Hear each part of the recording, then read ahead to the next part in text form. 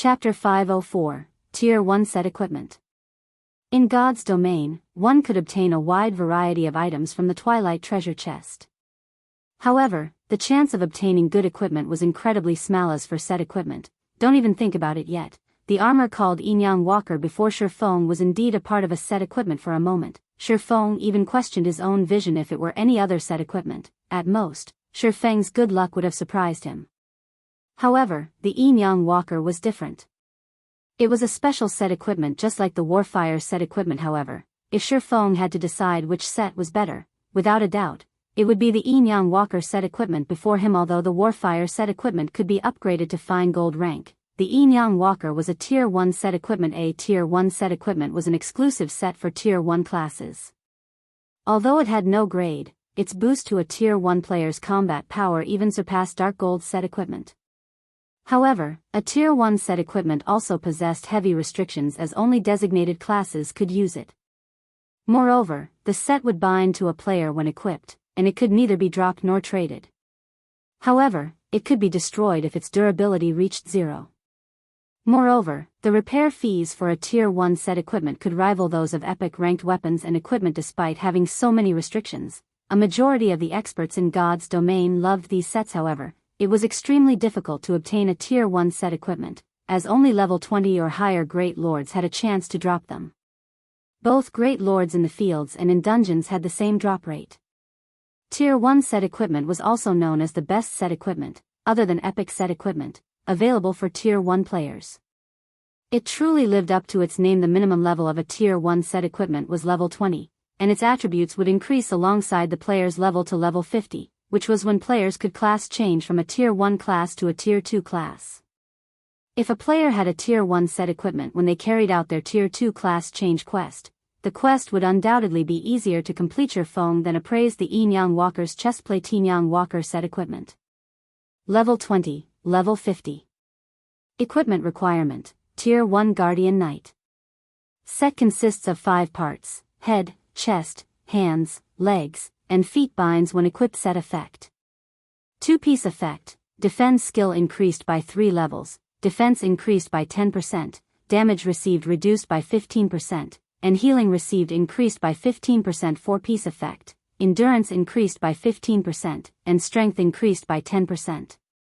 Obtain Yin-Yang Shield skill: cast a magic shield on yourself, reducing all magic damage received by 60% and gaining immunity to all control effects for 15 seconds.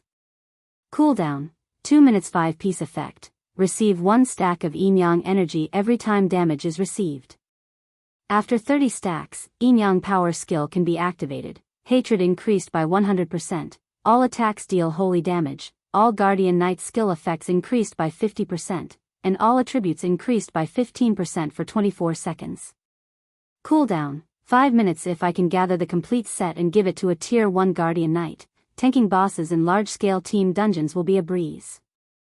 Shifeng inwardly sighed as he read the Yin-Yang Walker's set effects. Obtaining even a single piece from the Twilight treasure chest was already nearly impossible. Trying to obtain the complete set would be a miracle. The effect of having 25 luck is better than I expected. Shifeng was utterly satisfied. He then looked at the large number of Twilight treasure chests in his bag, chuckling, with so many Twilight treasure chests, I refuse to believe that Divine Providence won't net me any other good items. Shifeng had already decided. As soon as the cooldown of Divine Providence completed, he would use it to open the treasure chests. With more than 700 Twilight treasure chests, even if he could not earn back the cost of all the herbs he had bought, he would not suffer too huge of a loss either. Soon, Shifeng collected the remaining items from the treasure chests and stored them in his bag. Other than the Yin-Yang Walker, the 9 Twilight treasure chests only yielded ordinary items. Shifeng had only obtained a few silver coins and some rare materials, as well as a forging design to create the light stone. Although it was a forging design, it wasn't very valuable. It was not worth even 30 silver. This was because the light stone forging design was quite common. It had a chance to drop from any level 40 or above maps. However, God's domain's current players were very much in need of light stones. The light stone was a consumable item that could illuminate a certain area as if it were daytime. In the darkness of night, any monsters caught within the light stone's radius would lose their nighttime advantages. The item allowed players to grind monsters freely and level up during the night to players who wished to level up quickly. Even the darkest night was a time to level up. Light stones were practically necessary for players out in the fields, hence why the drop rate for the item's forging design was relatively high. Only, players would find it very difficult to obtain the forging design at their current levels. Light stone? A light flashed in Shifeng's eyes. He felt that this was a good opportunity to make a fortune as long as he sold them. The light stones would be well received. Currently, the Candlelight trading firm relied on the strengthened armor kits to draw customers from the Starstreak trading firm. If he added light stones to the firm's available products, it would definitely boost the firm's competitive edge. Light stones were easy to produce. Moreover, the materials it required consisted of cheap and common items such as advanced stones and magic essences.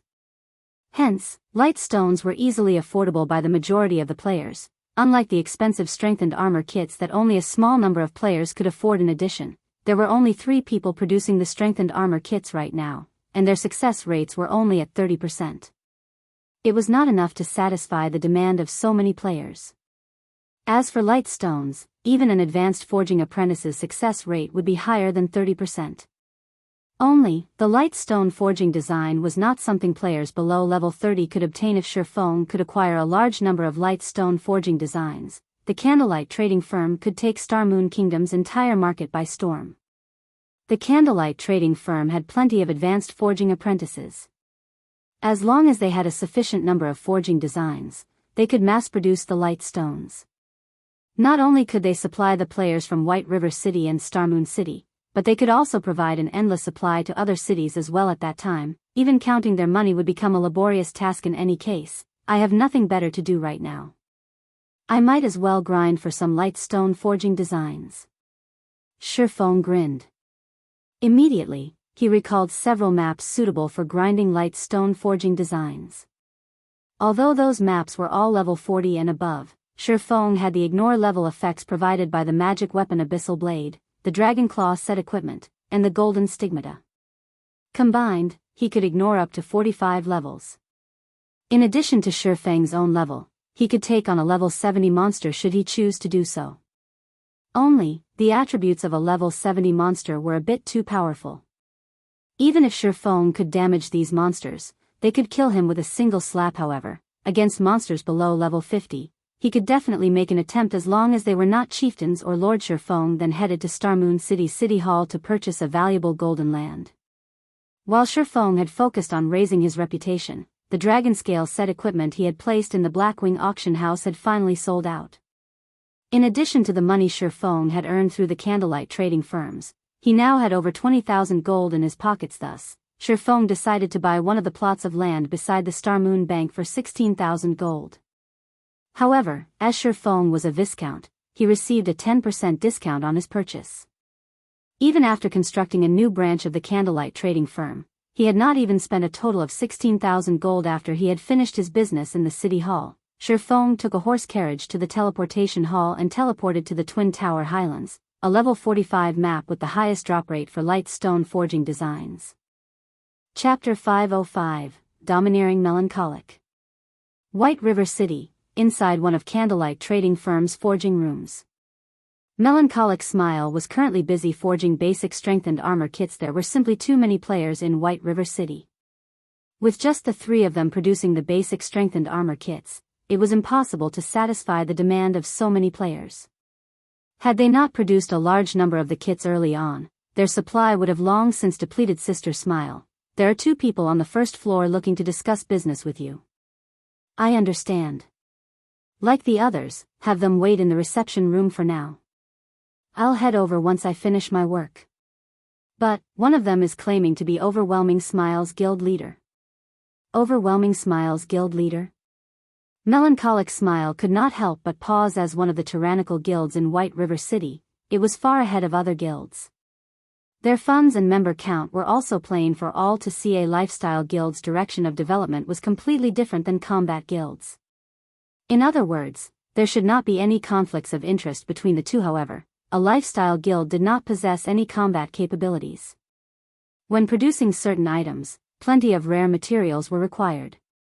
Meanwhile, many of these materials dropped from dungeons.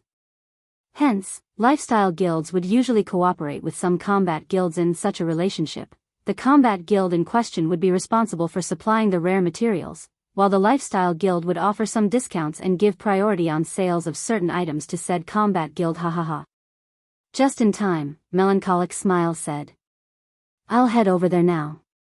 Saying so, Melancholic Smile tidied up the materials on the table and headed downstairs. In the reception room on the first floor, many of White River City's guilds had sent representatives to the candlelight trading firm to discuss potential cooperation.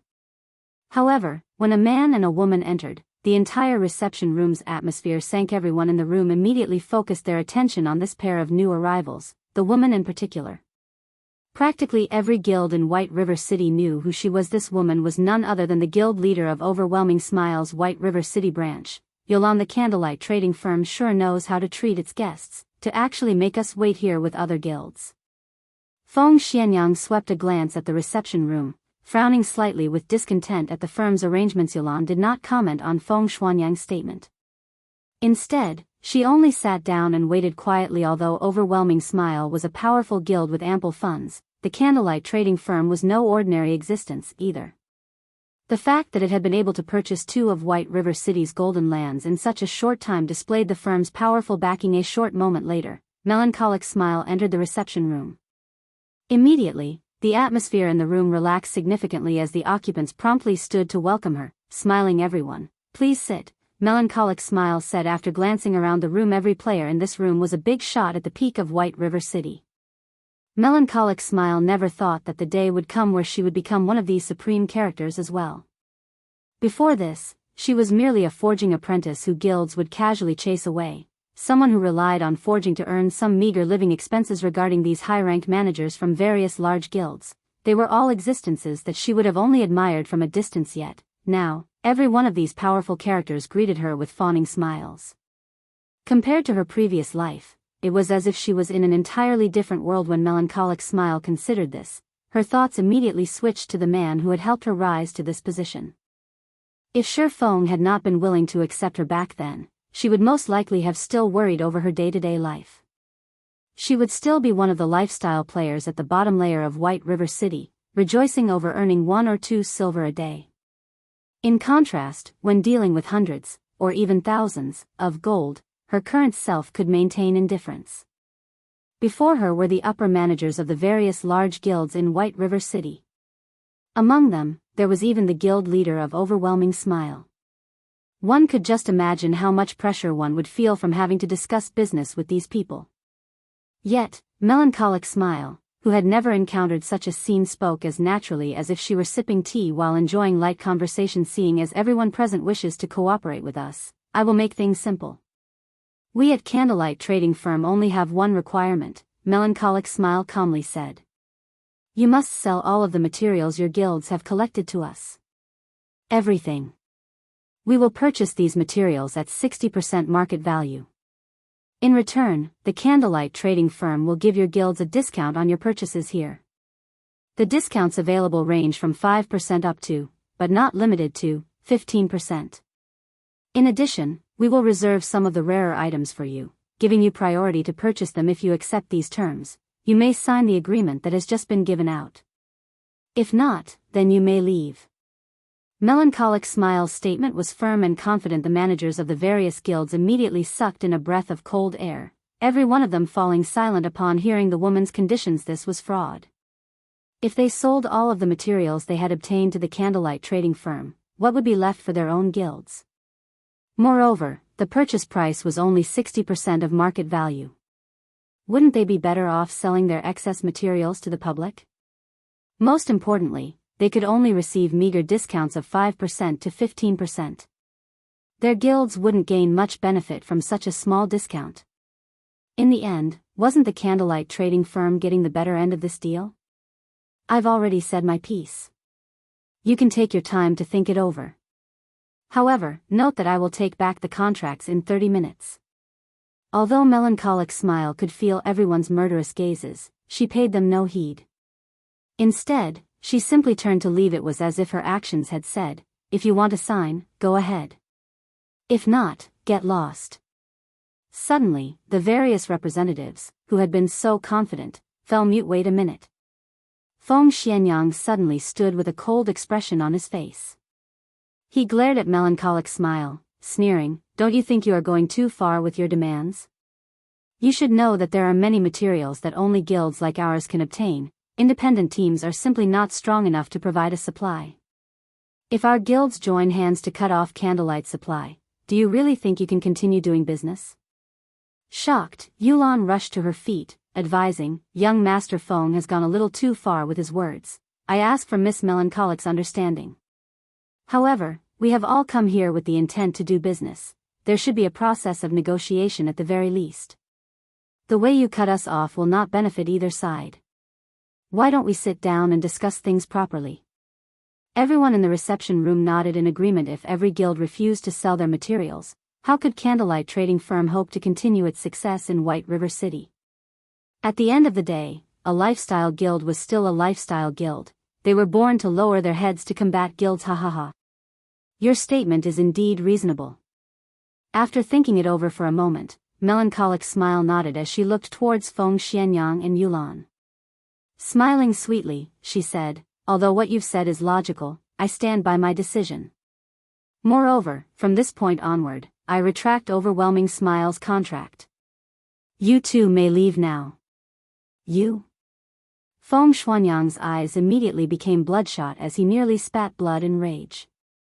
If not for the fact that they were still in the Candlelight Trading Firm, with the owner of the firm having absolute control over and being an invincible existence inside this place, he definitely would have killed Melancholic Smile by now. Yulan was similarly stunned by Melancholic Smile's words. Meanwhile, the upper managers of the various large guilds were also stupefied by the situation.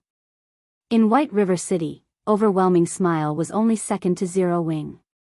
Yet, Melancholic Smile had dismissed them with just a few words, showing no pretenses that all this was simply too domineering. Chapter 506, Towers of Death. After Melancholic Smile finished speaking.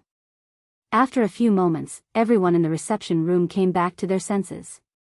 However, they still stared at Melancholic Smile with surprise. Yulan had never expected things to develop in such a way. Melancholic Smile's performance had completely surpassed Yulan's expectations. Her firm rejection was even more unusual. "Miss Melancholic, I believe we have a misunderstanding," Yulan said after calming down. "Overwhelming Smile is not here to seek cooperation, but to invest. I believe that Miss Melancholic knows about Overwhelming Smile's financial prowess. With our help, the Candlelight Trading Firm will have no issues obtaining materials or funding. At the end of the day, Candlelight is not a combat guild, so its development is limited. It is restricted by the city. Candlelight might become White River City's #1 trading firm, but you can't just remain in one city and not branch out to others, right? After all, White River City's player population is not infinite, and you can only earn so much. I admit that Candlelight is very wealthy. However, purchasing golden lands in other cities requires sufficient reputation points there.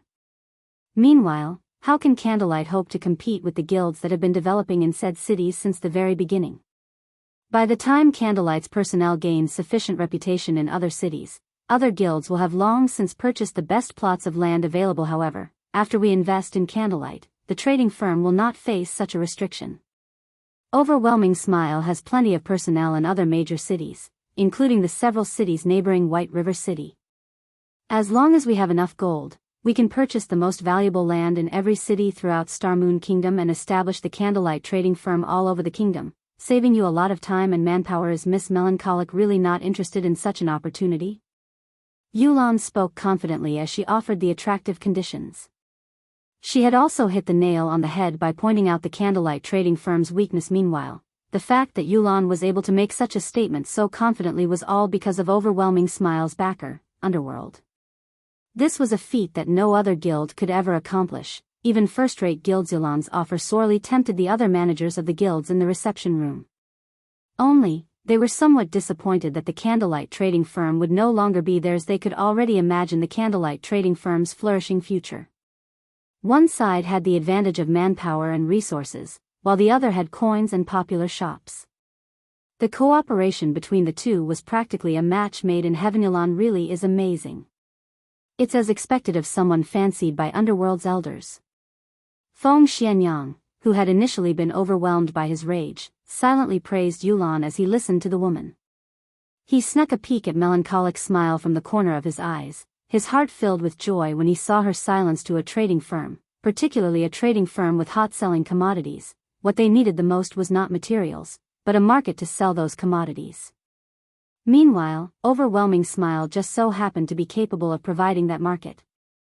This method of persuasion was far more effective than any threat at this moment. Melancholic Smile opened her mouth and spoke. Your conditions are tempting, but you may leave now. Everyone else, you have 30 minutes left to consider our offer. If you do not wish to cooperate, you may leave. I have other matters to attend to, so I won't accompany you any longer. Saying so, Melancholic Smile left the reception room, never once turning back. From the moment she had entered the room, she had acted as if she did not care about any of the representatives. Is she really not tempted? Yulan was stunned with such huge potential profits. No sane trading firm would reject their offer. Even if Melancholic Smile rejected them eventually, it should be based on 2 harsh conditions. Yet, before they could even state their conditions, she had turned them away. Just what sort of situation was this? Before Yulan could make sense of the situation, the upper managers of the other guilds began signing their contracts. Having already thrown their cooperation conditions out the window. Watching this, Yulan suddenly came to a realization. Melancholic Smile had displayed her might, killing the chicken to scare the monkeys. They just so happened to be that chicken. Feng Xianyang had also realized their situation. This had all been due to him voicing his rejection, becoming Melancholic Smile's target as a result. Despite this revelation angering him greatly, regret filled his heart. Just why had he been so eager to shoot off his mouth? As for encouraging Overwhelming Smile to face off against the candlelight trading firm, that was simply impossible. Lifestyle players did not leave the city at all. If they remained in the city, who could do anything to them? Lifestyle players were unlike combat players, who relied heavily on their levels and equipment. Even if lifestyle players were killed until they fell back to level 0, so long as their lifestyle skills remained, they would feel no effect whatsoever. It seems that we can only hasten our own firm's establishment, Yulan sighed. Things were becoming much more troublesome than she had initially expected. However, the candlelight trading firm had also given her a reminder. I have heard that Maple City's branch almost has enough reputation. We might as well develop our trade in Maple City. Moreover, the lands there are much cheaper. If we form an alliance with the other cities to target the candlelight trading firm, sooner or later, we can defeat it as well. Okay, leave that to me. At this moment, murderous intent filled Feng Xuanyang's eyes. Watching Melancholic Smile's departing figure, he revealed a sinister smile as he said, though the trading firm itself is unwilling to cooperate, I refuse to believe that every worker is of the same opinion. I'll poach every single one of Candlelight's forgers. We'll see how long Candlelight lasts, then. If a trading firm did not have a supply of goods, customers naturally would not visit it. It would be useless even if the trading firm occupied one of the city's golden lands. The fact that the Candlelight trading firm had become White River City's #1 trading firm so quickly was completely due to the basic strengthened armor kits. Otherwise, how could it possibly surpass the Starstreak trading firm? While Feng Xianyang plotted ways to poach lifestyle players from the Candlelight trading firm, Shifeng had arrived at the Twin Tower Highlands. The Twin Tower Highlands was a level 45 to level 50 map. It could be considered a country within a country. Unlike the monsters in low-level maps, the monsters here were mostly intelligent orcs that fought and lived in tribes. If players were not careful, rather than hunting their prey, they very well might become prey themselves. To God's Domain's current players, the Twin Tower Highlands was definitely a forbidden land. Aside from the level suppression, the difference in attributes was already quite vast. However, Shifeng did not care about any of that. His own attributes had long since surpassed the standards of the current players. It was especially true after he had equipped the fragmented legendary ranked Heavenly Dragon's Breath. In terms of attributes, he could easily match level 40 ordinary players without level suppression. A 5-level difference in attributes was nothing to Shifeng. Fortunately, Shifeng was very familiar with the Twin Tower Highlands. He had arrived at the core area of the Twin Tower Highlands, the Towers of Death, without so much as encountering a single monster. Dark clouds hid the tops of the 2 tall towers, preventing one from seeing them with a single glance. A thick layer of death also surrounded the towers as cold wind billowed around them. Tall ramparts surrounded the massive towers of death. An army of orcs patrolled the walls. Overall, the towers of death looked like an impregnable fortress. This was the best location for Shurfeng to grind for the light stone forging designs. This should be it. Shurfeng activated Wind Rider and the Ring of Nothingness and flew up to the tall walls. Sweeping a glance over the numerous level 47 orcs below the ramparts, a grin appeared on his face. Chapter 507, Explosive Power. Not only did the towers of death resemble a fortress, but there were also tens of thousands of monsters wandering inside their walls. It was simply impossible to infiltrate without a large team of more than 100 players. However, it was also why the towers of death were a good grinding spot. Although the common monsters, the hot-blooded orc warriors, behind the wall seemed to be covered in steel-like muscles, in reality, their strength was only an illusion. They were actually quite weak. Moreover, they were all melee monsters. As long as a team had several powerful AoE classes, the Towers of Death would become a leveling heaven. Hot-blooded orc warrior, orc, common monster. Level 47. HP 30,000/30,000. To players of a similar level, these orc warriors were very easy to deal with. To Shurfeng, who was only level 26 right now, they were just as easy to defeat. The only challenge was the fact that these hot-blooded warriors normally moved in groups of 100 or more, with an elite-ranked hot-blooded orc captain leading each company. The orc captains were much larger than their common counterparts. They were fully protected by a suit of plate armor and wielded a war saber and large shield in each hand. Most importantly, these orc captains had an aura effect that could increase the attack speed and damage of nearby hot-blooded orc warriors by 30%. Hot-blooded orc captain, orc, elite rank. Level 48. HP 200,000/200,000. Even a 50-man team would struggle against such a company of orcs. As for 20-man teams, they could only escape for their lives. Teams that came to grind here would usually eliminate the orc captain first, sending several assassins with high burst damage and a bombardment from the ranged attackers, getting rid of the orc captain in the shortest amount of time possible. That way, the hot-blooded orc warriors would be fish in a barrel, easy to annihilate. However, Shurfeng's level was too low right now. It would be very difficult for him to charge into the group of orcs and kill the orc captain swiftly, hence why Shurfeng had flown up to the ramparts. The ramparts were very tall, and it would not be easy for one to reach the top quickly, especially common monsters like the hot-blooded orc warriors. Monsters like them could only use the only staircase. Moreover, it was a long way from the bottom to the top of the stairs, and it would take the orc warriors quite some time to reach the top of the walls. The orc captain, however, was different. The captain's strength was impressive, and he could easily reach the top of the walls with just a few jumps. In the past, many people had used this method to grind orcs and level up. After Shurfeng positioned himself on the rampart, he switched the 7 luminaries' rings aura of wind to the aura of fire. Simultaneously, he activated the ice blue devil flame, pale blue flames suddenly covering his entire body. With the effects of the aura of fire and the ice blue devil flame combined, his damage instantly increased by 60%. The combined effects were no weaker than when he activated a berserk skill. Moreover, these effects lasted indefinitely and had no side effects whatsoever. He then took out the blazing meteor and threw it at a hot-blooded orc warrior show. The blazing meteor streaked across the air like a shooting star, instantly striking at a hot-blooded orc warrior who patrolled below the fortress walls. 904. Although there was no level suppression, a level 47 monster was far superior to a level 20+ monster regarding both defense and attack power. Shurfeng only had the attributes of a level 40 or so ordinary player. His damage was very limited. Intruder. The orc warrior bellowed angrily as he turned towards Shurfeng on top of the wall. Immediately, the entire company of hot-blooded orcs also discovered Shurfeng. However, as the wall was too large, they could only frantically dash towards one of the distant staircases. The armored hot-blooded orc captain, unlike his allies, simply bent his legs and jumped. In just a moment, the orc captain had jumped up to half the height of the wall. The captain stabbed his saber into the sturdy wall. Using his saber as a foothold, the captain jumped once again, reaching the top of the ramparts.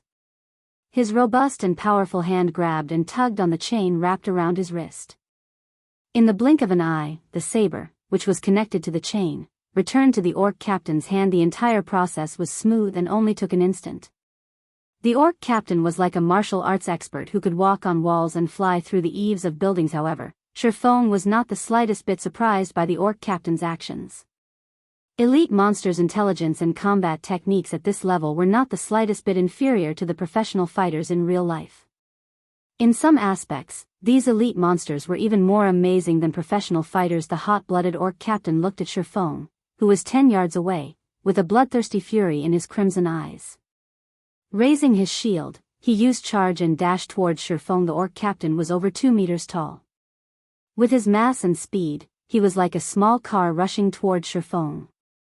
One could just imagine the consequences of such a collision without hesitation. Shifeng activated purgatory power, raising his damage by another 30% and attack speed by 100%.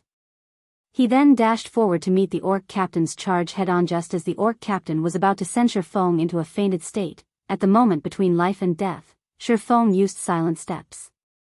Not only had Shifeng avoided the fainted effect of the orc captain's charge, but he also managed to appear behind the orc captain. Die! Shifeng shouted. In the next moment, the abyssal blade and the purgatory's shadow in Shifeng's hands released a powerful blinding light. The crimson flames that covered both swords caused the surrounding temperatures to soar. Flame burst. Dazzling streaks of light shot out from Shifeng's hands, piercing the hot-blooded orc captain's armor. The orc captain's armor could stop neither the scorching heat of the flames nor the sharp edges of the swords. The blazing abyssal blade easily penetrated the sturdy armor, stabbing the orc captain's vital point, 120, minus 18,160, minus 9,234, 27, 548. Frightening damages appeared above the hot-blooded orc captain's head, one after another. In the blink of an eye, the orc captain had lost close to half of his HP. The orc captain bellowed at the damage he received. Responding quickly, the orc captain used War Stomp, causing all enemies within a range of 6 yards to enter a fainted state for 3 seconds. However, Shifeng, who had already grasped the flowing water realm, had long since seen the orc captain's intentions. The instant the orc captain lifted his leg, Shifeng swung his sword Abyssal Bind. When the orc captain's feet were only several centimeters from the ground, 9 pitch-black chains emerged from the ground and bound the captain, restricting all of his movements. Taking this opportunity, Shifeng launched a barrage of attacks towards the orc captain. Due to Abyssal Bind reducing the orc captain's defense by 100%, Shifeng's flame burst skill became even more powerful. Now, each attack dealt around minus 20,000 damage, while double critical hits dealt around minus 40,000 damage. Before Shifeng could exhaust the 12 instances of flame burst, the hot-blooded orc captain was already dead. Dropping a few silver coins and a piece of equipment from beginning to end, Shifeng took less than 4 seconds to kill the hot-blooded orc captain. Meanwhile, only now did the hot-blooded orc warriors finish climbing the stairs, reaching the top of the rampart. However, there were still more than 60 yards between them. After collecting the drops, Shifeng used Skywheel Sword on the orc warriors who were 40 yards away from him. Golden divine swords descended from the sky, sealing the hot-blooded orc warriors in a radius of 20 yards for 4 seconds. At the same time, the orc warriors each received over minus 4,000 damage, while some received close to minus 10,000 critical damage. With a single attack, the hot-blooded orc warriors lost close to half of their 20,000 HP. While the hot-blooded orc warriors ceaselessly bellowed with anger, Shifeng followed up his attack with Firestorm. Suddenly, heavenly fire descended from the skies, annihilating the company of orc warriors. Items scattered across the ground around the orc warriors' corpses. Meanwhile, Shifeng's experience bar rose at a rate visible to the naked eye. Shifeng marveled at the dropped items on the ground. Fragmented legendary items and epic items really are frightening. Originally, Shifeng thought he would have some troubles dealing with these hot-blooded orc warriors. Now, it would seem that he had worried for nothing. Chapter 508, Successive Promotion. After defeating the first batch of hot-blooded orc warriors, Shifeng had a preliminary understanding of his current strength. He was now confident about what he should do and how far he should go. Previously, he had chosen to lure the group with the least number of orcs as a precaution.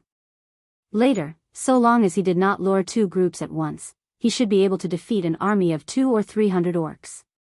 With this, his chances of obtaining the light stone forging design should be significantly higher. There sure are a lot of dropped items. Shifeng muttered as he arranged the loot from the orc warriors. He had picked up a total of 6 silver. That was more than half a day's earnings for an elite player. The orc warriors had also dropped plenty of scrap items and materials. In total, he had earned nearly 12 silver from killing a single batch.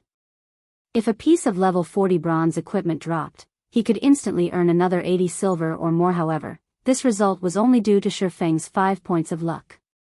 Otherwise, it was impossible for a group of orc warriors to drop so much money and so many items, following which, Shifeng continued searching for patrol teams that he could take on while he waited for his skills to cool down.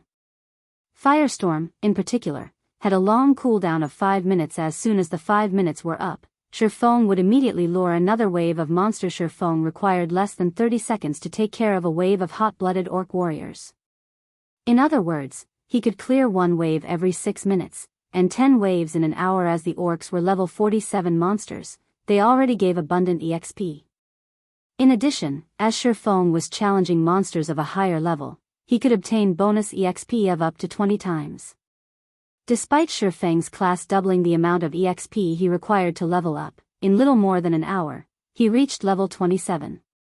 To reach level 28, he just needed to continue grinding for another hour or so. Although the amount of EXP he received was indeed frightening, Shifeng was more excited over the fact that he had obtained 2 light stone forging designs. With 2 forging designs, he could nurture 2 gold mines also. When Divine Providence's cooldown completed, Shifeng stopped to open Twilight treasure chests, acquiring plenty of good items.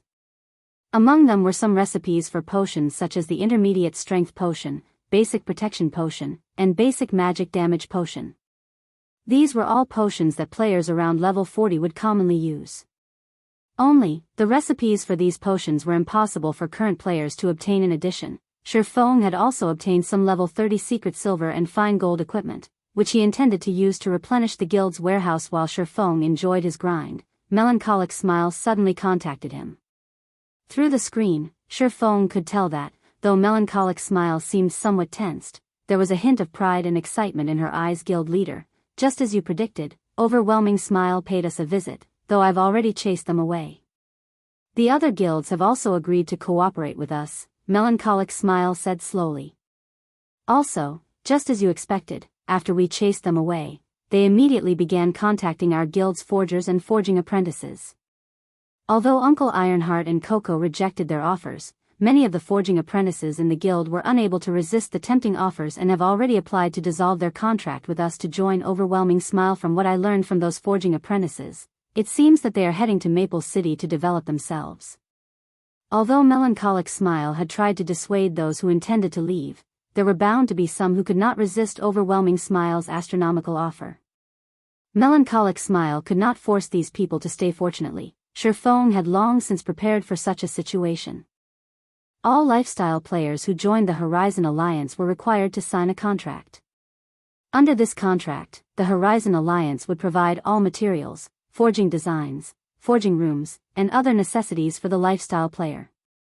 The lifestyle player could also obtain a certain amount of commission from the items they made. This commission would be determined according to the lifestyle player's skill level. The more skilled they were, the higher their commission would be, with the highest possible being 20% of profit. However, these generous benefits came with a condition. Any lifestyle player wishing to dissolve their contracts was required to erase all the lifestyle classes they had taken on. In other words, upon leaving the Horizon Alliance, these lifestyle players would have to start all over again. That way, it would be impossible for these poached players to benefit other guilds in a short amount of time. Only, due to their past experiences, it would cost less for other guilds to nurture these players. It was not easy for a lifestyle guild to nurture a lifestyle player. The initial investment included materials and forging designs, particularly those rare forging designs. These items required immense effort to obtain. So, how could they possibly let others take advantage of them? Any lifestyle player who had learned rare forging designs was also required to compensate the Horizon Alliance for this loss. Normally, few lifestyle players would willingly choose to develop themselves elsewhere.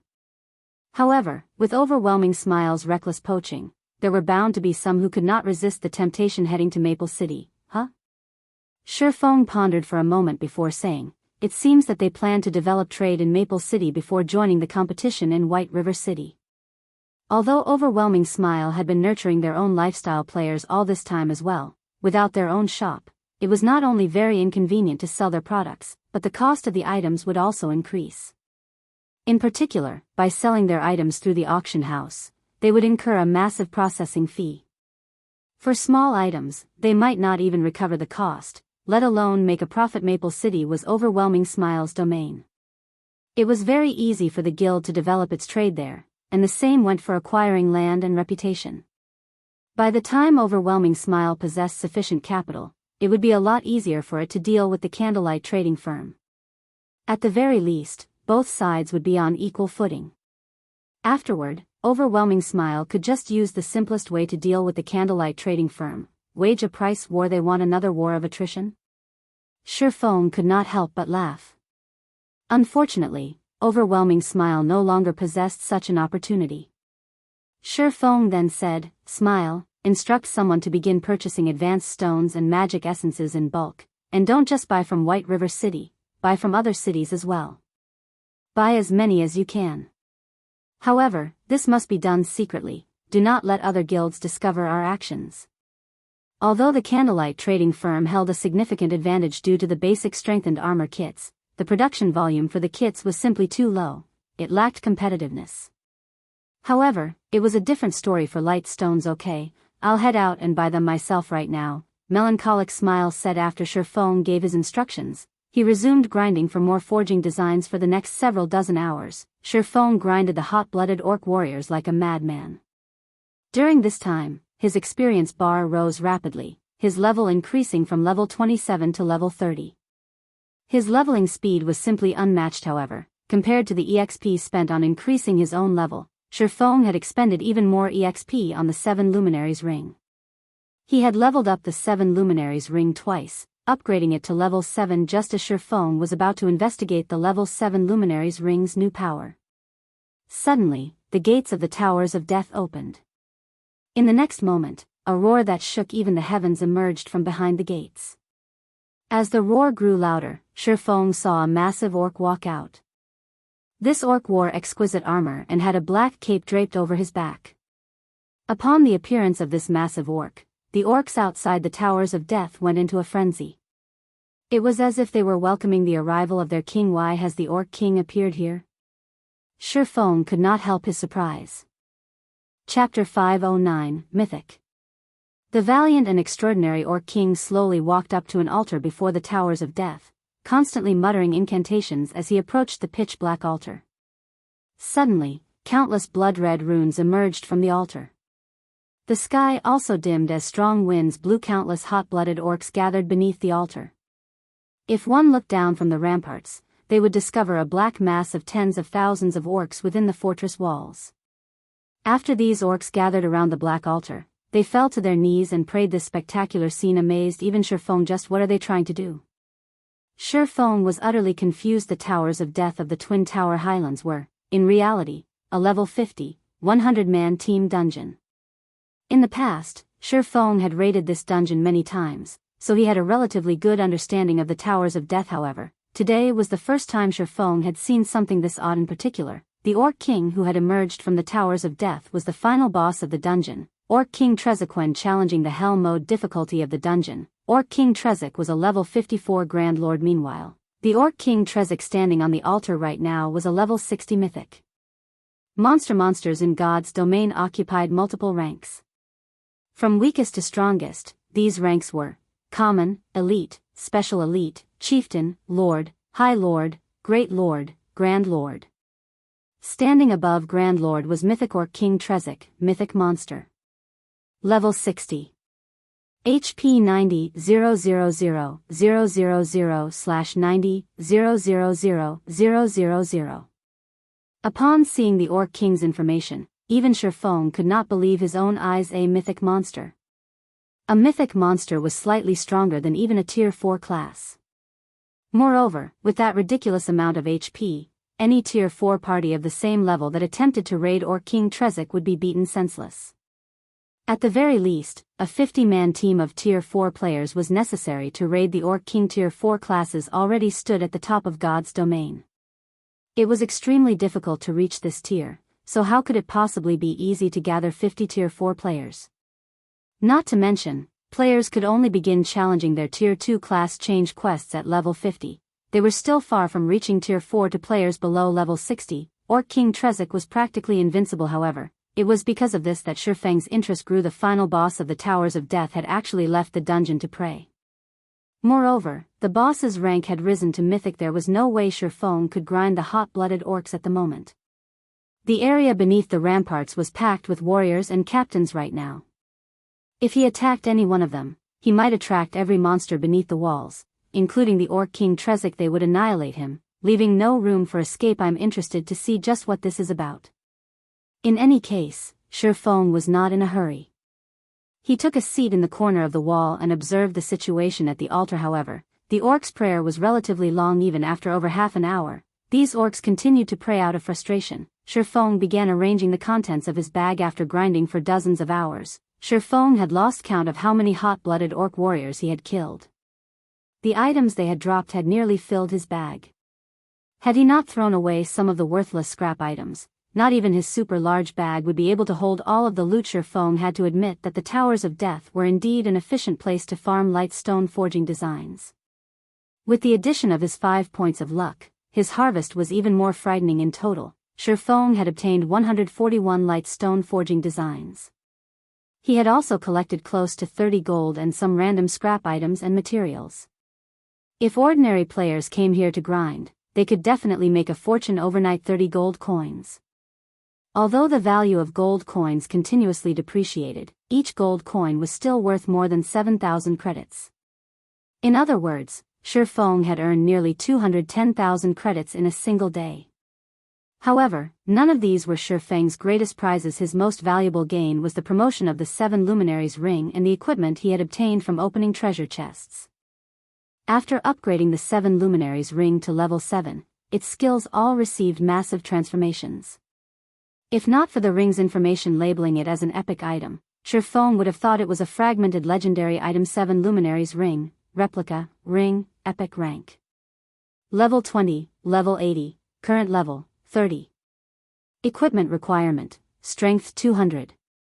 Attributes will be adjusted according to user's level. Strength plus 64, agility plus 60, intelligence plus 52, endurance plus 60, vitality plus 55. Damage plus 10%. Maximum HP plus 15%. Ignore levels plus 10. All skills plus 2 levels. All items level requirement reduced by 5 levels. Additional skill dash. 7 Luminaries aura. There are 7 different auras: earth, water, wind, fire, time, illusion, and space. Only one aura can be used each time, and there will be a cooldown of 1 minute when changing between auras. Aura of Earth. Level 7, requires 200 million EXP to upgrade to level 8. Defense increased by 60%, damage taken reduced by 55%. Activatable skill dash. Absolute defense, become immune to all damage for 5 seconds. Cooldown, 1 minute 20 seconds. Aura of Water. Level 7, requires 200 million EXP to upgrade to level 8. Received healing increased by 100%. Cast consumption reduced by 50%. Activatable skill dash.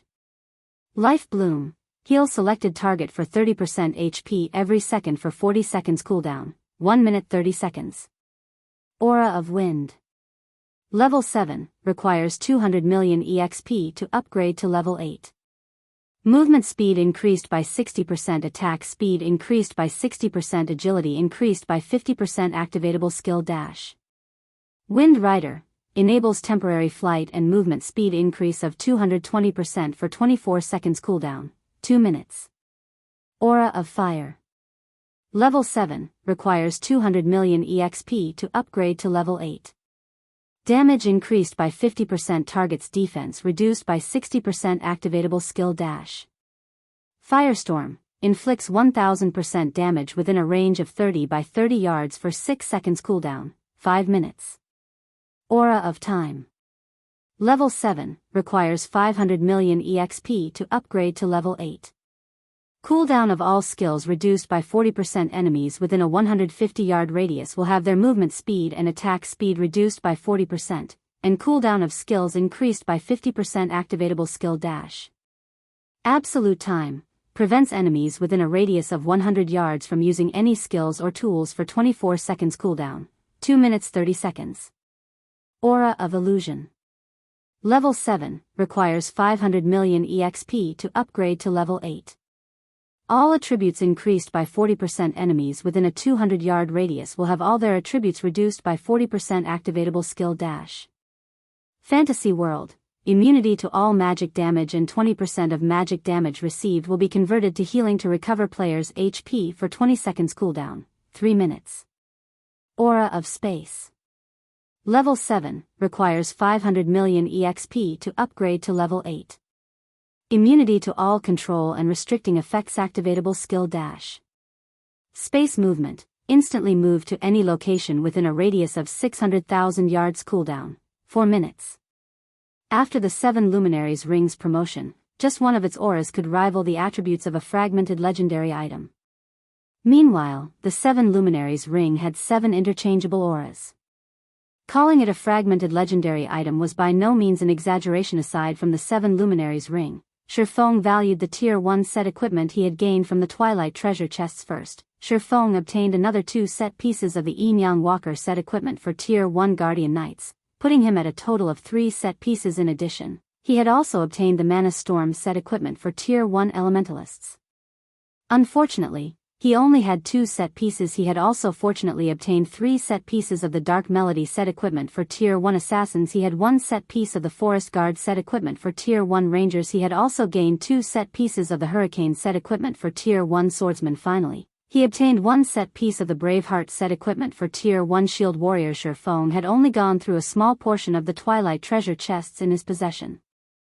It was fully possible for him to collect a Tier 1 set equipment for every class. Suddenly, why has the sky darkened? While Shifeng had been busy organizing his bag, he suddenly realized the light had dimmed, visibility becoming even poorer than during nighttime. Taking a look below the ramparts, he noticed that a change had finally occurred at the Black Altar. Chapter 5:10, God Descends. At this moment, the Black Altar radiated a blood-red glow. In the darkness, it was an extraordinarily eye-catching. The ground surrounding the altar also began emitting plumes of bright red mist. A small cyclone that had appeared above the altar tugged the mist towards its core. Gradually, the space in the storm center gradually began to crack. A moment later, this spatial crack formed a portal. The instant the spatial portal was complete, the area around the Towers of Death froze. It was as if a separate, miniature world had formed around the Towers of Death, and no object from the outside world could affect anything that occurred inside this place. All of Shifeng's communication with the outside world was blocked as well, every name on his friends list having turned a dull gray. He was unable to contact anybody. The surrounding air felt as heavy as mercury, and Shifeng felt as if his every action was heavily restrained inside this region. Shifeng felt like a candle flickering in the wind. His life could be extinguished at any moment. Meanwhile, this was all due to the horrific pressure from the spatial portal. Just what is inside that spatial portal? Shifeng widened his eyes in shock. He tried to glimpse at what was inside the spatial portal, yet, as if a strange power shrouded the portal, not even Shifeng, with his extraordinary dynamic vision, could see anything inside it. However, there was one thing that his brain urged him to do right now: escape. The pressure leaking from the spatial portal was sufficient to freeze the entire space surrounding the Towers of Death and create a separate world. This was the first time Shifeng had ever encountered such a situation. While Shifeng struggled to recover from his shock, the hundreds of thousands of orcs surrounding the pitch-black altar suddenly turned into blood mist. Moreover, the transformation had been completely silent. The originally crowded fortress around the Towers of Death had suddenly become a ghost town. The abrupt change was enough to instill utter terror for a time. The blood-red runes around the altar forcefully sucked in the blood mist, intensifying the runes' glow. Simultaneously, the portal above the altar grew, the pressure it emitted increasing as well. The air that had previously felt as heavy as mercury now felt as dense as fine steel. Now, Shifeng could not move in the slightest. Is this divine might? A possibility suddenly flashed in Shifeng's mind. Divine might. It was something that Shifeng had felt more than a few times before. As long as divine might was activated, any players within the affected area would receive various sorts of suppression. Moreover, the wider the gap in tiers, the greater the suppression would be. Only players of the same tier would be unaffected by divine might. However, of all the divine might Shurfong had experienced before, not one had rendered him completely incapable of movement. Before Shurfong could reflect more on the situation, the Orc King Trezek finally finished chanting his incantation. Suddenly, the area around the Towers of Death fell eerily silent. Shurfong noticed hints of excitement and longing on Trezek's ferocious face at this moment. The spatial portal blotted out the area above the black altar. If the portal descended now, Shurfong did not doubt that it would devour the massive black altar hole. However, the black portal did not descend. Instead, the portal released a loud sound resembling the cracking of glass. It was as if something inside the portal were trying to smash its way through the mysterious power surrounding it. Shurfong began to have a bad feeling about this. If a god truly descended, then he would die with 100% certainty. A god possessed extremely acute senses. Even over 1,000-yard distance, a god could discover a player long before that player discovered said god. In the past, plenty of players had been very interested in gods. Unfortunately, many Tier 4 players had not been able to get even 3,000 yards close to the gods before the divine being swatted them like flies. Meanwhile, Tier 5 players had survived the wrath of gods, but only Tier 6 players qualified to challenge them. Even then, they only qualified. At this moment, Shurfong was less than 2,000 yards away from the altar. If a god descended, it would discover him immediately and send him to his death with a single slap. It shouldn't be able to descend, right? Shurfong could feel that the mysterious power surrounding the spatial portal was already at its limits. In the blink of an eye, a gigantic hand that blotted out the sky suddenly emerged from the portal. In the face of this hand, even the massive altar seemed like a small toy. Fortunately, the instant this hand descended, countless golden chains suddenly emerged from the sky. These golden chains immediately bound the hand, preventing it from moving. The chains of order. Shurfong breathed a sigh of relief at the sudden appearance of these fine chains. Sure enough, it is impossible for a god to appear here. Although the golden chains were thin, they contained an immeasurable amount of power. Even gods could not fight these chains yet. This massive hand abruptly twitched, and a single item fell from its palm. This item released a dazzling golden glow that illuminated the entire fortress around the Towers of Death. The moment this item landed in front of the Orc King, the gigantic hand in the sky retreated through the spatial portal. Peace returned to the Towers of Death. Did that god break open the spatial portal just to give the Orc King an item? Shurfong was utterly stunned. An item that was obtained from a god through the sacrifice of hundreds of thousands of orcs. Even if Shurfong could not clearly see what that item was, but judging from how the Orc King had willingly made such an immense sacrifice, it was definitely an extraordinary treasure if he could steal it. However, Shurfong promptly shook his head, removing the thought from his mind. Only those who wanted to give up on life would attempt to steal an item from a mythic monster. It would be no different than trying to steal from White River City's magistrate, the Tier 4 Great Wizard Weissman. Just as Shurfong was about to turn and leave, a figure suddenly came flying towards the Towers of Death from a distance. The figure flew at a tremendous speed, several times faster than even Shurfong when he had Wind Rider activated. In just a few seconds, the originally seed-sized figure grew to the size of an ordinary human Sky Knight. Shurfong could not help his shock.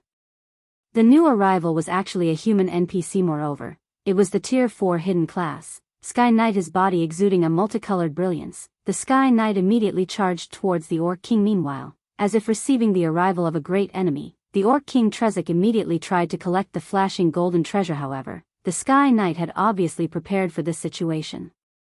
With a shout, he pointed his sword towards the heavens. Suddenly, a titanic golden sword appeared above the Orc King.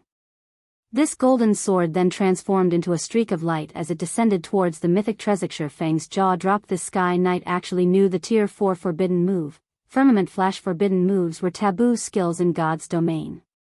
Firmament Flash was labeled taboo because the skill possessed overly destructive power.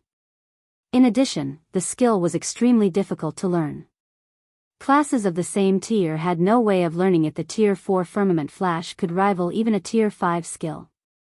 Even though the Orc King Trezek was a mythic monster, an existence slightly above Tier 4 classes, when facing an attack with the might of a Tier 5 skill, it had no choice but to protect its life first. The Orc King Trezek immediately unsheathed his blood-red greatsword. Releasing an angry roar, a frightening aura suddenly surged forth from his body. It seemed as if the Orc King had activated a berserk skill that boosted his strength to an astonishing degree. He swung his great sword, sending a streak of blood-red light slashing at the descending holy sword. Boom. Boom. Boom. Suddenly, the land around the towers of death shook. It was as if the end of the world had arrived. What? Sherfone was stunned. The Orc King Trezek had actually defended against the Sky Knight's firmament flash at this moment. However, the Sky Knight already stood before the golden treasure, his hand stretching out to snatch the item. Just as the Sky Knight was about to grasp the golden treasure, Sherfone suddenly noticed a mocking grin on the Orc King's face. The instant the Sky Knight touched the golden treasure, he suddenly released a tragic scream. Suddenly, his body transformed into countless particles of light. Chapter 5:11, God Crystal. A Tier 4 Sky Knight had been a tyrant qualified to rule over a large city, yet such a dominant existence had died without offering even the slightest of resistance. Sherfone even wondered if he were hallucinating. Is it a trap specifically targeting the Sky Knight? Sherfone watched the dispersing particles of light, inwardly relieved. Prior to this, he had even considered stealing the treasure from the Orc King Trezek. Fortunately, he had given up on that idea. Otherwise, he would have lost his life just like the Sky Knight. The trap could instantly kill a Tier 4 Sky Knight, not even leaving behind a body.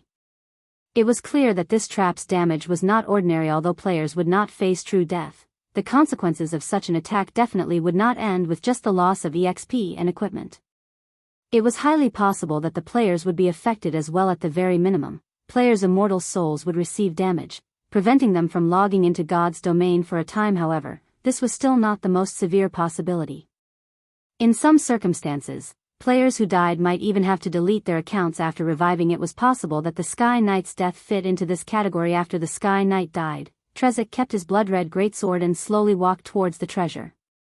Looking at the treasure with its golden divine glow, a grin on the Orc King's ferocious face, Trezek then began chanting his incantation once again. Suddenly, golden runes formed around the treasure, wrapping around the item, as if sealing it. Is it not a trap? As Sherfone watched the Orc King's actions, it was clear that the trap was not meant for the mythic monster. Instead, there should be something special about the treasure that prevented others from touching it. However, as the Sky Knight had not known this, he had been erased out of existence since the Orc King knew that he could not touch the treasure. He knew exactly what kind of item that treasure was, hence why he sealed it. Should I take this risk? Sherfone hesitated before, as the Orc King and the treasure were too close. By the time Sherfone made it to the treasure, the Orc King would have already claimed it. However, now that the Orc King sealed the treasure, he had a chance to steal it. Sherfone could take the opportunity while the Orc King was busy to sneak over. And as the treasure was sealed, he could steal it. However, Sherfone had also witnessed the Orc King's power. Trezek had managed to block even the firmament flash, which had the power of a Tier 5 skill. Dealing with a Tier 1 player like him would be child's play for the Orc King. It was possible that, before he could even arrive before the treasure, the Orc King's greatsword would have already devoured his life. Moreover, escaping after he collected the treasure was also a problem with the Orc King Trezek's attributes. Even if Sherfang's speed were several times faster, he would not escape from the Orc King's clutches. Seeing as the number of golden runes surrounding the treasure had gradually increased, it was clear that the time remaining for the completion of the treasure's seal grew shorter and shorter. Sherfone looked at the 7 luminaries ring wrapped around his finger. Suddenly, he activated gravity liberation and jumped down from the wall. He then made a dash for the black altar. It would be a pity if he did not at least try to steal a treasure that could tempt even a Tier 4 NPC. Moreover, after the 7 luminaries ring had upgraded to level 7, the ring's skills had undergone massive improvements. Sherfone could totally give stealing the treasure a try. Above the black altar, Orc King Trezek focused on chanting his incantation. Meanwhile, Sherfone slowly approached the Altara. Mythic monster's perception range was not as wide as a god's. Normally, that range was around 100 yards. Hence, Sherfone still had a chance. If the Orc King's perception range were any wider, Sherfone would have no choice but to flee. When Sherfone was about 100 yards from the Orc King, he halted his steps. Sure enough, the Orc King had yet to notice his presence. Sherfone then walked along the distance of 100 yards, searching for the location closest to the treasure before settling down and waiting for the moment the treasure's seal finished. Line after line of golden runes hovered around the treasure. This was the first time Shifeng had ever witnessed such a complicated sealing ritual. Just as the sealing process was about to end, Shifeng immediately used Phantom Kill and had his doppelganger secretly run over to and wait at the other side. Time slowly passed. Shifeng's heart began to beat furiously. He was but a lowly tier 1 class. Moreover, this was his first time trying to steal an item right from under the nose of a mythic monster. One mistake would definitely end with his death. Though Shifeng did not mind losing a little EXP, he was deeply afraid of losing his equipment, particularly the 7 Luminaries ring and the Heavenly Dragon's breath. Neither of these items were bound to his character. After he died, there was a very high possibility of either of these 2 items dropping. However, if he unequipped these 2 items, he would lose his edge to steal the treasure. It was a gamble. While Shifeng waited quietly. After the Orc King chanted the final verse of his incantation, suddenly, the countless runes wrapped around this treasure. In the next instant, the golden divine glow that had originally surrounded this treasure disappeared, revealing a simple and unadorned crystal ball. When Orc King Trezik's eyes landed on this crystal ball, the excited smile on his face became even more prominent. However, just as the Orc King was about to step towards the crystal ball, Shifeng's doppelganger abruptly dashed towards it. The doppelganger was extremely fast. It had taken only an instant to cross the distance of 100 yards. A little tier 1 ant dares to try for my god crystal? Die.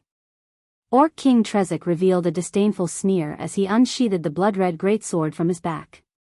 Transforming into a flash, Trezik suddenly appeared before Shifeng's doppelganger. Even though the doppelganger had already activated Windwalk, it was still as slow as a turtle compared to the Orc King. Trezik felt nothing but disdain for a tier 1 ant like Shifeng. Hence, the Orc King decided to annihilate this little rat to avoid any taint to his god crystal. Without waiting for Trezik to take action, the doppelganger activated defensive blade. Shifeng's deductions had indeed been accurate. The difference in attributes between them was simply too massive. Before the doppelganger could even raise its sword to defend itself, Trezik's greatsword struck the doppelganger. Although Shifeng had grasped the flowing water realm and had even learned flowing water acceleration, there was a qualitative difference between himself and the Orc King Trezik. In front of absolute power, all tricks were useless. The Orc King's attributes were dozens of times higher than Shifeng's. Even if Shifeng's techniques were more impressive, their effects were limited in the blink of an eye. Defensive blade's block charges had been exhausted immediately after. A streak of red light cut across the doppelganger. Truly, without being able to resist, Shifeng's doppelganger had been defeated. However, while Trezik dealt with the doppelganger, Shifeng had already activated Windwalk and used a speed scroll. He had even activated Blade Liberation, increasing his agility by 80%, and activated the additional skill of the Flame Boots, Flame Rush, increasing his movement speed by an additional 100%. At this moment, Shifeng was faster than even wind itself. By the time the Orc King killed the doppelganger, less than 20 yards remained between Shifeng and the treasure. Despicable. Trezik immediately discovered Shifeng. Spinning around, he dashed towards Shifeng. Although Shifeng was very fast, 2 to 3 times faster than his doppelganger, compared to the Orc King, however, he was still as slow as a snail. Sure enough. Just as Shifeng was around 3 yards away from the treasure, Trezik suddenly appeared behind him, his greatsword swinging down at the little rat. However, Shifeng had long since prepared for this moment. Before this, he had activated the Aura of Earth. At the instant he was discovered, he used absolute defense, becoming invulnerable for 5 seconds. Now that Shifeng was invincible, he did not have to worry about any attacks towards him. While shouldering the Orc King's attacks, he grabbed the crystal ball and stuffed it into his bag. Trezik grew indignant at this sight. The violent aura that surged forth from his body caused even Shifeng to grow breathless. If he were not in an invulnerable state right now, he would have long since died. With the god crystal in hand, Shifeng immediately swapped the aura of Earth to the aura of space and activated space movement. He then jumped into the spatial crack that appeared and left the Towers of Death. Chapter 5:12, Killing 2 Birds with 1 Stone. Darkness arrived in God's domain once more.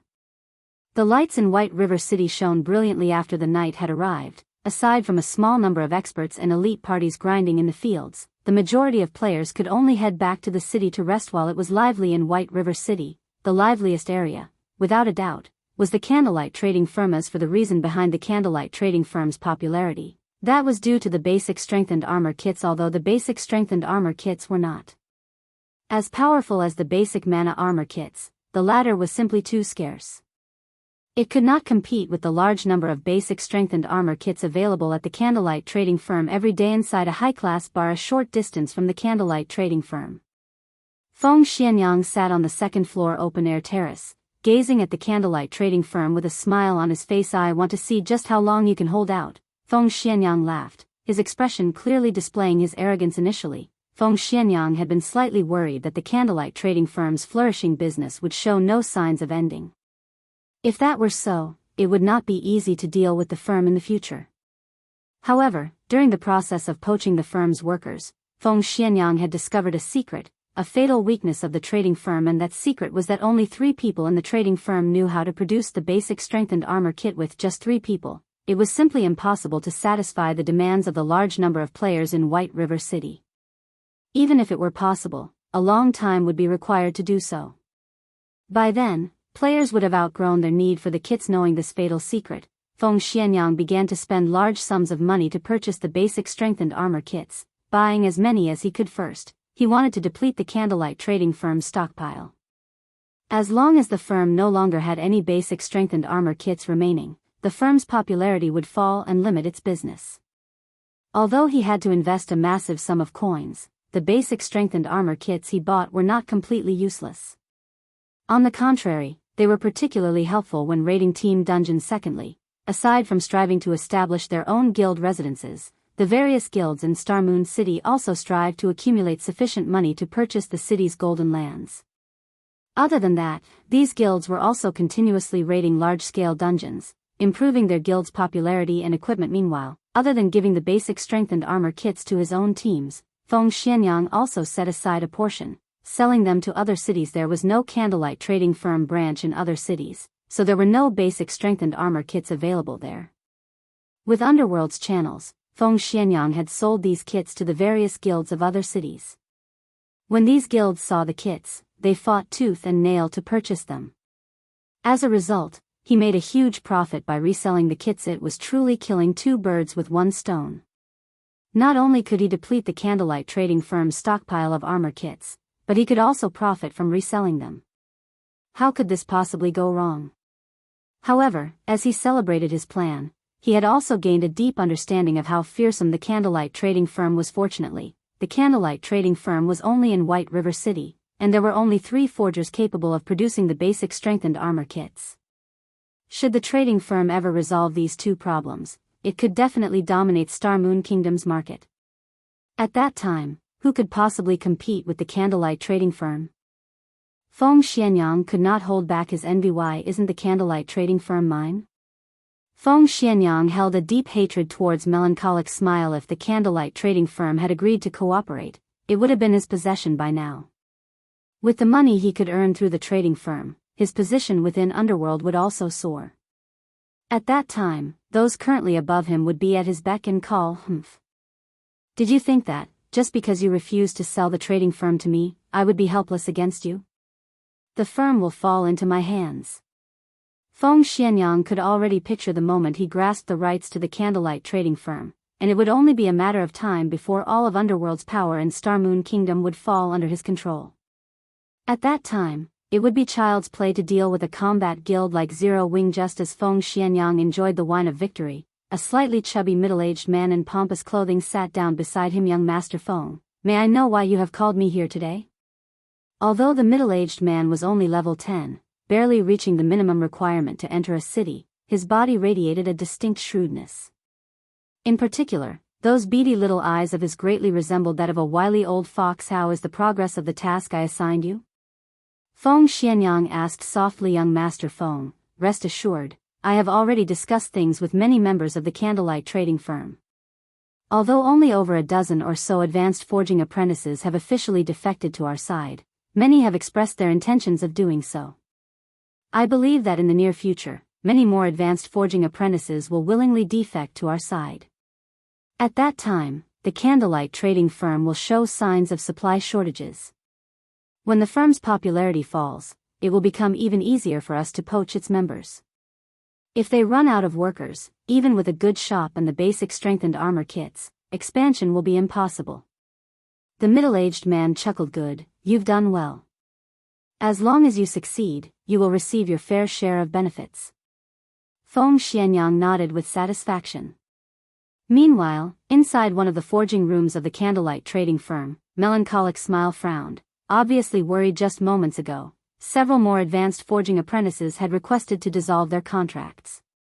Moreover, these few advanced forging apprentices all held rare forging designs. Although these people had to pay a compensation fee that was over a dozen times the value of the forging designs they had learned, it was still a massive loss for the candlelight trading firm. It had not been easy for the firm to get its hands on these forging designs. Without these commodities, how was the firm supposed to retain its customers? Truly despicable. I didn't expect to have nurtured so many traitorous bastards. I should never have let these people learn those forging designs. Melancholic Smile gnashed her teeth. She deeply regretted focusing on these people, supplying them with rare forging designs and allowing them to become advanced forging apprentices so quickly. Suddenly, Shifeng opened the door to the forging room and entered. However, due to his silence, by the time Melancholic Smile had noticed him, he already stood right in front of her guild leader. Melancholic Smile called out in surprise. Why are you here? Look at how distracted you are. Did you encounter some trouble? Shifeng asked, laughing. Shifeng was in an extremely good mood. After stealing the god crystal from the mythic monster Orc King Trezek and escaping with his life, he had made a beeline for White River City, afraid that the Orc King would catch up to him and finish him off. Now that he had returned to White River City, even if the Orc King did catch up to him, it was impossible for him to invade the city guild leader. I'm useless. I failed to live up to your expectations. To think that I have been nurturing so many ungrateful bastards. Regret filled Melancholic Smile's eyes. Shifeng had entrusted so many rare forging designs to her and had even repeatedly stressed that she should only let those who were trustworthy to learn them, yet, in the end. Listening to Melancholic Smile's mumbling, Shifeng could not help but laugh. So, that's what's going on. No problem. Although we lost some rare forging designs, haven't we earned several million credits in return? Shifeng smiled calmly. He then took out a wad of forging designs, tossing them onto the stone platform. Since Overwhelming Smile wishes to poach our advanced forging apprentices who have learned rare forging designs, let them have at it. If they can afford it, let them poach as many members as they want. I welcome them to do so. Chapter 513, Mysterious Crystal Ball. Melancholic Smile had never before seen any of the numerous forging designs scattered across the stone platform. Melancholic Smile was stupefied. No words could describe her shock. Guild leader, I'm not dreaming, right? She was a forger in her own right, so she knew how valuable these forging designs were. While the forging designs that could be purchased from the Forging Association were not particularly valuable, forging designs obtained elsewhere were. This was due to the design's low drop rates. However, ordinary forging designs were not enough to nurture a forger, hence the forging designs were so expensive. It was especially true for the forging designs that had very low drop rates and were meant for producing highly useful items. The prices of such forging designs were astronomical. Aside from that, there was one more type of forging design that was even more valuable, such as the basic strengthened armor kit forging design. Currently, aside from the Horizon Alliance's 3 copies, no one had them. Moreover, nobody knew where to obtain these forging designs. As a result, they were even more valuable than epic equipment. Regarding the currently available forging designs, Melancholic Smile had practically learned all of the designs that were available.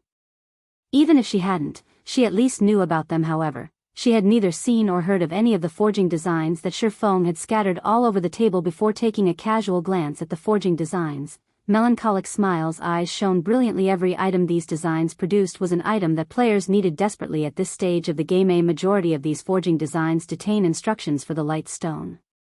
There are also some meant for level 25 to level 30 mysterious iron and secret silver equipment. You can let any advanced forging apprentice learn the light stone forging designs. Shifeng chuckled. Slowly, he said, however, only the 3 of you can learn these equipment forging designs. You can also leave some to serve as a reward for the members who become basic forgers, but all those who wish to learn them must renew their contracts. If they want to leave the Horizon Alliance, fine. But they must first compensate the guild 20 times the value of the forging designs. If Overwhelming Smile wants to poach our members, let them have at it. Shifeng had long since guessed that Overwhelming Smile would try to poach their lifestyle players. These forging apprentices had initially joined with the intent of making a living for themselves. Since Overwhelming Smile was willing to offer an absurd salary in addition to shouldering the compensation, many would naturally be tempted. Before this, Shifeng had repeatedly told Melancholic Smile to be careful when recruiting members precisely because he wished to avoid this situation. He had also done so with the intention of informing Melancholic Smile of the severity of the matter. Not even the gods could see through the human heart, let alone mankind. Only through experiencing hardships could one grow. There were many things that one could not learn from the experience of others. Only through experience could wisdom be earned. Now that Melancholic Smile had personally experienced such a situation, in the future, she would definitely be more thorough when selecting talented players. Currently, he had a large number of light stone forging designs on hand. If Overwhelming Smile would willingly pay the price to poach the Alliance's members, Shifeng welcomed them to do so. The light stone forging designs were very common. In the past, each forging design only sold for several gold. Moreover, that was when most players had reached level 45. These forging designs were not particularly valuable. Only current players' levels were not high enough yet to obtain them, resulting in their value increasing significantly. Based on Shifeng's initial estimates, each light stone forging design should be worth around several dozen gold. If he wished to acquire more light stone forging designs, he could obtain a ton of them any time he wanted. This way, he would not have to wait for the profits of the light stones to slowly roll in. Just the 20 times compensation Overwhelming Smile had to pay for poaching each member could make a ridiculous amount of credits. He could make a fortune just by selling advanced forging apprentices. Guild leader, I will definitely be more careful when selecting who I allow to learn these forging designs. Melancholic Smile was immensely excited when she looked at the light stone forging designs scattered across the stone platform. However, her greatest joy was due to Shifeng's forgiveness and encouragement. It's fine, just pick them at random. Even better, choose those who already have the heart to defect to Overwhelming Smile. Let Overwhelming Smile poach as many as they can. Otherwise, how will I make money? Shifeng laughed, but, for a moment, Melancholic Smile wanted to dissuade Shifeng. However, when she looked at the forging designs on the table, she suddenly came to a realization. I'll carry out your orders, then, guild leader. To others, the light stone forging design might be a treasure. However, judging from Shifeng's behavior, it seemed that they were not valuable in the slightest. Only, others did not know this yet. They would be senseless fools if they did not profit off of Overwhelming Smile's greed while they had the chance. A moment later, Melancholic Smile had picked out 3 advanced forging apprentices.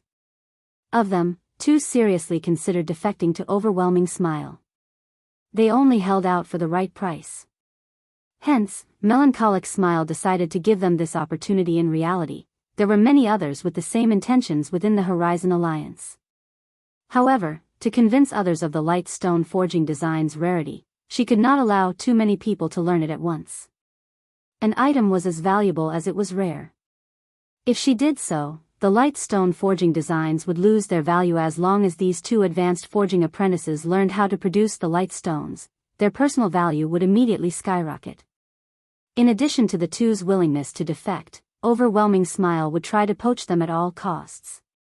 After all, not only would they deal the Candlelight trading firm a blow, they could also steal 2 of the trading firm's highly valued talents. As Melancholic Smile took care of the light stone forging design situation, Shifeng had arrived at his own exclusive forging room. He had set up a private forging room for himself in every Candlelight trading firm. Other than himself, no one was allowed into these rooms. He wanted to ensure that he would have access to a forging room at all times. Inside the quiet forging room, Shifeng carefully retrieved the god crystal from his bag. The translucent crystal ball on the stone table looked simple and ordinary. No matter how he looked at it, it was just an ordinary crystal ball. However, Orc King Trezek had sacrificed hundreds of thousands of his subordinates to obtain this treasure. Moreover, This treasure had even managed to kill a Tier 4 Sky Knight, who had learned a forbidden move, instantly. The crystal ball's worth was clear. Just what is this thing used for? Feng could not see anything special about the orb despite observing it carefully for a long time. Moreover, the god crystal's information stated that it was only a common item. Aside from that, no other information was displayed. It was also not in an unknown or unappraised state. Is there some hidden information about it? The more Feng thought about it, the more he felt it was possible there were many amazing items in God's domain that might look ordinary, but in reality, contained power that could even shake the heavens. In the past, there had been a player who had purchased a piece of dilapidated armor at a bazaar, only to discover that the armor was actually an epic ranked armor. Such situations often occurred in God's domain. Only after triggering special conditions could one reveal the true value of a treasure. Feng then used omniscient eyes. After more than half a minute had passed, however, there was still no reaction. He could not glean anything more about the crystal ballast. The level of my identification skill insufficient? Feng muttered in surprise. It can't be. I recall Charlene saying that the omniscient eyes activated using the golden stigmata is the second most powerful identification skill in God's domain. Do I need other items to activate the god crystal's true function? Feng suddenly had the urge to puke blood. After wasting so much effort to steal this item, he could not actually use it. He still needed to fulfill some special requirements. Yet, he had no clue as to what those requirements were. It was utterly frustrating him. Doesn't it look a bit like the dark blue crystal ball I got from the Eternal Courtyard? After the improvement to his brain's activity, Feng's memory had become extraordinary. Thus far, he had not been able to do anything about the dark blue crystal ball. At this moment, seeing as both items were crystal balls and were related to gods, if someone told him that the two items were unrelated, Feng would not believe them. Thinking up to this point, Feng left the forging room immediately and rushed towards the bank. Chapter 514, Divine Might. Inside Overwhelming Smiles Guild residence in White River City. What did you say? Feng Xianyang abruptly slammed his fist down on the table. Furious, he said, those bastards suddenly raised their price? Do they take us for fools? Young master, please calm down, the slightly chubby, middle-aged man advised. They have not raised their prices without reason, but because they have the capital to do so. Capital? Advanced forging apprentices like them? Overwhelming Smile has no shortage of individuals of their caliber. Feng Xuanyang's brows furrowed, a hint of killing intent flashing in his eyes. Although his family was successful, he wasn't the only one competing to become the successor. He had joined Underworld precisely because he needed the organization's help to achieve his goal. Meanwhile, upon discovering God's domain's unique standing through Underworld's inside information, he had immediately snatched the chance and invested in the virtual reality game.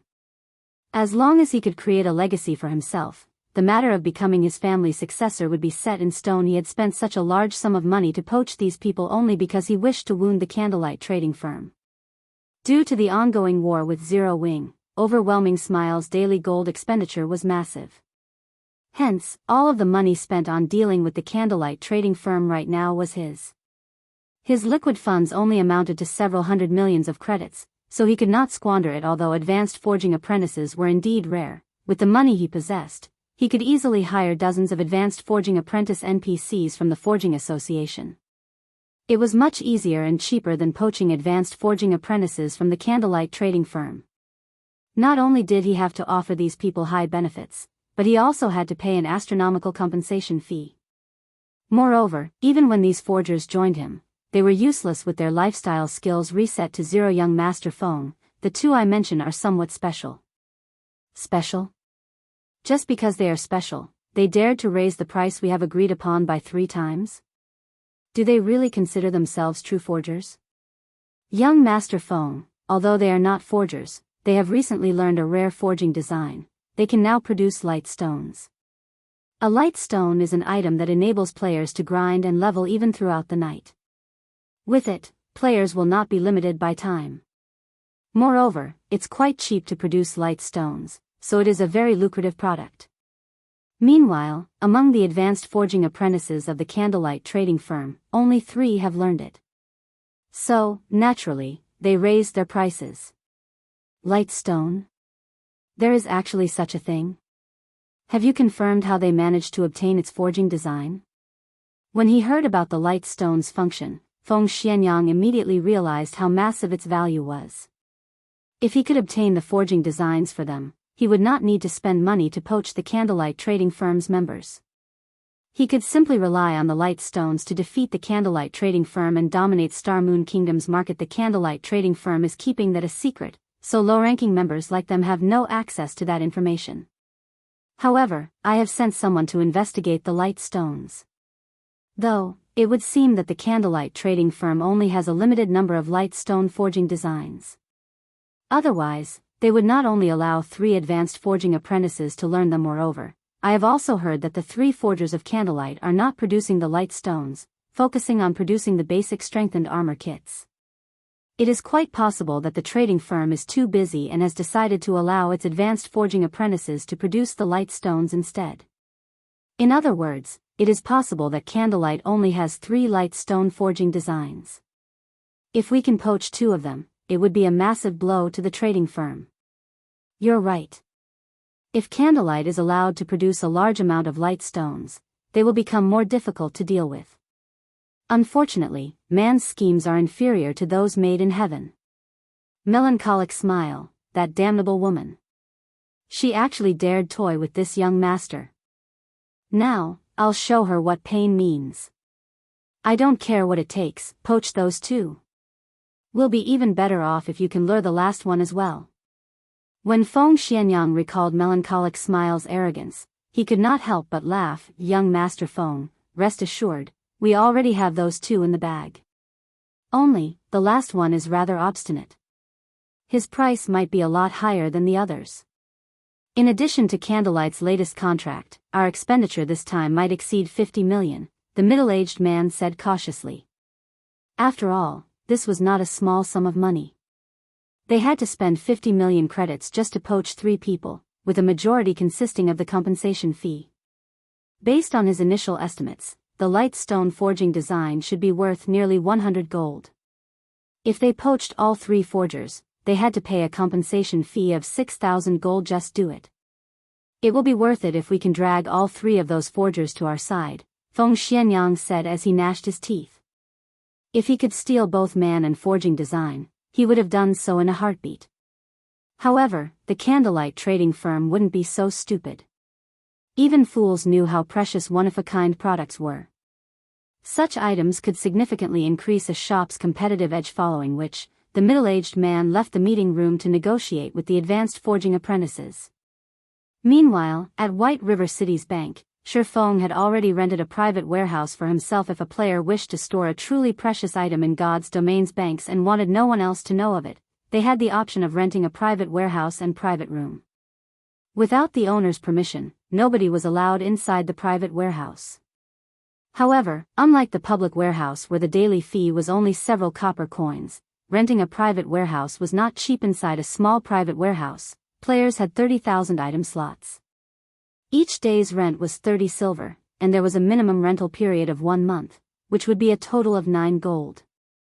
There was a discount if players rented the warehouse for 3 months, but even then, they would still have to spend 25 gold. A medium private warehouse had to 100,000 item slots, and the daily fee was 1 gold coin. Renting for 1 month cost 30 gold while renting for 3 months cost 85 gold. A large private warehouse held up to 500,000 item slots, and the daily fee was 4 gold coins. Renting for 1 month cost 120 gold while renting for 3 months cost 350 gold. Normally, ordinary players would not rent a private warehouse at all. However, as players reached higher levels, it would become much easier to earn coins. Many players who conducted business would usually rent a private warehouse. Feng had rented 2 large private warehouses without hesitation. Moreover, he had rented both for 3 months. One was for himself, while the other was for the guild. This way, Aqua Rose and the others would not have to worry about spies from other guilds while retrieving items of great importance. Such incidents had not been uncommon in God's domain in the past. There were many guilds that had not rented a private warehouse, and as a result, other guilds had learned some of their secrets. As a precaution, Feng had to rent one for the guild, no matter what. Feng then entered his private warehouse. Rows of cabinets lined the warehouse's interior. Neat and orderly. Feng immediately moved all of the items from his public warehouse to his private warehouse. The private warehouse was very human-like, and immediately, it intelligently categorized all of the items, saving Feng the trouble of arranging them himself. Feng then opened a cabinet. Inside the cabinet, there was a single dark blue crystal ball. This crystal ball was none other than the one Feng had obtained from the Eternal Courtyard. However, this crystal ball was too powerful. Even with Feng's extremely high resistance, he lost 1000 HP every second just by coming into contact with it. If ordinary players touched it, they would most likely die on the spot. Death upon touching? Feng recalled the situation when he had obtained the deep blue crystal ball. Suddenly, he came to a realization. Wasn't it the same situation when he had stolen the God Crystal from the Orc King? Only, as the God Crystal had not been sealed yet, the Tier 4 Sky Knight had died instantly when he touched it. I wonder if it is possible? Feng was slightly nervous as he took out the God Crystal from his bag. Carefully, he placed it inside the cabinet, beside the dark blue crystal ball. He wanted to see just how these two crystal balls would react when placed together. The instant Feng placed the God Crystal inside the cabinet, the two crystal balls suddenly released a blinding glow, illuminating the private warehouse. The powerful pressure the two orbs gave off had caused Feng's body to feel heavy divine might. Feng could not help his shock right at this moment. The sound of a system notification rang out by his ears. System, do you wish to remove the seal and merge the two crystal balls? Chapter 515, Legendary Item. After hearing the system notification, Feng felt both stunned and hesitant. Both the dark blue crystal ball he had obtained from the Eternal Courtyard and the God Crystal he had stolen from the Orc King were extraordinarily precious items. They were even more valuable than an epic item, yet he was required to merge them. If he agreed, he would lose one of the two items to a reincarnated soul like Feng. Epic items were not particularly precious. As long as his team was sufficiently strong, he had plenty of ways to obtain more epic items. However, one could not obtain items above epic rank with strength alone. A certain amount of luck and opportunity were required as well. If he disagreed, he would have to look for some other way to activate the two items. Forget it, let's just go for it. Feng gnashed his teeth as he agreed to the merger. Suddenly, the two crystal balls transformed into two bubbles of liquid. The crystal ball Feng had obtained from the Eternal Courtyard transformed into a blue liquid, whereas the transparent crystal ball Feng had stolen from the Orc King transformed into golden liquid. The two liquids then merged, and as if they tried to devour one another, the newly formed liquid turned blue in one moment and gold in the next.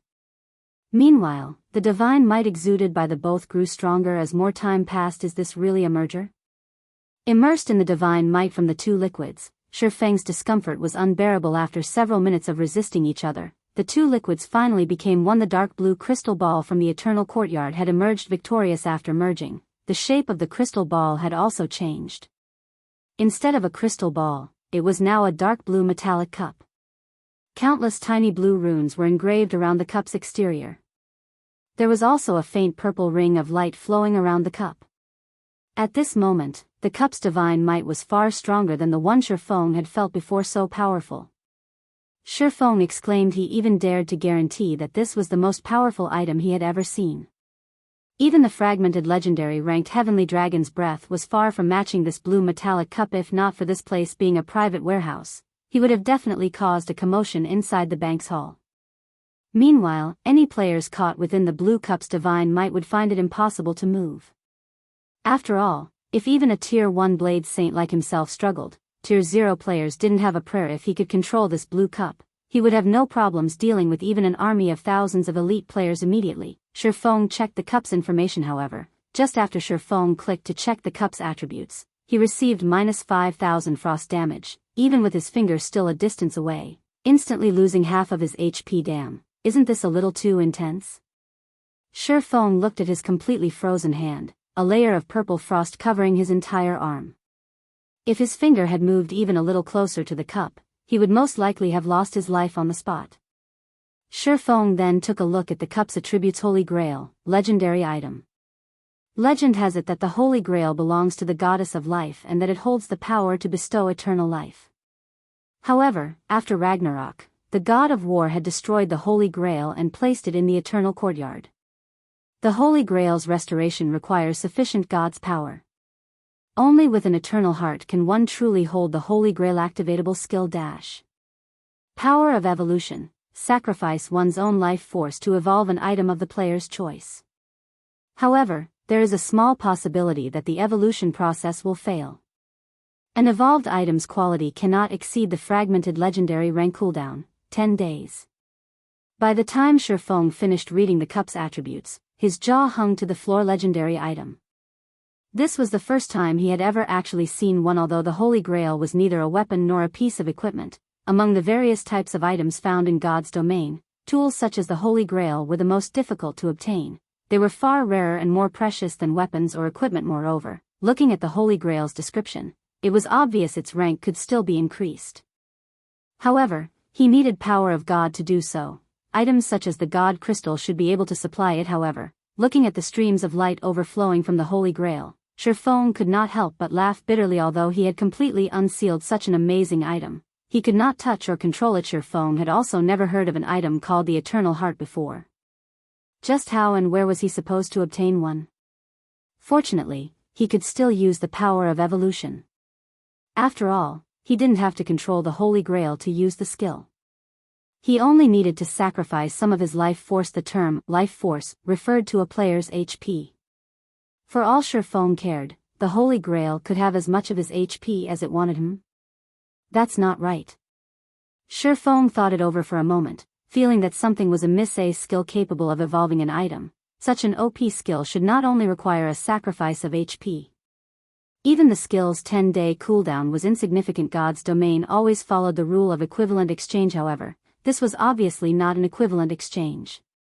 Otherwise, even if the success chance wasn't 100%, having an opportunity to obtain a fragmented legendary item once every 10 days was still astounding. Obviously, Shifeng wanted to try it. The Holy Grail had a cooldown of 10 days. If he did not activate it now, wouldn't it be a waste? Which item should I evolve? Shifeng looked through his warehouse and bag, feeling very indecisive. He only had one chance to evolve an item every 10 days.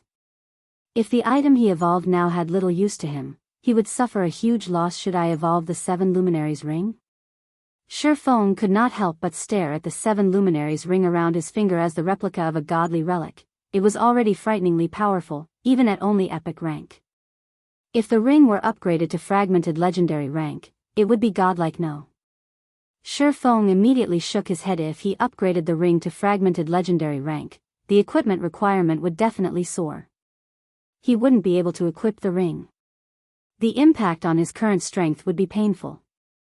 Moreover, Shifeng did not doubt that the success rate of evolving an item to fragmented legendary rank would be abysmally low. It would be a huge pity to waste an opportunity to evolve an item. The best choice he could make right now was to evolve a dark gold item to an epic item. With this idea, Shifeng shifted his gaze to the Purgatory's shadow. As a dark gold weapon, if he could promote it to an epic weapon, then it would increase his overall combat power significantly. At that time, even Summer Sunshine would easily suffer defeat at his hands as the leader of a guild. However, his first and foremost priority was to increase his guild's strength. Currently, his personal strength was sufficient. Even if he became slightly stronger, it would not impact the guild. Suddenly, a streak of light flashed past Shifeng's eyes. That's right. How could I forget? There's still the Icarus's heart. Shifeng laughed. If he evolved Icarus's heart, it would help the guild tremendously. Just the meager 5 points of luck it provided had allowed him to obtain so many tier 1 set equipment. If he could evolve Icarus's heart further, raising the luck it provided even a little, couldn't he obtain even better items? Although Icarus's heart was already capable of evolving, he needed the souls of Lord-ranked monsters to do so. Even so, based on Shifeng's estimates, he should only be able to evolve Icarus's heart to dark gold rank at maximum. After all, it was an item he got from a dark gold treasure chest. It was utterly impossible for him to obtain an epic rank necklace. I'll choose you. Shifeng smiled as he removed Icarus's heart from his neck. He then adjusted the 7 Luminaries ring to the aura of water and activated Life Bloom, healing himself. Previously, he had received a significant amount of damage just by approaching the Holy Grail. He would have to touch it again, so he had to heal himself back to full HP. he could not afford to miss any in a moment. Shifeng's 10,000 plus HP recovered to full. Shifeng then tapped on the touchscreen that was very close to the Holy Grail. Choosing to use Power of Evolution the instant his finger collided with the touchscreen, Shifeng lost 7,000 HP. However, Life Bloom quickly regenerated a significant amount of the missing HP. Only when he recovered to full HP did Shifeng proceed to select Icarus's heart as the target of evolution system. Are you willing to permanently lose 400 HP to evolve the Icarus's heart? Crap, that's the requirement? Shifeng could not help but curse. It was actually a permanent loss? No wonder it could allow an item evolve to a maximum of fragmented legendary rank. Chapter 5:16, Successful Evolution. In God's domain, aside from leveling up, it was extremely difficult for players to obtain permanent attributes. Losing 400 HP, or the equivalent of 20 endurance points, would significantly weaken a player. Even Shifeng would mourn the attribute loss, let alone other players. However, despite having seen the true side of the power of evolution, Shifeng still chose to sacrifice 400 HP, albeit begrudgingly. Although 400 HP was precious, it could not beat being able to upgrade the Icarus's heart to epic rank. Moreover, Shifeng knew of several methods to increase his endurance permanently. He could easily make up for the loss he suffered now. Shifeng then clicked, agree, and suddenly, the strength of the Holy Grail's divine might soared. In the next moment, strands of green light flowed from Shifeng's body and into the Holy Grail. After the Holy Grail absorbed 400 HP from Shifeng, it fired a purple ray at the Icarus's heart. Immediately, the Icarus's heart released a brilliant golden glow, forcing Shifeng to shut his eyes. After the golden radiance faded, Shifeng opened his eyes and looked at the Icarus's heart, discovering that the necklace now emitted a faint purple glow. Was it a success? Shifeng was somewhat nervous as he examined the necklace's attributes. If it had failed, then he had permanently lost 400 HP for nothing. Moreover, he would also have to wait for 10 days before the next sacrifice. However, after investigating the Icarus's heart's attributes, Shifeng's tightened fists relaxed as excitement quickly overtook him. That's right, it was a success. Icarus's heart, necklace, mysterious iron rank can be evolved. Equipment requirement, all attributes 120. Level 20, level 80, currently level 30. All attributes plus 18. Luck plus 7. Additional skill. Divine Providence, temporarily increases players' luck by 25 points for 30 seconds cooldown, 45 minutes. Evolution condition, absorb the life force of 300 players to evolve to secret silver rank. 0/300. After evolving, Icarus's heart's rank had upgraded from bronze to mysterious iron. The luck it provided had increased from 5 points to 7 points. Aside from that, Divine Providence's cooldown had decreased from 1 hour to 45 minutes. This would save Shifeng a lot of time. However, the best improvement by far was the change to the evolution conditions. Originally, the Icarus's heart required Shifeng to kill Lord-ranked monsters. Moreover, it required 100 kills. Lords were extremely rare, and Shifeng would have to waste a lot of time to kill 100. Now that the conditions had been adjusted, Shifeng only needed to kill 300 players and absorb their life force. Instead, a lord was very difficult to find, but players crowded the streets. As long as Shifeng worked hard, he could upgrade Icarus's heart to epic rank very quickly. At that time, he would gain massive profits from opening the Twilight treasure chests. At the thought, Shifeng could not help but grow restless. If not for the ongoing war with Overwhelming Smile, he would have struggled to find opponents. Now, however, his target was clear. He would use Overwhelming Smile's players as sacrifices for the Icarus's heart. Now that Overwhelming Smile's White River City branch has been defeated, it won't be easy to find large groups of players. I might as well make a trip to Maple City and have a look at the situation there. After some consideration, Shifeng felt that Maple City was the best location to take action. Overwhelming Smile had already become Maple City's overlord. The Overwhelming Smile members there had nothing to fear within the region of Maple City. It would be far easier for Shifeng to find targets there than in White River City. Shifeng then slipped the Icarus's heart over his head and headed for White River City's teleportation hall. Shifeng very much looked forward to upgrading the Icarus's heart to epic rank. Not even the night in God's domain could hinder Shifeng's yearning. The sooner he upgraded the necklace to epic rank, the sooner he could obtain better items from the Twilight treasure chests. One could obtain even epic items from the Twilight treasure chests. If he could get his hands on several epic items, he could help the guild tremendously. Naturally, he would upgrade it sooner rather than later. As for the matter regarding the light stones, he fully trusted Melancholic's Smile's capabilities. Shifeng believed that it wouldn't be long before the light stones raked in a massive income. Just as Shifeng arrived before the teleportation hall, the sound of his communicator rang near his ears. The caller this time was none other than Gentle Snow, who had been busy consolidating her power as the new guild leader of Ouroboros. Although Gentle Snow had chased away her biggest competitor, Chao Qinghua, the resulting internal struggles within Ouroboros had resulted in the first-rate guild falling apart. If Gentle Snow wished to consolidate her power, she would need to spend a lot of time and effort to do so. In addition, a more powerful opponent, the first-rate guild Star Alliance, lurked, waiting to strike. Shifeng had never thought that Gentle Snow would have the spare time to contact him with the burdens she currently shouldered. Guild leader Black Flame, may I ask if you have the time to speak right now? In the video call, Gentle Snow still wore the calm and elegant smile she usually displayed. She looked like a goddess that was high above mortals. It felt as if she were in control of everything.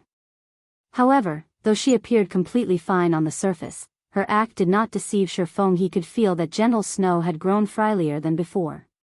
Seeing a superwoman like Gentle Snow so exhausted, one could just imagine how terrible Ouroboros' current situation was. However, giving the situation some thought, Shifeng felt that such an outcome was expected.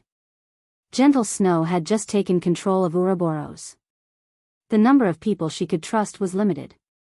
Meanwhile, after ruling Ouroboros for so many years, Chao Qinghua would not give up so easily after being kicked out of his position. In addition to a great enemy like the Star Alliance threatening the guild, it would be very difficult for Gentle Snow to cope. Miss Snow, there is no need to mince words. Our guilds are allies, so feel free to speak your mind. Shifeng spoke candidly. Gentle Snow revealed a bitter smile on her pure and delicate face upon hearing Shifeng's words. Guild leader Black Flame's senses are as sharp as always. I'll speak openly, then. I'm calling about the candlelight trading firm that suddenly appeared on one of Star Moon City's golden lands and the candlelight trading firms in White River City. I can't think of anyone in the entire Star Moon Kingdom other than you who is capable of launching such firms. That's right, I am indeed the founder. Shifeng did not try to hide it. To begin with, he had no need to do so. He had spoken with Gentle Snow about his plans to establish a lifestyle guild long ago. Back then, he had hoped to utilize Ouroboros' fame to promote his trading firm. Even without Gentle Snow's call today, he had prepared to seek her help to promote the candlelight trading firm at an appropriate to me as a first-rate guild. Ouroboros had a large number of members scattered across Star Moon Kingdom. Practically every major city in Star Moon Kingdom housed the guild's members. There were even branches in other kingdoms. If the guild helped with promotion, the candlelight trading firm's business would flourish. However, the supply of basic strengthened armor kits simply could not meet the demand. Even if Ouroboros promoted the firm right now, it would not significantly increase the firm's income. Hence Shifeng had decided to hold off on seeking Gentle Snow's help for the moment. Excellent, this will make things easy. I want to invest into the candlelight trading firm. I don't want a lot of shares, 20% will do. Naturally, I will compensate you appropriately. The compensation will include 30% of Ouroboros' shares, as well as funds, channels, and materials, which will allow the trading firm to develop quickly. What do you think of my offer? Chapter 5:17, Fate Makes Fools of the People. One had to admit that Gentle Snow's proposal was tempting. Even Zhao Yueru and the elders of Ouroboros standing beside Gentle Snow were shocked by her offer. After all was said and done, Ouroboros was a bona fide first-rate guild and possessed a massive fortune. The guild had only achieved its current status after striving for many years. Although the guild's internal struggles were serious, the guild itself was still frighteningly strong. Second-rate guilds were still no match for it yet. Just for 20% of the shares of a trading firm, Gentle Snow actually intended to trade 30% of Ouroboros' shares for 20% of the trading firm, in addition to providing various funds and channels. This decision was simply insane. Snow, have you gone mad? You only hold 50% of Ouroboros' shares right now, yet, you're actually going to give Black Flame 30%? What will you do if Black Flame joins hands with Chao Qinghua? Zhao Yueru persuaded her friends softly. Although Zhao Yueru trusted Black Flame, 30% of Ouroboros' shares was simply too important. If utilized properly, Gentle Snow could easily persuade more of the guild's elders to her side. That way, Chao Qinghua would not be able to impact the guild so easily. Utilizing the guild's shares to boost Gentle Snow's strength and solidify the guild was far more valuable than obtaining 20% of the Candlelight trading firm's shares. That's right, young Madam Snow, you have to consider this carefully. Those shares are the last resort left by young master for you to keep Chao Qinghua in check. Although Chao Qinghua can no longer play God's domain, in the real world, his authority in the company has not been affected in the slightest. If you give those shares to someone else and lose this protective talisman, he can easily join hands with the other shareholders of the company to oppose you. A man nearing his 50s in butler clothing similarly attempted to persuade Gentle Snow. You don't have to say anymore. I know what I am doing. Gentle Snow shook her head, waiting for Shifeng's reply. She was no fool. She knew this was not a worthwhile transaction. Even so, she insisted on conducting such a trade to deepen the relationship between their two guilds. Although she was the guild leader of Ouroboros and one of the major shareholders of the company, neither her authority nor her words were of any use. Unfortunately, although she had tried to nurture plenty of people herself, there were too few capable personnel under her command. It was especially true for experts in God's domain. Chao Qinghua had managed Ouroboros for many years now, so he had previously had the time and resources to nurture plenty of experts. Due to her premature victory over Chao Qinghua in God's domain, he had decisively ordered all of the experts under him to abandon the guild. In addition, Chao Qinghua had also roped in many of the guild's elders and had secretly been transferring personnel out of the guild, gradually splitting Ouroboros in half. If Ouroboros split in half, then the shares she had on hand would be meaningless. Hence, she might as well use it to pull Zero Wing to her side. Although Zero Wing seemed only to occupy a single city right now and looked to be inferior to many second-rate guilds, Zero Wing City had the second highest population in Starmoon Kingdom. That was far better than occupying 3 to 5 minor cities with a population of only several 100,000 players. In particular, after seeing Yifeng's and Violet Cloud's performance. Although Zero Wing was still a fledgling guild right now, Gentle Snow had seen Zero Wing's small, but sharp, fangs. When the time was right, Zero Wing would rip apart all enemies in its way and become Starmoon Kingdom's overlord. At this moment, just the fact that Black Flame had managed to establish a candlelight trading firm on one of Starmoon City's golden lands displayed the man's capabilities and power. Meanwhile, Shifeng was similarly stunned by Gentle Snow's proposal. He had never expected Gentle Snow to make such a tempting offer. However, Shifeng still shook his head and said, "Miss Snow, your offer is indeed very tempting. However, please allow me to refuse." Refuse? Why? Gentle Snow asked in disbelief, her beautiful eyes widening with shock. Her proposal was no different than shoving money at Shifeng's face. If Zero Wing and Ouroboros joined forces, not only could they make up for each other's deficiencies, but it would also become more convenient for their two guilds on their paths to becoming the overlords of Starmoon Kingdom. She could not fathom why Shifeng would reject such a proposal. As I understand it, I know that you hope to deal with Ouroboros' internal problems quickly, but I do not want Zero Wing to get mixed up in the internal struggles of other guilds, Shifeng explained. However, I have another proposal that Miss Snow might be interested in. Another proposal? Gentle Snow could not help but ask curiously. It's very simple. Miss Snow simply needs to bring Ouroboros' members into Zero Wing. I can give Miss Snow 15% of Zero Wing's shares. Although Shifeng's voice was utterly calm, his words were astoundingly shocking. Are you trying to annex Ouroboros? Gentle Snow said, slightly indignant. Ouroboros did not belong to her entirely. Originally, it should have been her brother's. Only, due to her brother having an accident, Chao Qinghua had taken the opportunity to weasel his way to the top. And all this time, she had been thinking of a way to help Ouroboros recover its past glory, so how could she possibly agree to merge Ouroboros and Zero Wing right now? Is there a difference? Shifeng countered. Ouroboros exists only in name now. Although you have acquired the position of Ouroboros' guild leader, you do not possess the corresponding authority. Sooner or later, Ouroboros will split in half, so why not join Zero Wing instead? Shifeng had his own considerations regarding Ouroboros. In reality, Ouroboros was not all that important to him. The only reason he had decided to offer 15% of Zero Wing's shares was solely due to the war goddess herself, Gentle Snow. Everything else meant little to him in the past. Chao Qinghua had defeated Gentle Snow. With the entire guild pitted against her, it was only natural that she had lost. Aside from Gentle Snow's most trusted followers, not a single person had stood with Gentle Snow. How could she have won? Even if her own abilities were amazing and her strength famed throughout God's domain, the people's aspirations could not be easily swayed just by strength alone. Although Shi Feng had helped Gentle Snow win the competition this time, her fate had not changed much. In this life, she was simply the one standing on the righteousness rather than Chao Qinghua. Even so, the majority of Ouroboros's members were still Chao Qinghua's subordinates. He could just withdraw his men and form his own guild.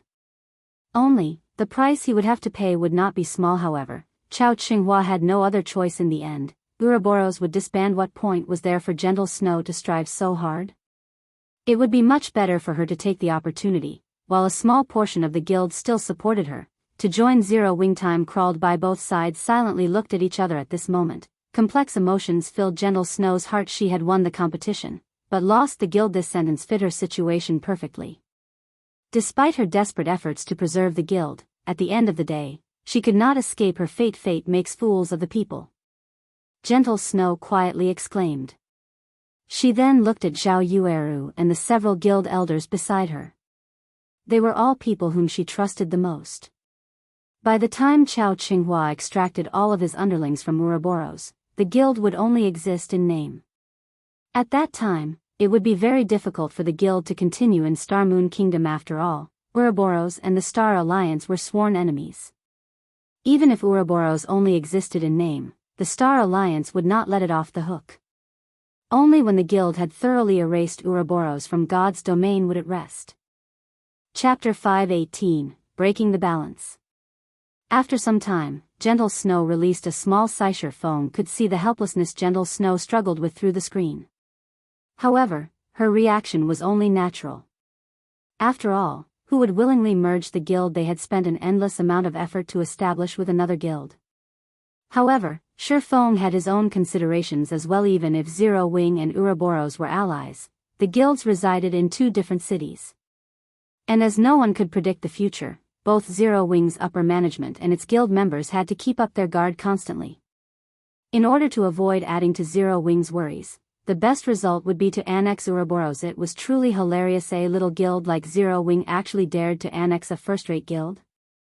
However, Shi Feng possessed the strength and confidence to succeed. Zero Wing currently possessed many experts. There was also a continuous supply of funds from the candlelight trading firm, so Zero Wing could afford to annex a gigantic existence like Ouroboros. Moreover, after receiving Ouroboros's trade channels, the candlelight trading firm could profit further. In addition, after operating in the virtual gaming world for so many years, Ouroboros must have accumulated plenty of old customers, who were very rich and willing to spend lots of money in virtual reality games, as well as corporate sponsors. Otherwise, the guild would not have such an impressive income. Zero Wing Workshop was currently still developing their customer base. If the workshop could claim Ouroboros's old customers, it could very quickly earn large sums of credits, unlike the workshop's current state where it was without a stable income and required Shi Feng to look for a source himself. Guild leader Black Flame, I need some time to consider this matter, Gentle Snow said after calming down. Since guild leader Black Flame has no intentions of selling the candlelight trading firm's shares, may I purchase some coins from you? Although there were plenty of people selling their coins on the virtual trade center, the available volume was very small. Moreover, every other guild in the game was also attempting to purchase coins in bulk, making it practically impossible to purchase large sums. Thus, Ouroboros could only rely on its own money farming teams to cover the guild's daily expenses. Miss Snow, you should know how tight the various guilds are for coins right now. However, if you're only interested in purchasing a small sum, there should be no issues. May I know how much you are looking to buy? Shi Feng asked. Although he had spent quite a lot of money already, both the Starstreak trading firm and the Candlelight trading firm provided him with a significant daily income. He could easily sell 1 or 2,000 gold. He don't want much, 5,000 gold will do, Gentle Snow stated after giving the matter some thought. I can transfer 50 million credits for them immediately. With 5,000 gold, she should barely be able to stabilize Ouroboros's current situation. If she established a guild residence and gave the guild members some hope, it would make it more difficult for Chao Qinghua to lure players away. 5,000? Miss Snow, you think too highly of me. Shifeng smiled bitterly. How about this? I can sell you 2,000 gold at market price. However, I will require Ouroboros's help to purchase a few plots of land in Star Moon Kingdom's top 10 cities and to promote the candlelight trading firm. Coin's market value constantly depreciated. Currently, one gold coin was worth about 6,000 credits. One could roughly purchase a piece of level 25 mysterious iron equipment or level 20 secret silver equipment with that kind of money. Gentle Snow's offer to purchase 5,000 gold at 50 million credits was far above market value. However, even if she had 50 million credits, she couldn't even purchase 4,000 gold, much less 5,000. Otherwise, those corporate giants would have long since bought up all the available lands in major cities. One could say that coins were at their peak value right now. If one could purchase a good plot of land now, they could earn back the money spent by 10, or even dozens, of times. These massive corporations naturally would not hold back from spending their credits. Unfortunately, such a thing was simply not possible. 2,000 gold? Gentle Snow was immediately stunned. Before, she had only mentioned 5,000 gold with the intention of probing Zero Wing's bottom line. Throughout God's domain, there was not a single guild that was capable of revealing 5,000 gold, yet Shifeng had just casually mentioned that he would sell her 2,000 gold. 2,000 gold. In order to acquire so much money, she would have to spend several days relentlessly trying to purchase coins and draft the guild's money-farming teams and her confidants. On the other hand, even after purchasing so many golden lands, Shifeng could still afford to sell 2,000 gold. His financial prowess was unmatched. Is it not enough? Shifeng pondered for a moment before saying, I can offer you 3,000 gold at most. If it is still not enough, you will have to look for other avenues yourself. Gentle Snow had helped him plenty of times, so he would not kick her while she was down. He would help her to the best of his abilities so long as it was within his capability. Although he had a lot of money, he needed that money to purchase lands and set up shops in other cities. Besides that, he also needed to leave some for the guild in case of emergencies. Thanks, I'll transfer the money to you right away, Gentle Snow said, inwardly feeling overjoyed. With 3,000 gold in addition to the 2,000 gold she currently had on hand, she would have enough to purchase a plot of land and establish Ouroboros's guild residence, as well as maintain the guild's daily expenses. This way, Chao Qinghua would find it far more difficult to tear the guild. After Shifeng sold 3,000 gold to Gentle Snow through the virtual trade center, he then teleported to Maple City. Maple City was also considered a major city in Star Moon Kingdom's eastern region. The city had nearly 1 million players. This was also one of the reasons that many people had an optimistic opinion of Overwhelming Smile. Aside from a few small guilds, Overwhelming Smile was the only large guild residing in the city. It had already chased any major competition out of Maple City. One could say that Overwhelming Smile had fortified itself in Maple City. It would be very difficult for other guilds to cause even the slightest bit of trouble here at this moment. As Shifeng wandered through Maple City's streets, the majority of the players he saw on his walk consisted of Overwhelming Smile's members. Every one of these Overwhelming Smile members flaunted their arrogance, and players of other guilds could only do their best to avoid standing in the way. Overwhelming Smile has set up a trading firm in Maple City. The shop's name is Overwhelming Trading Firm, and it's in the Central District. The items there are much cheaper than the ones in NPC shops. They also offer plenty of items that are not available in NPC shops. If everyone is interested, please go take a look.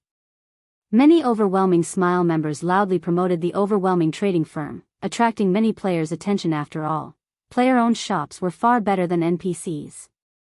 In particular, none of the NPC's shops sold whetstones.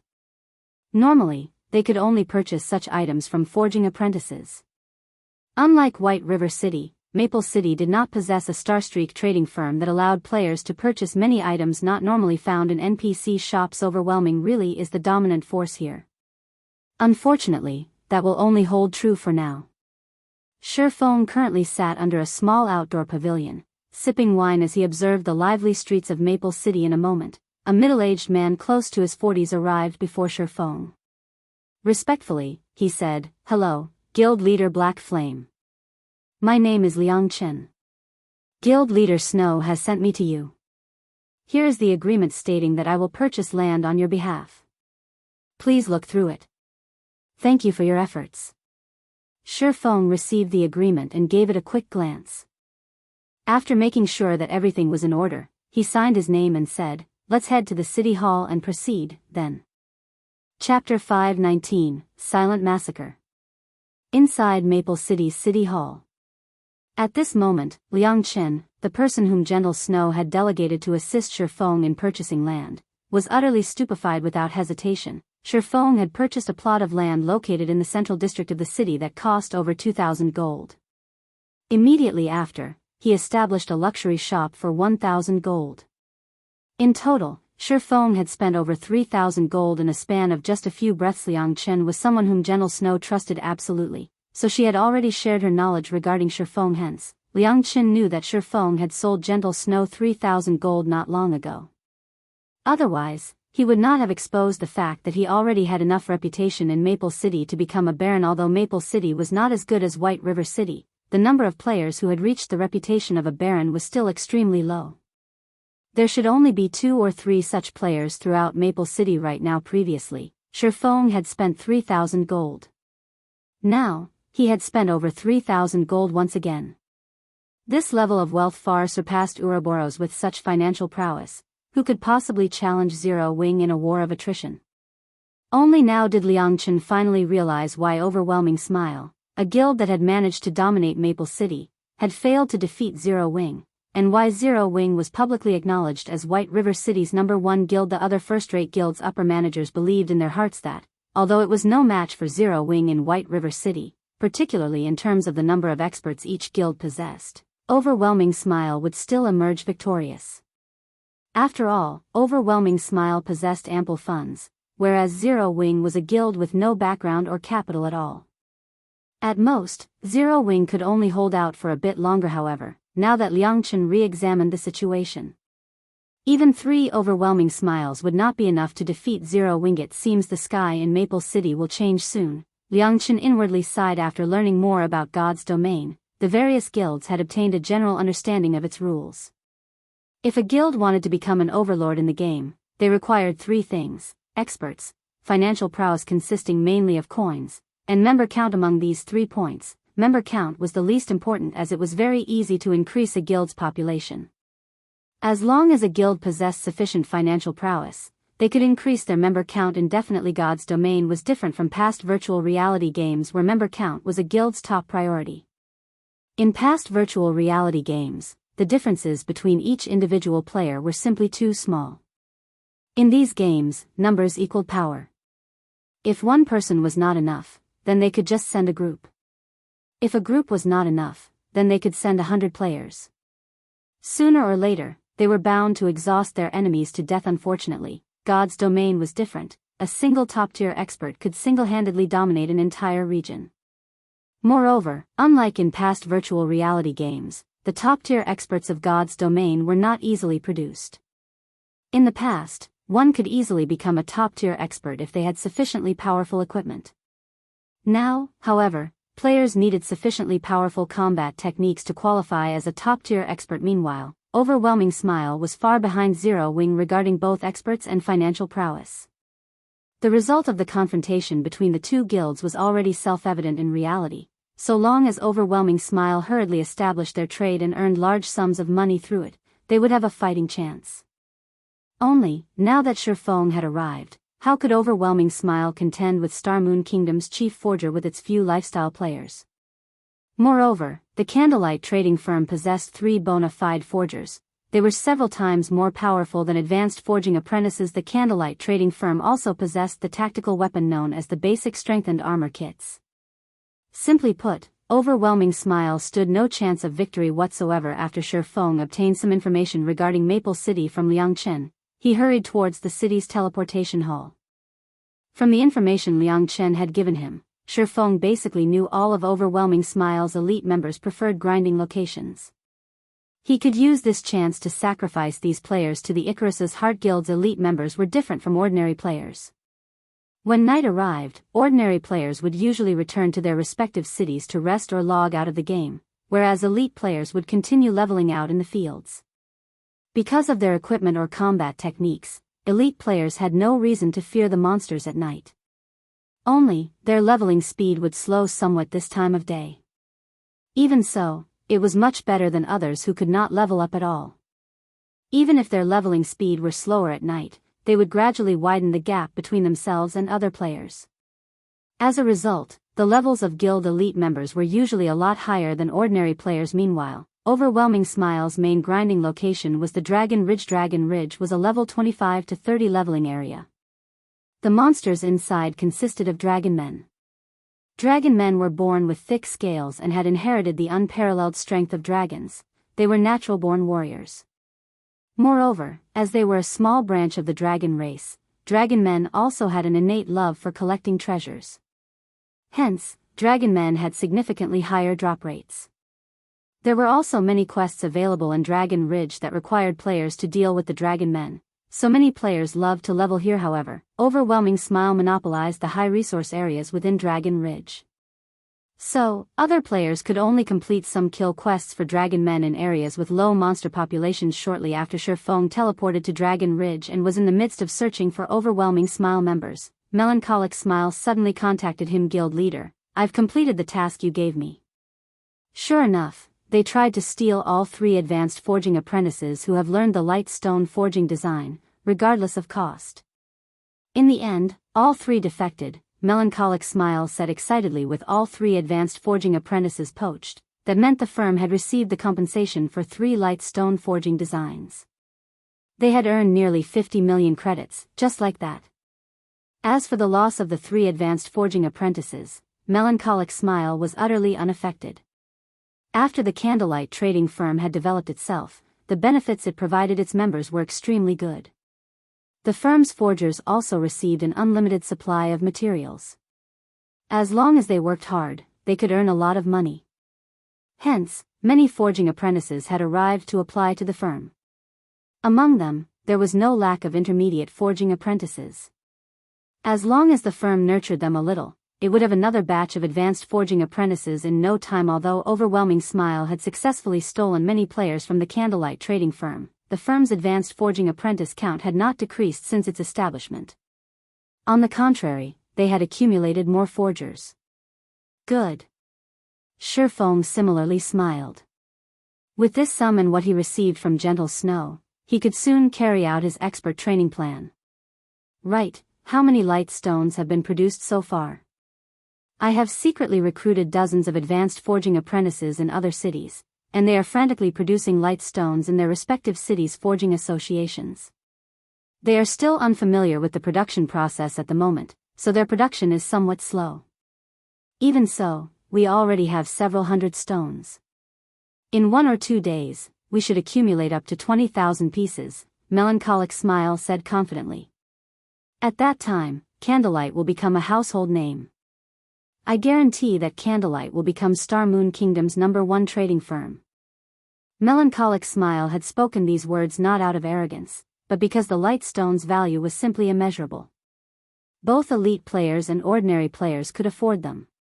Considering the number of players producing the light stones right now, they could supply several cities' worth of players. After Melancholic Smile finished her report, Shurfong had stealthily arrived at the inner region of Dragon Ridge. At this moment, one could see lights flickering occasionally through the dark and quiet forest, coupled with the sounds of explosions. The cause of these phenomena was none other than Overwhelming Smile's elite players grinding dragonmen. These Overwhelming Smile elites were very organized. Forming groups of 20, the team of 100 took turns battling the dragonmen army. They fought with great efficiency. While one group fought, the others would rest and remain vigilant of their surroundings, preventing other monsters from ambushing them. You guys will be it. Shurfong smiled. Chapter 520, Expert Hidden in the Dark. Overwhelming Smile's 100-man team currently grinded a dragonmen nest in shifts in the Dragon Ridge. Dragonmen nests were considered treasure lands. One could find various treasure chests inside these nests. Moreover, at least one boss guarded every nest. These bosses were usually chieftain and lord rank, but rarely the latter. Nests were also high resource areas, and they were suitable locations for elite teams to level up and upgrade their equipment. This 100-man team from Overwhelming Smile had not noticed Shifeng's slow approach at all. However, when Shifeng was roughly 100 yards away from the team, he suddenly stopped. Why is he here? Shifeng was confused when he saw the thinly built man standing at the forefront of Overwhelming Smile's team. Shifeng's equipment and attributes far surpassed current players of God's domain. Moreover, with a powerful identification skill like the omniscient eyes, his vision was naturally superior to ordinary players. Even during at night, his vision was not significantly affected. Meanwhile, the thinly built man he saw was none other than Warwolf, a true top-tier expert he had met several times before. At this moment, Warwolf was already a level 27 Tier 1 shield warrior. His equipment had also undergone major changes. Currently, he wore nothing but level 25 dark gold ranked items, and his HP was close to 7,000. Compared to Zero Wing's chief MT, Kola, Warwolf was only slightly inferior. However, the most significant change about the man would have to be the guild emblem on his chest. Shifeng had once attempted to recruit Warwolf to Zero Wing.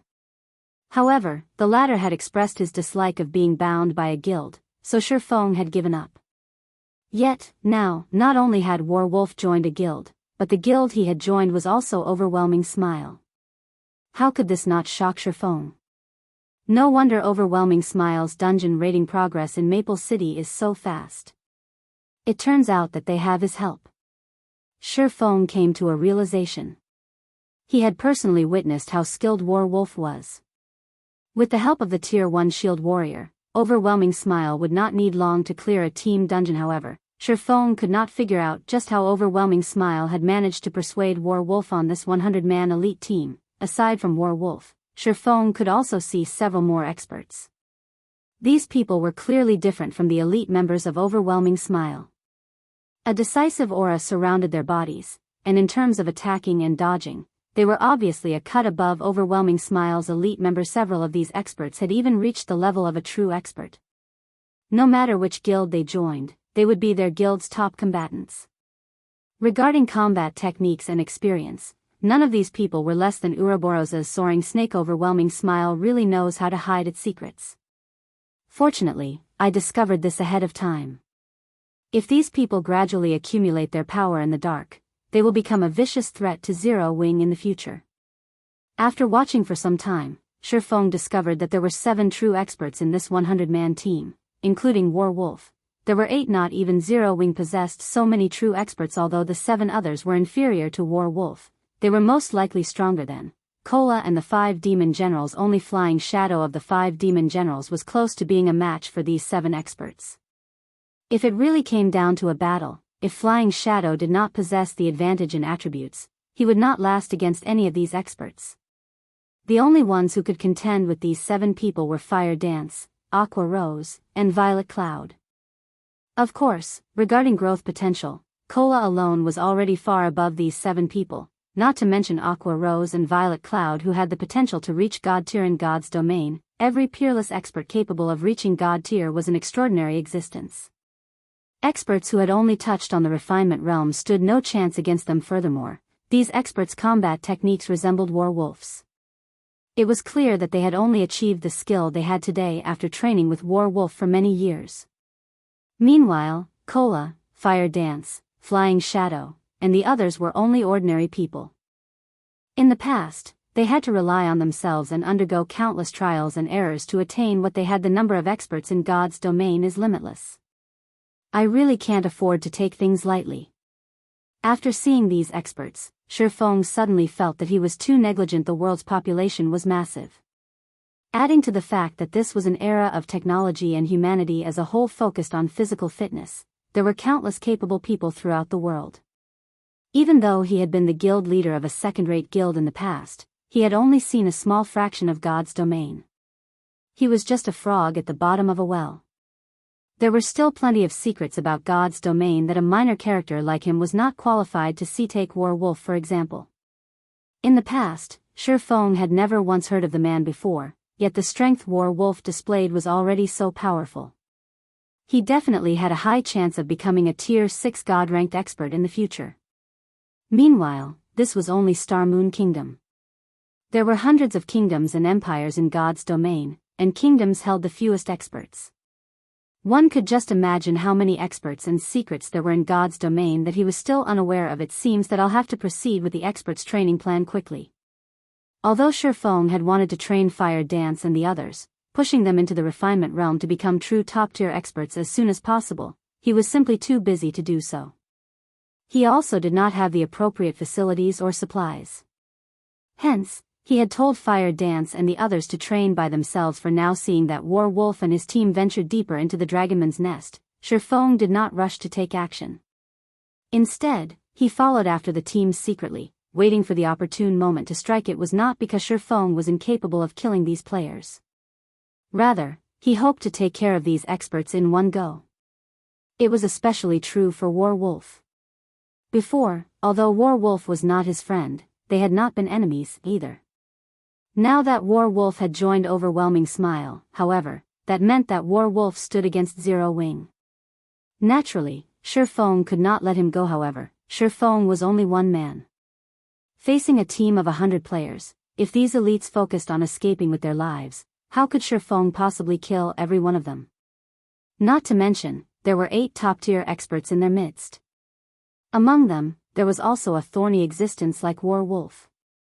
If War Wolf and the 7 other experts cooperated to deal with him, even Shifeng would face the threat of death. Hence, Shifeng was not in a hurry to attack. First and foremost, a good hunter required patience.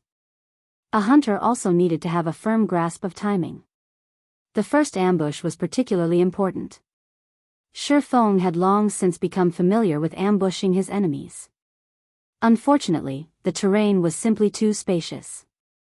Forests also covered the surrounding environment, making it easy for players to escape and hide their trails. Naturally, Shifeng could not act rashly and prematurely expose himself. Moreover, time was on his side at the moment.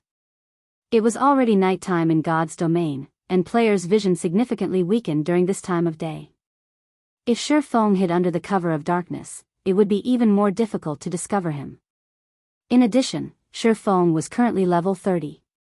He was much higher leveled than the monsters inside the Dragonman's nest, so it would not be easy for monsters to detect him. Time passed slowly, and Shifeng followed War Wolf's team as they pushed deeper into the nest. With nothing better to do, Shifeng opened Twilight treasure chests whenever Divine Providence was ready. After the Icarus's heart had evolved, the luck attribute it provided had significantly increased.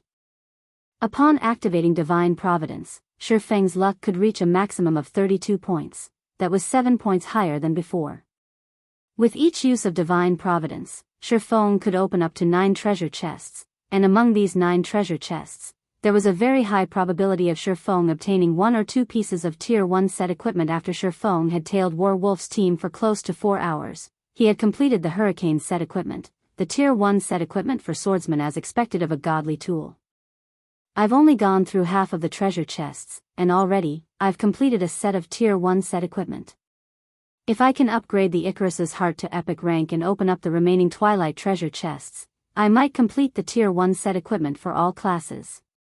Shifeng grew excited as he smiled at the brand new Hurricane set equipment inside his bag. As a Tier 1 set equipment for swordsmen, the Hurricane set was only inferior to an epic set equipment. It was far superior to the level 20 Dark Gold ranked Dragonclaw set equipment he currently wore. Moreover, unlike the Dragonclaw set, the Hurricane set specifically catered to swordsmen. Chapter 521, A Monster That Evolves. As the closest thing to an epic set equipment below level 50, a Tier 1 set equipment was naturally extraordinary. Initially, Shifeng had not been very confident of wiping out War Wolf and the others. However, now that he had completed the Tier 1 set equipment for swordsmen, his combat power would soar. Once he equipped it, his chances of defeating War Wolf's group of 8 top-tier experts would also significantly increase. Shifeng then replaced the Dragonclaw set equipment with the Hurricane set equipment. Unlike the Dragonclaw set, the Hurricane set was specifically designed for swordsmen. The silvery blue streamlined armor did not hinder its user's body at all. Shifeng now felt much lighter in the Hurricane set equipment as expected of a set exclusively for swordsmen. Not only does it have strong defense, but it also increases the player's dexterity. Ordinary equipment cannot compare. After testing his range of movement, Shifeng's lips curled into a smile. Hurricane set equipment. Level 20, Level 50. Equipment requirement, Tier 1 Swordsman. Set consists of 5 parts: head, chest, hands, legs, and feet. Binds when equipped. Set effect. 2-piece effect, damage increased by 10%, attack speed increased by 20%, and all swordsman skill effects increased by 20%. 4-piece effect, strength increased by 15%, and agility increased by 15%. Obtain sword aura release skill, deals 300% weapon damage to all enemies within a radius of 5 yards, knocking back all enemies by 12 yards and stunning them for 1 second. Cooldown, 1 minute. 5-piece effect, all swordsman skill cooldowns reduced by 20%. Receive 1 stack of hurricane energy every time you deal damage to the target. Each stack increases attack speed by 2% and attack range by 1 yard for 20 seconds. Maximum of 10 stacks. Obtain hurricane skill, deals 200% plus 30% * number of hurricane energy stacks, weapon damage in a cone to enemies within a range of 20 yards and lifts all targets struck into the air, preventing movement for 5 seconds. Cooldown, 10 minutes. With the set's basic attributes, Shifeng's strength finally broke past the 500-point threshold even without entering a berserk state. His agility also passed 600 points. Regarding movement speed and attack speed, Shifeng was confident he would not lose to any player unless said player wore an epic set equipment. Moreover, even if they wore an epic set equipment, it was not necessarily better than the hurricane set equipment. Once equipment reached dark gold rank or above, it would undergo a unique transformation. This transformation was not reflected in the equipment's information. Rather, the set provided a hidden advantage. This advantage came in the form of the equipment's compatibility with a player's movements. It was similar to how a person would find it uncomfortable wearing shoes and clothing that did not fit. Every class and player had different movement habits. Ordinary equipment was standardized, not adapting to a player's movement habits, and was somewhat inconvenient for a player. Although the inconvenience might seem negligible to ordinary players, to experts, this inconvenience was like having a nail in their shoe.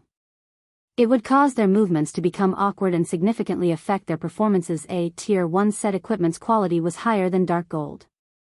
Hence, in the system settings, the set equipment would adjust to fit the player's class movement habits. Currently, Shifeng felt as if the nail that had been inside his shoe was finally gone. He could now move unhindered, following which, Shifeng resumed his weight in the shadows. Wolf and the others were already close to the heart of the dragonman's nest. The terrain was narrow with mountains looming on each side. The team could only advance or retreat, there was no third option. This place was the best location to set up an ambush. Boss Wolf, I've already scouted ahead.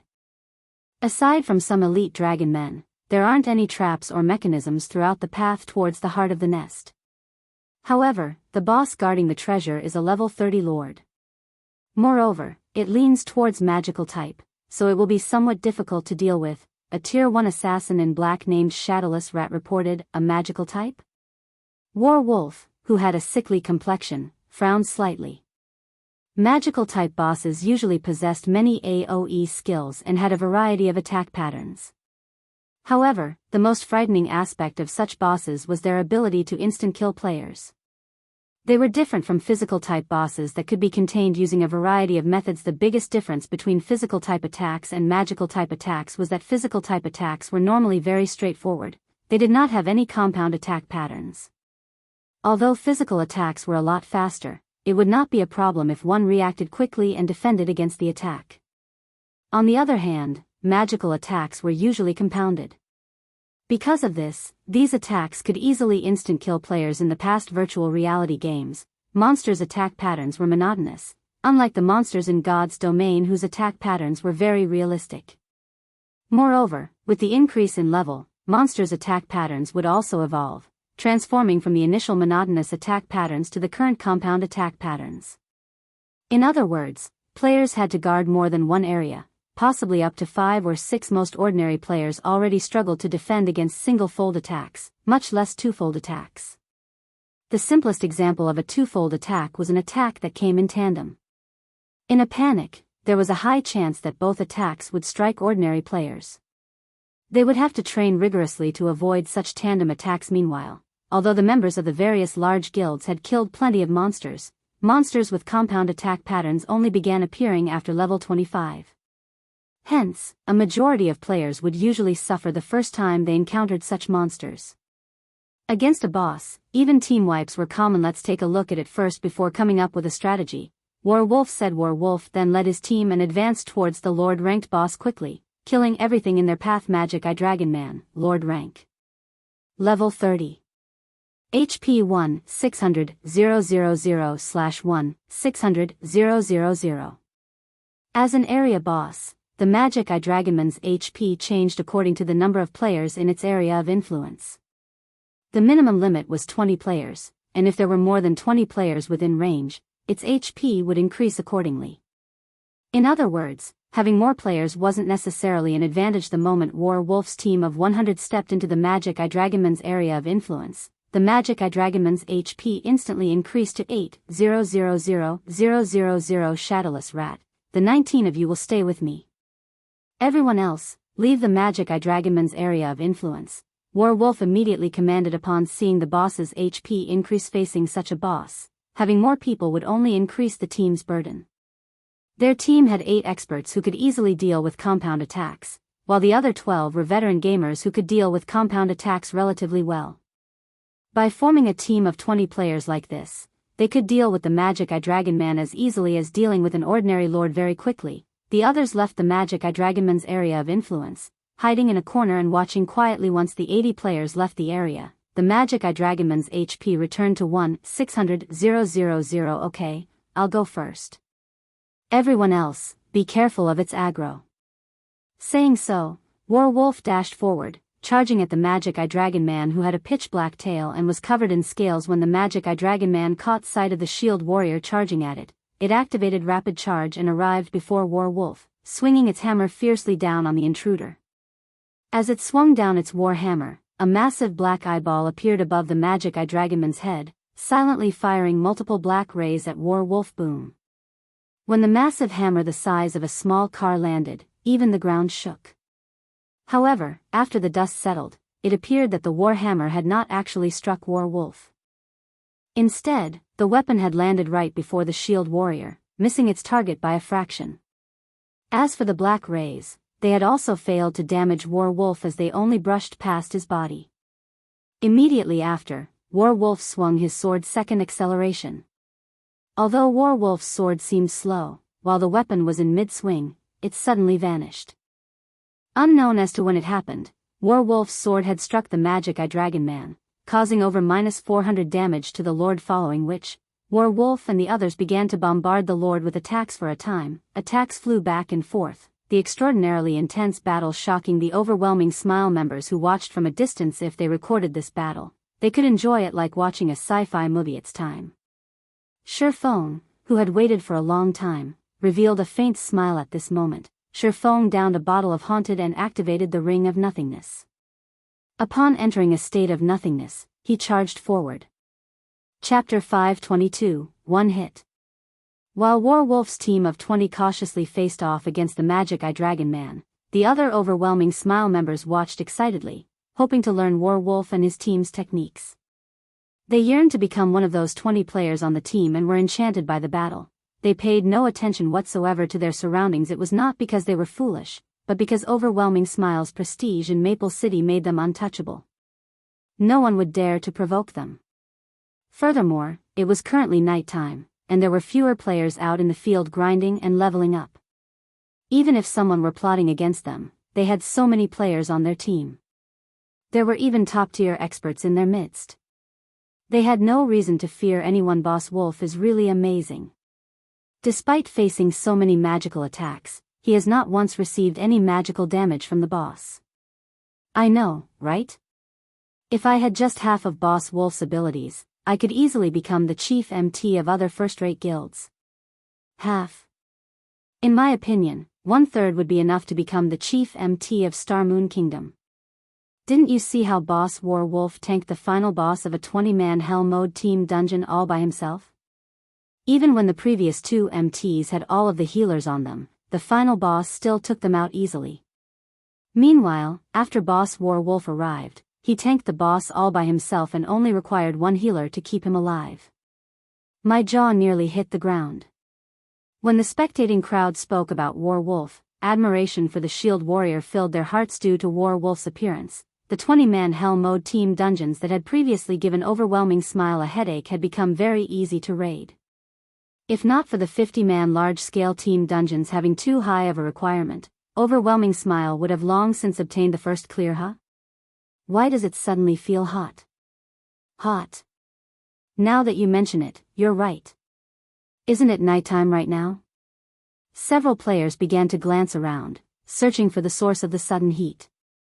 However, they had not noticed anything in particular wait above us. A vigilant assassin shouted as he pointed towards the sky immediately. Everyone shifted their gazes upward, only to find an endless stream of fire-type mana gathering above their heads, condensing into a fire that rained down on them. Meanwhile, a spinning wall of flames had appeared around them. The ground beneath their feet also began to boil. This phenomenon was none other than Shifeng's firestorm. After Shifeng had upgraded the 7 luminaries ring, the level 7 firestorm now had an effective radius of 30 yards, and the skill shrouded all 80 spectating players before Overwhelming Smile's elites could react. A damage of over -10,000 points appeared above each of their heads. War Wolf had the highest HP in Overwhelming Smile, yet, even he only had close to 7,000 HP. After a storm of flames swept through the crowd, silence permeated the area.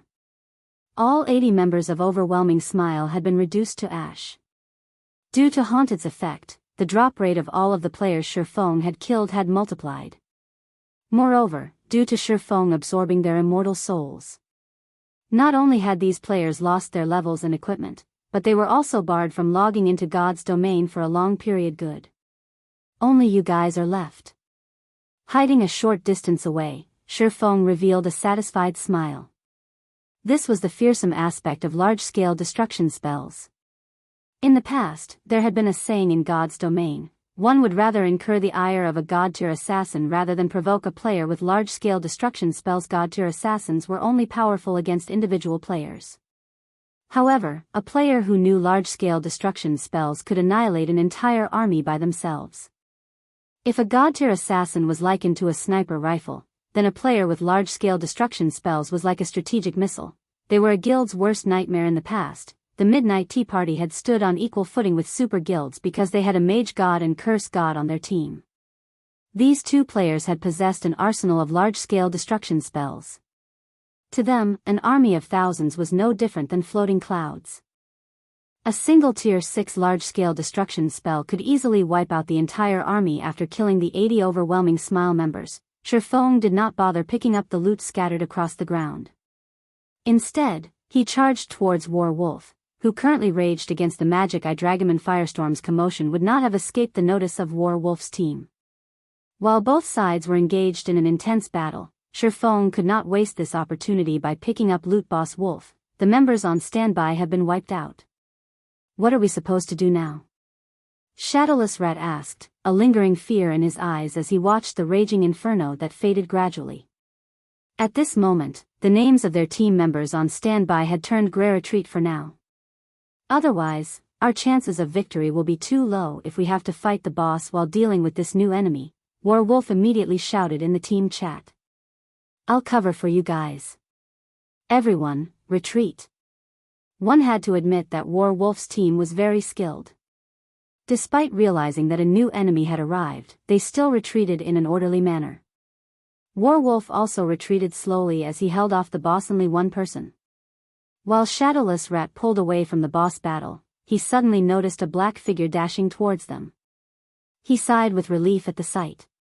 Licking the corner of his lips, he sneered and said, "Boss Wolf, leave this bastard to me. He actually thinks he can provoke us and plunder our treasures? I'll teach him a lesson." Saying so, Shadowless Rat activated Wind Steps and dashed to meet the cloaked figure. Initially, War Wolf had intended to stop the assassin. However, after giving it some thought, he changed his mind. Seeing the enemy's movement speed, War Wolf had already managed to judge the enemy's strength. Although the enemy was an expert and possessed good attributes, he was still far from being a match for Shadowless Rat. War Wolf was very familiar with Shadowless Rat's strength. Among the 8 top-tier experts, the assassin ranked 3rd in one-on-one combat.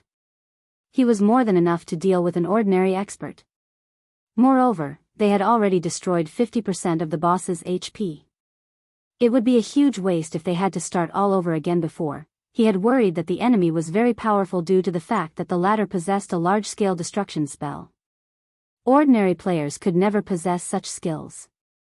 At the very least, the enemy should be an extremely powerful expert or someone with the backing of a large guild. If it were someone targeting Overwhelming Smile as a whole, they would have no choice but to retreat.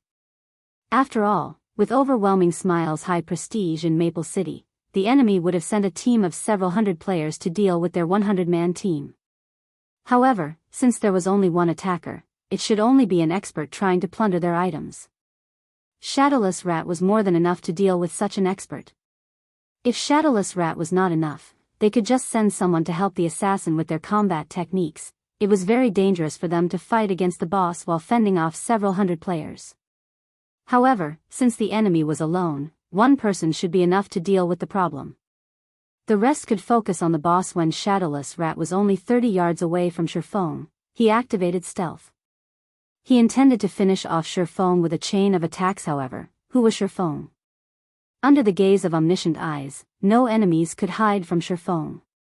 Up till now, Sherfong had intentionally lowered his speed. He had not used his maximum suddenly. Sherfang's speed increased show.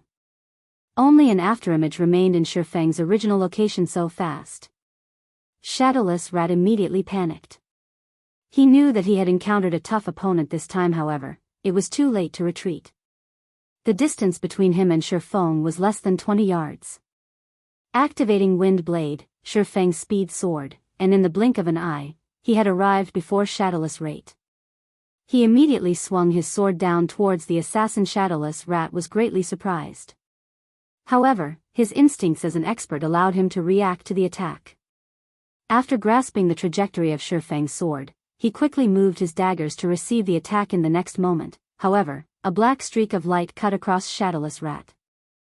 The assassin was then forced out of stealth, a shocked expression on his face as he looked at the black hooded figure before him. How could any attack possibly be so fast?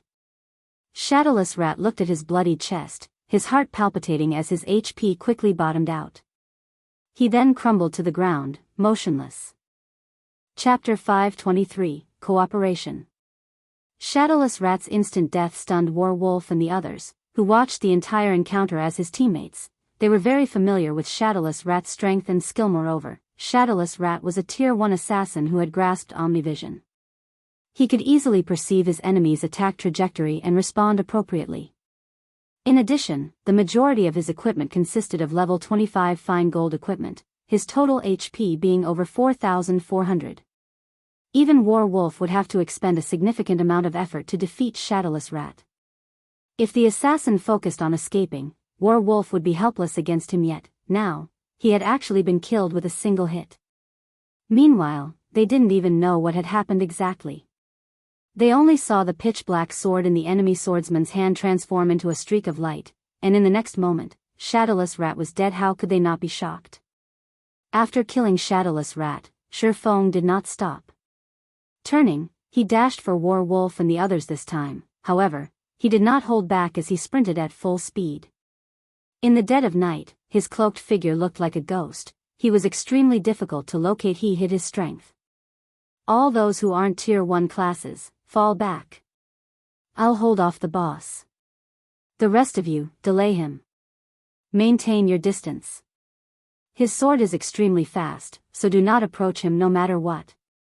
Werewolf shouted his orders in the team chat. Although Werewolf's instructions had been appropriate, he still felt as if something were off about this situation. Why had such an expert ambushed them? Moreover, based on the enemy's behavior, it was clear that he had aimed for them from the very beginning. This situation greatly confused Werewolf. Among the various teams in Overwhelming Smile, their team had always strived to maintain a low profile. They have never provoked anybody.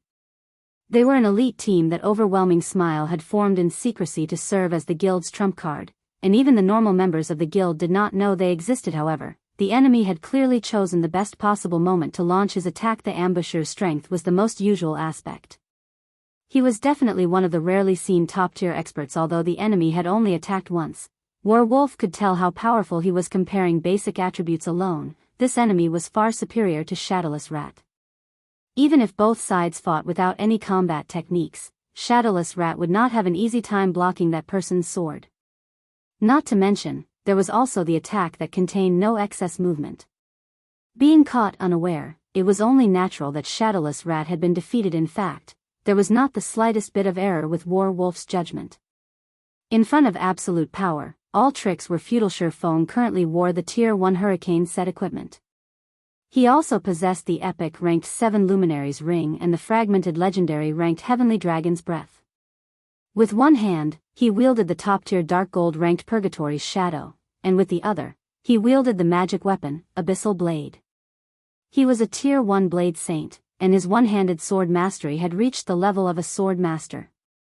In terms of basic attributes, he was leaps and bounds above Shadowless Rat. Even though Shadowless Rat had already reached the threshold of the refinement realm, in the face of absolute power, all combat techniques were useless.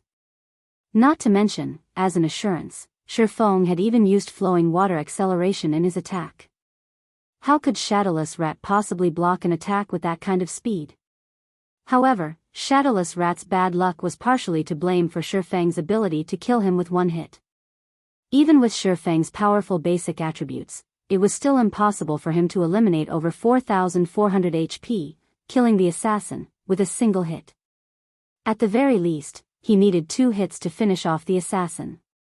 However, the attack that struck Shadowless Rat had triggered a triple critical hit. Even death would find it difficult to avoid the assassin at that point. In the span of a few breaths, the remaining 6 experts in Werewolf's team had already managed to block Sherfang's advance. Among these 6 players, 3 were melee classes, with 1 being a swordsman and 2 being berserkers. The remaining 3 consisted of a cleric, an elementalist, and a ranger. All 6 players were Tier 1 classes. A party of ordinary Tier 1 players would be more than enough to deal with a 20-man elite team, not to mention that these 6 Tier 1 players were true experts. Their coordination was certainly something to behold. I refuse to believe that the 6 of us cannot defeat one of you, a level 27 male berserker in silver armor said irritably as he watched Sherfong dash towards his team. It's better to be careful. This person's attack power is very high. Even plate armor classes like you will not survive more than a few hits. Focus on pinning him down. Leave the attacking to us ranged classes, the tall and slender level 26 female elementalist suggested. We know, relax. Another level 26 male berserker in black armor laughed. They were very confident that they could deal with Sherfong normally. They often held practice PvP matches against each other. As long as they, the 3 melee classes, worked together, even their boss Werewolf would suffer defeat. They also had 3 ranged classes on their side. They refused to believe that the black-cloaked swordsman before them could turn the tide of the battle by himself. The Tier 1 ranger then fired a series of frost arrows, sealing off Sherfang's movements. Meanwhile, the Tier 1 elementalist used a combination of ice spear and ice wall. Both the ranger and the elementalist had grasped omnivision, so they could see through Sherfang's actions and send their attacks ahead of time. Under the combination attack, Sherfong was forced to stop his advance temporarily and evade the incoming attacks. Take this. Seizing the opportunity, the silver armor berserker tightened his grip on his greatsword and used flame charge on Sherfong. Flame charge could force the target into a fainted state for a slightly more than 1 second. As long as they incapacitated Sherfong for 1 second, under everyone's focused fire, even his 10,000 plus HP would not last.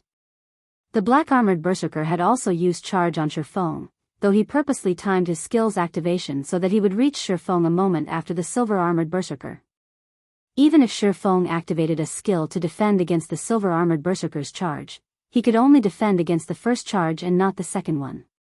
Most importantly, both berserkers attacked Sherfang's sides, making it even more difficult for Sherfong to force his way through the attacks. There were also the 3 ranged classes blocking off Sherfang's paths of retreats. If Sherfong tried to evade, the attacks would strike him. Die. The black-armored berserker readied his battle axe as the silver-armored berserker attacked Sherfong, waiting for the moment when Sherfong used a skill to defend against the silver-armored berserker's charge. When that time arrived, it would then be his turn to finish Sherfong off. Sherfang's only choice was to evade the charge and in turn, sacrifice some of his HP by enduring the ranged class's attacks. That way, he would at least keep his life. In the long run, however, he would only find death here. It was only a matter of time. Why isn't he dodging?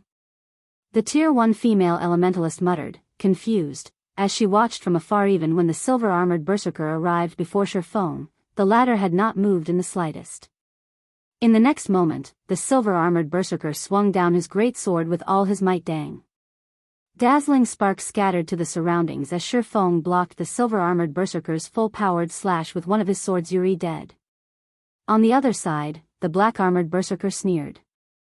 Shifeng had actually decided not to evade the attack. He had not even used a skill to defend himself. He was simply insane after being incapacitated by 2 charges. Not even a miracle could save him from death when the black-armored berserker arrived before Shifeng and swung his axe. Everyone heard the sound of clashing metal once again. How? The black-armored berserker was shocked as he stared at Shifeng blocking his axe with the Purgatory's shadow. Does he possess a skill that makes him immune to control effects for a short time? The 2 robust berserkers standing beside Shifeng had failed to inflict any damage. Even an immunity skill won't save you. Shouting angrily, the silver-armored berserker's body increased slightly in size. It was obvious that he had used a berserk skill, allowing his strength to grow. He then used cross slash. The other black-armored berserker used whirlwind slash. It should be my turn now, right? Shifeng asked softly. Chapter 524, Ganging Up. Before the fight with War-Wolf's team had even begun, Shifeng had activated the aura of space on the 7 luminaries ring, becoming immune to all control effects, whether it was the Tier 1 Elementalist's Ice Wall or the Tier 1 Ranger's Frost Arrows. Shifeng had intentionally dodged both the Tier 1 Elementalist's Ice Wall and the Tier 1 Ranger's Frost Arrows with the goal of tricking the 2 Tier 1 berserkers into approaching him on their own accord, saving him the time of going after them. Himself releasing a low shout, Shifeng used the skill unique to the Hurricane set equipment, Sword Aura Release, dealing 300% weapon damage to all enemies within a radius of 5 yards and knocking all enemies back by 12 yards, stunning them for 1 second. Crap.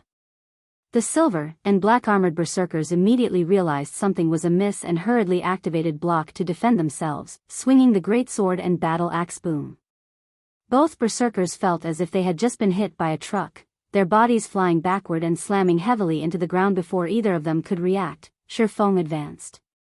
He could easily cross a distance of 12 yards with a single step. In the blink of an eye, Shifeng appeared before the silver-armored berserker and sent a chop down on the man. Currently, both berserkers were in a fainted state. They could not defend against Shifeng's attacks at all. However, the instant Shifeng's sword descended, he immediately changed his weapon's trajectory, directing the chop behind him. Ping. Ping. Ping. Before anyone noticed, a Tier 1 swordsman had appeared behind Shifeng and similarly used chop. Hence, Shifeng had abruptly changed his target when the swords of light collided. The impact sent the Tier 1 swordsman flying, 3 damages of over -400 points appearing above his head. How can someone possess such horrific strength? Is he a human-shaped lord? The Tier 1 swordsman stared at Shifeng in disbelief. He had flown over 6 yards and had only managed to stabilize himself after much difficulty. Even so, the hand he used to grip the sword that collided with Shifeng's blade was completely numb. During this brief exchange between Shifeng and the Tier 1 swordsman, the silver-armored berserker recovered from his fainted state. Shock filled his heart when he saw a single hit send his swordsman companion flying.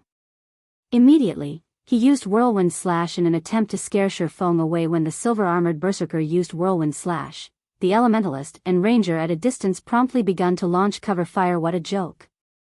Shifeng was capable of sending a level 26 Tier 1 swordsman flying with just 1 hit. If such an attack struck them directly, they would die instantly. Facing the barrage of attacks, Shifeng had no choice but to evade, opting to chase after the black-armored berserker. After all, not only were these attacks overwhelming, but they were also experts' attacks. If he really tried to take the silver-armored berserker's life, it was highly possible he would have to sacrifice his own. Seeing Shifeng retreat, the level 27 silver-armored berserker unconsciously released a sigh of relief. That was close. I nearly lost my life there. If he had not instinctively used block, allowing him to negate 1 instance of damage coming from his front, he would have lost his life during Shifeng's first attack, not to mention that alarmingly dangerous second attack. Despite being in a fainted state, he could clearly feel the killing intent, which was intimidating enough to cause one to freeze during battle, contained within Shifeng's attack. Even if he were not in a fainted state, he was not confident he could block that lightning-quick attack. Although he possessed high HP and defense as a berserker, his HP was just slightly more than 5,300. With Shifeng's frightening attack power, even a plate armor class would die from a single hit. Only a brief second had passed since they had begun fighting Shifeng. However, this was the first time in his life the silver-armored berserker had experienced such a long second. His life very nearly flashed before his eyes. When the black-armored berserker saw Shifeng come for him, without hesitation, he turned and fled. He had also experienced Shifeng's power. Not only were Shifeng's basic attributes leaps and bounds above theirs, but his combat techniques were also far beyond them. Facing such a person head-on was nothing short of suicide. While the black-armored berserker fled, the distant female elementalist cast ice wall and ice spheres to hinder Shifeng's movements. Although the spells could not reduce Shifeng's movement speed, they still dealt damage. Hence, Shifeng had no choice but to dodge the attacks. Besides that, the ranger consistently fired accurate attacks at Shifeng's movement trajectory, hindering the Blade Saint's chase of the black-armored berserker. The Tier 1 swordsman also trailed behind him, waiting for an opportune moment to strike. This is really annoying. Although Shifeng had expected such a situation, he could not help his slight irritation. Top-tier experts were top-tier experts for a reason. They were not as easy to deal with as other players. Although he was very fast, he was not fast enough that his enemies could not react. With the 6 of them cooperating perfectly, attacking and retreating simultaneously, Shifeng simply could not find any gaps to attack. As for using long-distance attacks such as Thundering Flash, Earth Splitter, and so on, these skills' casting times were too long. With these people's skills, they could easily dodge Shifeng's long-range attacks. Moreover, using such skills would also slow his movement, allowing these people to widen the gap between them, placing him at a disadvantage. However, these people's ranged attacks were also useless as Shifeng dodged them easily. As for confronting him in melee combat, they did not have the courage. They would be gambling with their lives if they tried to take on Shifeng's attacks for a time. Both sides were locked in a stalemate at this moment. Werewolf had shaken off the boss and dashed toward Shifeng with astonishing speed. Ha ha ha. Brat, you're finished. The silver-armored berserker could not help but laugh when he saw Werewolf running over to help them. Werewolf was a shield warrior. Not only did he possess a frightening defense, but he also had a shield. Adding in Werewolf's techniques, if he coordinated with them in melee combat, they could easily finish off Shifeng. Most importantly, while they had a healer, Shifeng did not. This battle's result was clear for all to see. Encircle him. Do not let him escape. Werewolf hurriedly shouted in the team chat. Boss, you can count on us. Overwhelming smiles. 12 other elites suddenly emerged from their hiding spots, each of them holding a crimson bead. Once they circled Shifeng, they immediately began chanting an incantation. Suddenly, a massive flame barrier rose from the ground, creating a dome that trapped Shifeng and the others inside. Brat, you're really not simple. We even have to use the sealing beads that we obtained from Hell Mode Team Dungeons after going through much difficulty to deal with you. Don't even dream of escaping now. The silver-armored berserker laughed. No one was allowed to leave the sealing barrier. Unless Shifeng possessed a skill with tremendous destructive power, he would have to wait until the barrier exhausted its power. Meanwhile, the barrier had a duration of 15 minutes. It was more than enough to deal with Shifeng. I sent he just one extra person. Do you guys really think you can handle me? Shifeng retorted with a laugh. You underestimate the effect one extra person can have. Even before this, you couldn't do anything to us. With Boss Wolf's help, we will break the balance and kill you. Don't blame us for ganging up on you. You're the one who ambushed us. Next time, make sure you think twice about who you attack. The silver-armored berserker sneered confidently. If 6 of you are just barely a match for me, I wonder how the 7 will cope with 2. Shifeng could not help but ask. Although Shifeng's voice was soft, everyone's chests tightened. Even with Werewolf's powerful aid, they felt that they would only have a 60% chance of taking down Shifeng. If another expert popped up, then 2. Do you think I'm a fool? Once this barrier is up, nobody is allowed to enter or leave. The silver-armored berserker refused to believe Shifeng's claim. However, the moment he finished speaking, another person suddenly appeared by Shifeng's side. Moreover, this person was a twin of their enemy. The killing intent this person radiated could similarly make one's heart skip a beat. Chapter 525, Instant Kill. Every member of Wolf's elite team was stunned when they saw two Shurfongs in front of them. What's going on here? One Shurfong had already given them plenty of trouble, and they even required Wolf's help if they wanted any hope of defeating him. Now that there were two, what were they supposed to do? A doppelganger, huh? Wolf remained calm despite the sudden appearance of another Shurfong, and he immediately thought of a possibility in God's domain. Aside from the skills of the various classes, there was also a large variety of general skills. A skill capable of producing a doppelganger was not entirely impossible. It was just like how summoners could summon powerful monsters. When the others on the team heard Wolf's statement, they realized that this was actually quite possible. Otherwise, how would they explain the situation before them? Everyone instantly released a sigh of relief. Although a doppelganger possessed some lethality, at the end of the day, a doppelganger was still a doppelganger. However, they quickly realized that they were sorely mistaken. They were outrageously wrong. The instant Shurfang's doppelganger showed itself, it dashed towards the Tier 1 swordsman. Although the speed of the doppelganger's sword was not as frightening as the real Shurfang's, every one of the doppelganger's attacks forced the Tier 1 swordsman to take 3 to 5 steps back before he could stabilize himself. The Tier 1 swordsman was even forced to activate Defensive Blade to hold off the doppelganger's assault. I'll help you.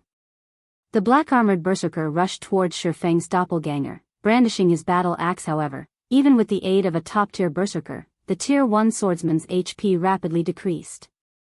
The team's Tier 1 cleric had no choice but to heal the Tier 1 swordsman constantly to stabilize the latter's HP. The doppelganger's combat power flustered every one of its enemies. Leave the doppelganger to me. Since it is a skill, there is definitely a duration. Once the duration ends, we will deal with the person himself, Wolf snarled.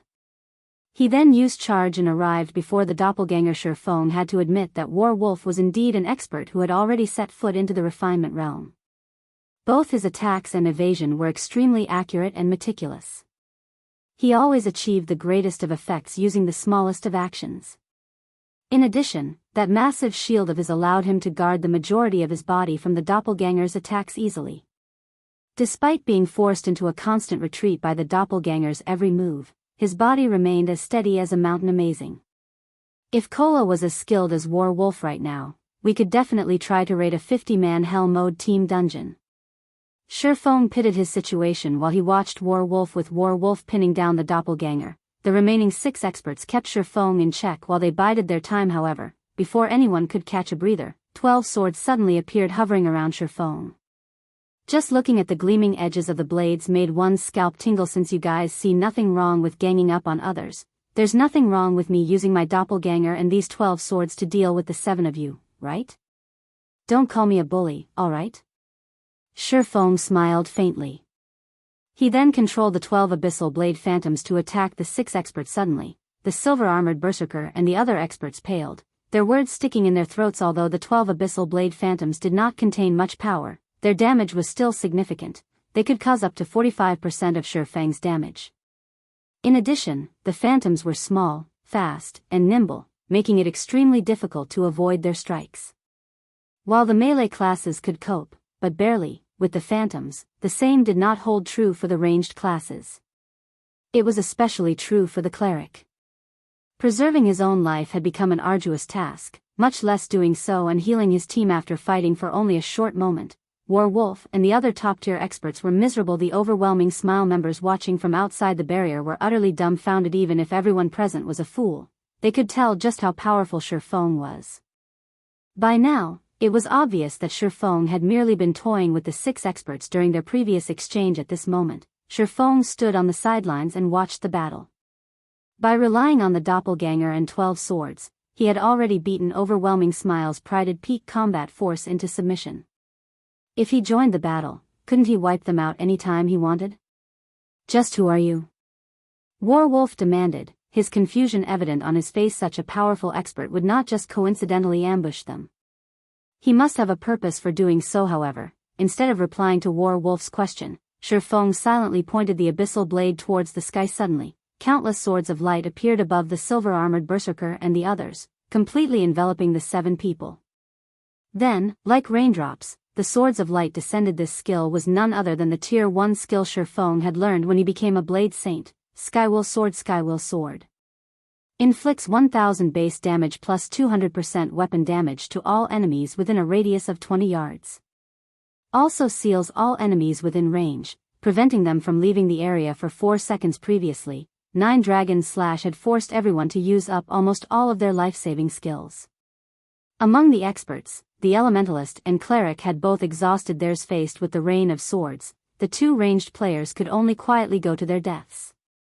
Meanwhile, the remaining 2 Tier 1 Berserkers, the Tier 1 Swordsman, and the Tier 1 Ranger had less than a third of their HPs remaining after the Skywheel Sword's descent. They were also trapped in a 20-yard radius area using silent steps. Shifeng appeared behind the Tier 1 Ranger. Although Rangers possessed melee combat capabilities, Shifeng had caught him completely off guard.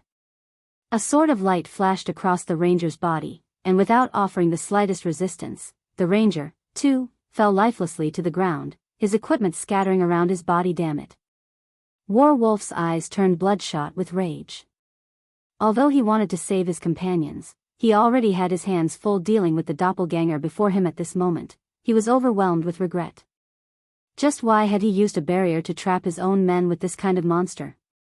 Moreover, the barrier lasted 15 long minutes. Everyone outside, hurry up and escape. Warwolf was helpless as he shouted this command. Boss Wolf. The overwhelming Smile team members outside the barrier nodded and scattered. As they ran, they began to contact the other members of Overwhelming Smile, asking for reinforcements. However, they knew that no one could save Warwolf and the others. There was not enough time inside the barrier. Though the silver-armored Berserker and the other 2 experts tried to attack Shifeng as a group, the gap between their strength and speed and their enemies was simply too massive. Without needing any skills, Shifeng easily finished off the 3 of players after brandishing his swords a dozen times or so. As for Warwolf, Shifeng was done playing around. He immediately instructed his doppelganger to activate Blade Liberation. Blade Liberation was a skill that he had learned himself, not a skill that he acquired with his equipment. Since the doppelganger could utilize all of the skills he had learned, it was naturally capable of using the Tier 1 Berserker skill, Blade Liberation, as well. Instantly, both the doppelganger's strength and agility increased by 80%. At this moment, the doppelganger's strength and agility had even surpassed Shifeng himself. In the next moment, countless swords of light clashed with Warwolf's massive red shield, producing a continuous stream of rings. The barrage of powerful attacks sent Warwolf flying. As he tried to stabilize his body in midair, he suddenly discovered Shifeng's doppelganger before him. Hurriedly, Warwolf raised his shield in an attempt to protect his body. Shockingly, however, the doppelganger's sword passed through his shield and struck his body, dealing over -1000 damage. This move was none other than the skill specifically meant for targeting MTs, Illusory Shadow. Once this skill was used, the doppelganger's attacks could only be dodged, and not blocked. At this moment, Warwolf's towering shield was practically non-existent. Moreover, he could not control his body while he flew through the air, making it impossible to dodge the doppelganger's attacks. Attack after attack assaulted Warwolf. The doppelganger attacked the shield warrior 6 times in a row, and of them, 3 had triggered a critical hit, dealing close to -3000 damage. In the blink of an eye, Warwolf's body fell to the ground, his nearly 7000 HP reaching 0. Meanwhile, Shifeng had activated space movement and instantly appeared before the 12 escaping Overwhelming Smile members. He then finished off each player with a single hit, letting none escape the Dragonman's Nest.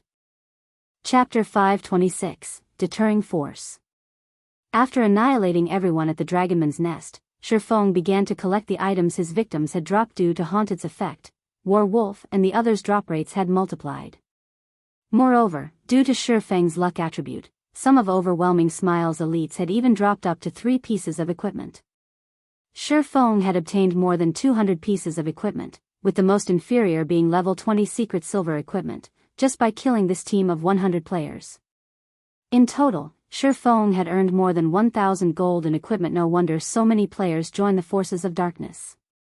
An indescribable joy filled Shifeng's heart when he looked at the assortment of advanced equipment in his bag.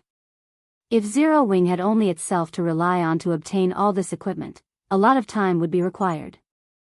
Meanwhile, Shifeng had only needed 5 minutes. However, equipment was not his greatest concern this time. The key point had been killing Werewolf and the others. After absorbing their immortal souls, Werewolf and the others could forget about logging into the game for at least 2 or 3 days. In addition to their lost equipment, they would have to waste at least 4 or 5 days to recover from this serious setback. With this one fight, Shifeng had stomped Overwhelming Smile's trump card to the ground, severely slowing the guild's development progress. If I put my back into it, I should be able to collect the 300 points of life force required before logging off. Shifeng took a look at the Icarus's heart's attributes, licking his lips. He then departed from the Dragonman's Nest in search of other Overwhelming Smile members. Previously, when he had attacked Werewolf and the others, the latter had contacted the other nearby Overwhelming Smile members, hoping to attract a crowd. After all, Overwhelming Smile was the overlord of Maple City.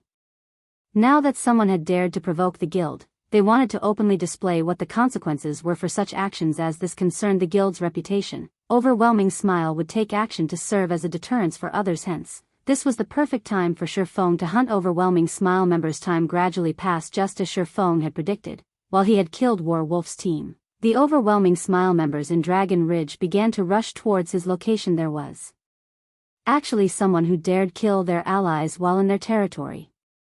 Before this, nobody had dared to kill any members of Overwhelming Smile. Now that someone had emerged, naturally, they needed to retaliate. Filled with rage, the members of Overwhelming Smile rushed over to the Dragonman's Nest where Werewolf's team had fought, hoping to teach Shifeng a lesson. Unfortunately, only an endless abyss awaited them. The majority of the reinforcements that arrived consisted of 20-man teams, and very rarely would a 100-man team appear. Although all of these teams consisted of elite players, compared to Werewolf's team, they were significantly inferior. Whenever Shifeng discovered one of these teams, he would immediately use Firestorm. As for those that were fortunate enough to be outside the skill's effective radius, Shifeng would rush over and finish them off quickly. Each battle usually lasted around 5 or 6 seconds. These Overwhelming Smile members did not even have the time to contact the other teams. They could only watch as Shifeng devoured them, one after another, becoming life force for the Icarus's heart. After slightly over half an hour, Shifeng had collected a total of 300 points of life force, evolving the Icarus's heart to secret silver rank. The luck attribute the necklace provided increased from the original 7 points to 9 points. Although it was a minor increase, it had significantly increased items drop rates. Meanwhile, if Shifeng wanted to upgrade the Icarus's heart to fine gold rank, he needed double the previous requirement, 600 points of life force. Originally, Shifeng had wanted to log out of the game to rest. However, thinking that this was a rare opportunity, he continued to massacre the endless stream of Overwhelming Smile members that stormed over to help their companions. Currently, Overwhelming Smile's members still had no idea of what was occurring at the Dragonman's Nest. They also did not know that many of their companions had already died. After all, players who had lost their immortal souls could not log into the game even if they wanted to, so it was not possible for them to notify their allies. Even if there were a way to make contact, that would only happen after the upper managers of Overwhelming Smile discovered that the dead could not log back into the game. Who knew how long that would take?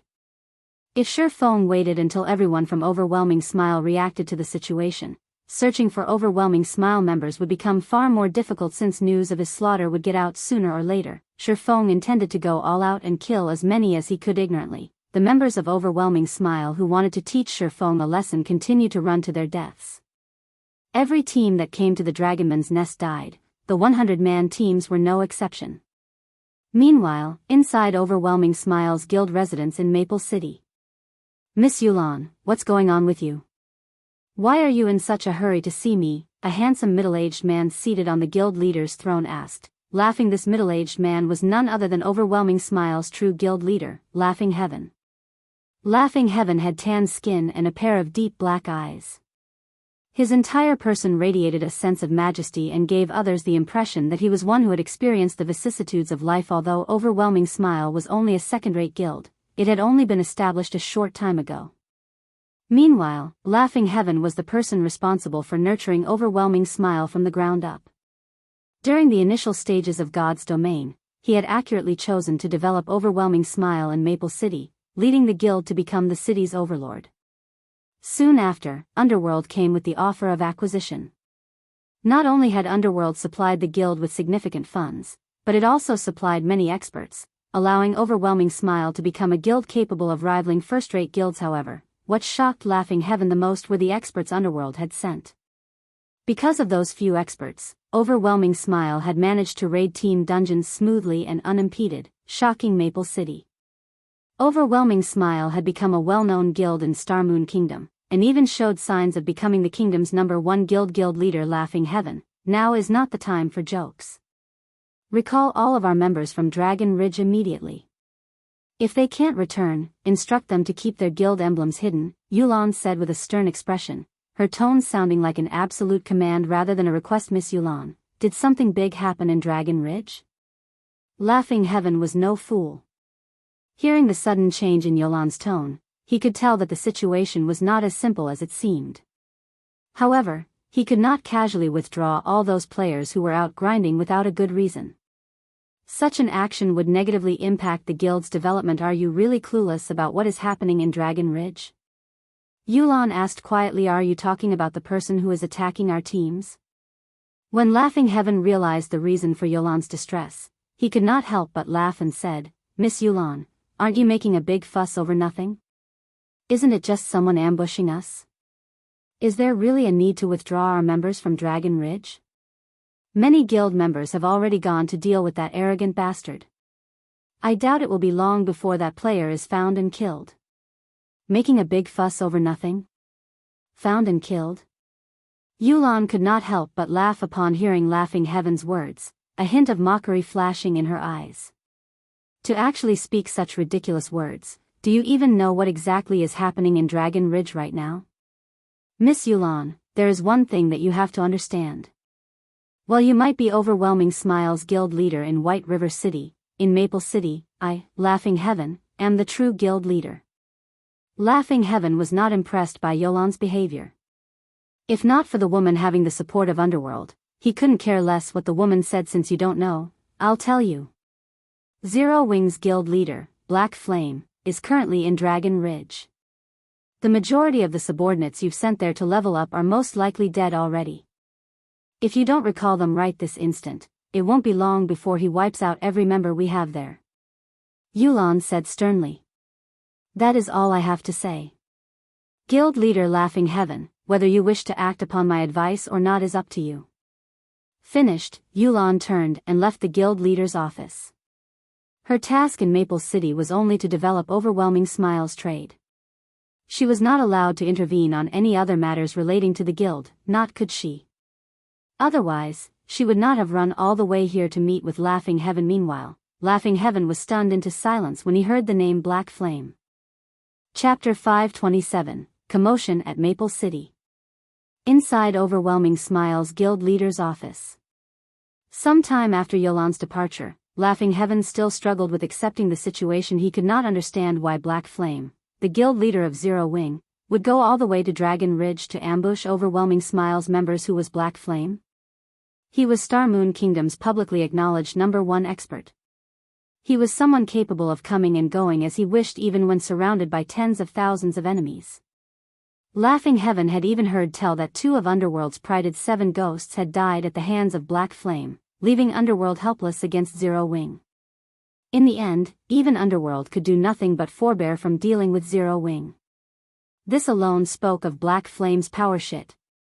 Laughing Heaven suddenly recalled a situation. There was a rumor going around saying that Black Flame was capable of preventing the players he killed from logging into God's domain for a long period.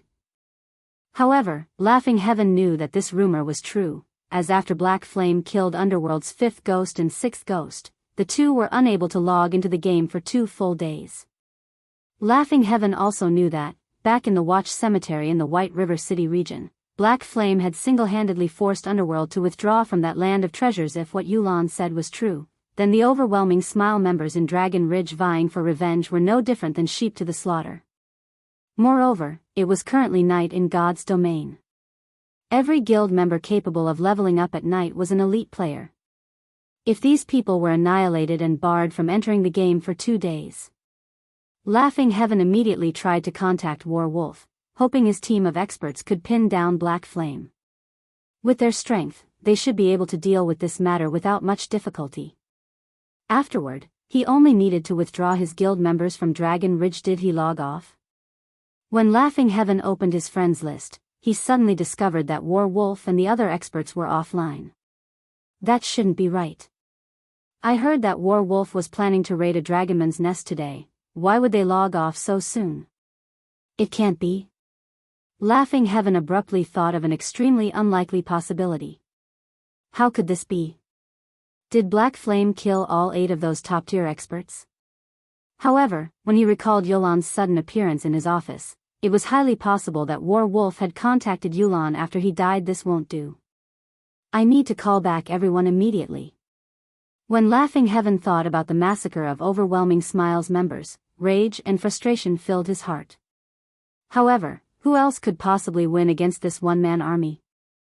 Shortly after, Laughing Heaven sent a command to all Overwhelming Smile members in Dragon Ridge, ordering them to either head to other locations to level up or return to the city to rest. In any case, the monsters at night were not easy to deal with. They could also accumulate double EXP buff if they rested in the guild residence. What's going on? Why are we being told to leave Dragon Ridge? I'm only a short distance from the treasure chest. That's right. Our team is still looking for that little thief that dared ambush us. If we withdraw like this, won't we let that bastard get away? Who knows? However, this is a command from the guild leader, so we have no choice. The members of Overwhelming Smile were somewhat dissatisfied with Laughing Heaven's command. However, as it was a command from the guild leader himself, they could not disobey. While Overwhelming Smile gradually withdrew from Dragon Ridge, a commotion occurred in Maple City. Many players resting in the city passionately discussed these ambushes and Overwhelming Smile's withdrawal. Bars were particularly lively with such conversations.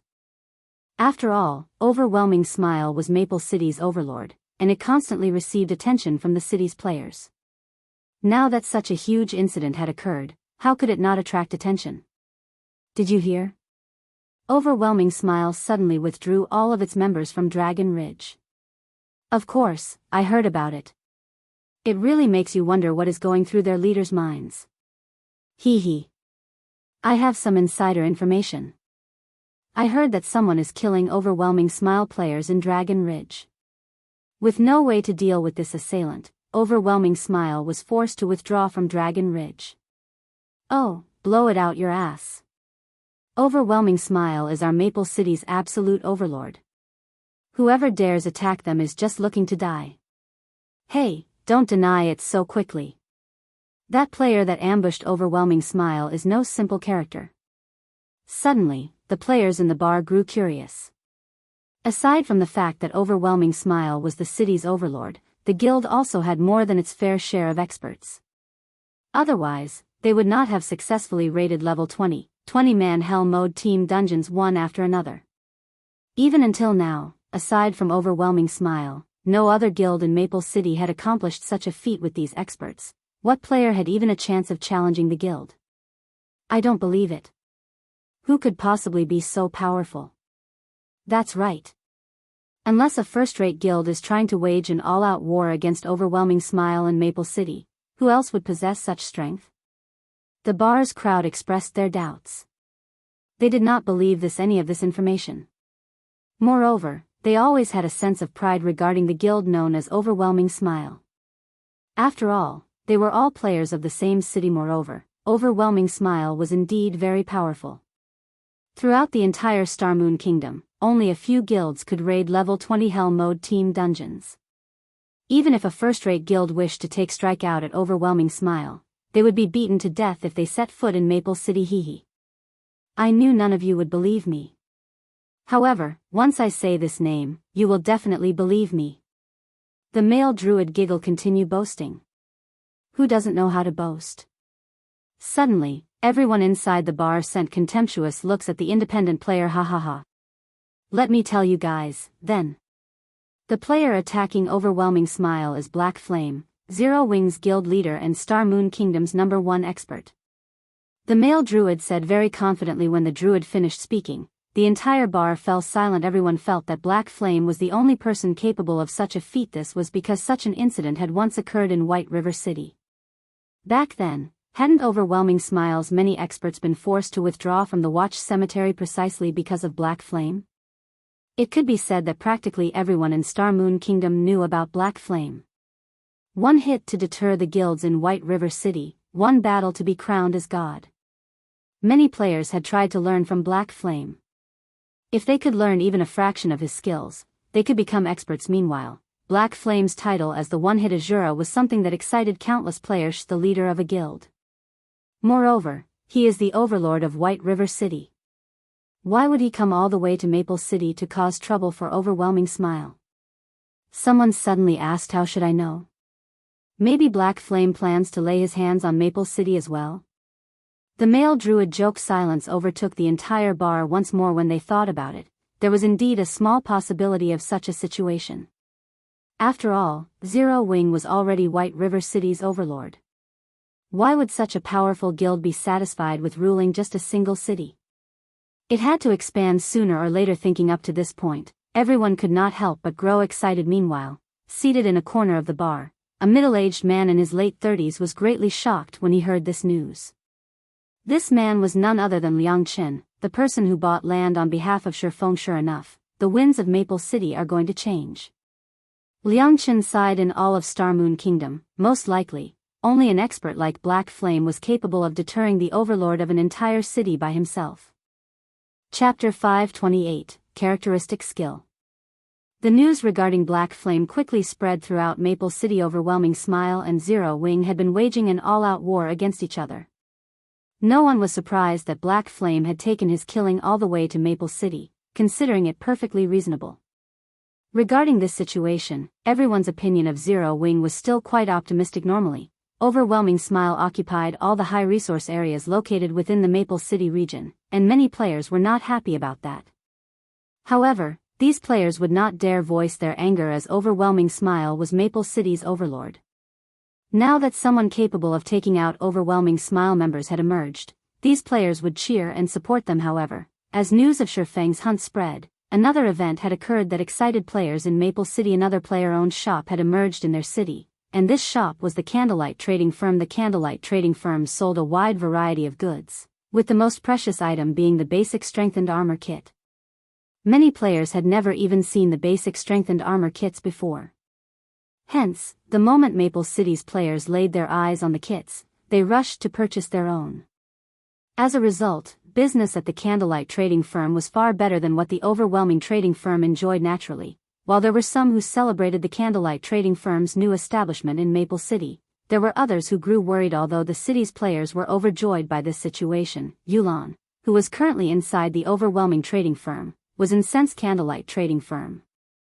Yulan ground her teeth. She had truly not expected that the Candlelight Trading Firm had been preparing to set up a shop in Maple City.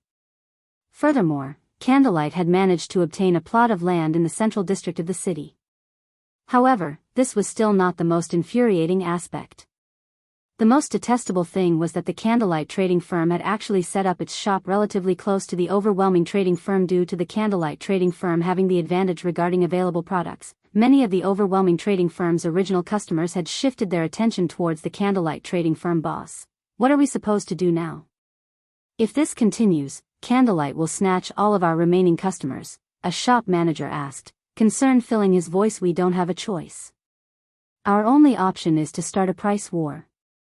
Reduce the prices of all goods, Yulan said, sighing helplessly. She did not have any good ideas about how to deal with this situation. Unless they could get their hands on some exclusive items, there was simply no way to compete with the Candlelight Trading Firm. Fortunately, unlike in White River City, the Overwhelming Trading Firm possessed some capital in Maple City, and their two trading firms had started with the same benefits around the same time. In addition, Maple City was their home ground. The cost of harvesting materials was significantly lower here, resulting in a lower production cost.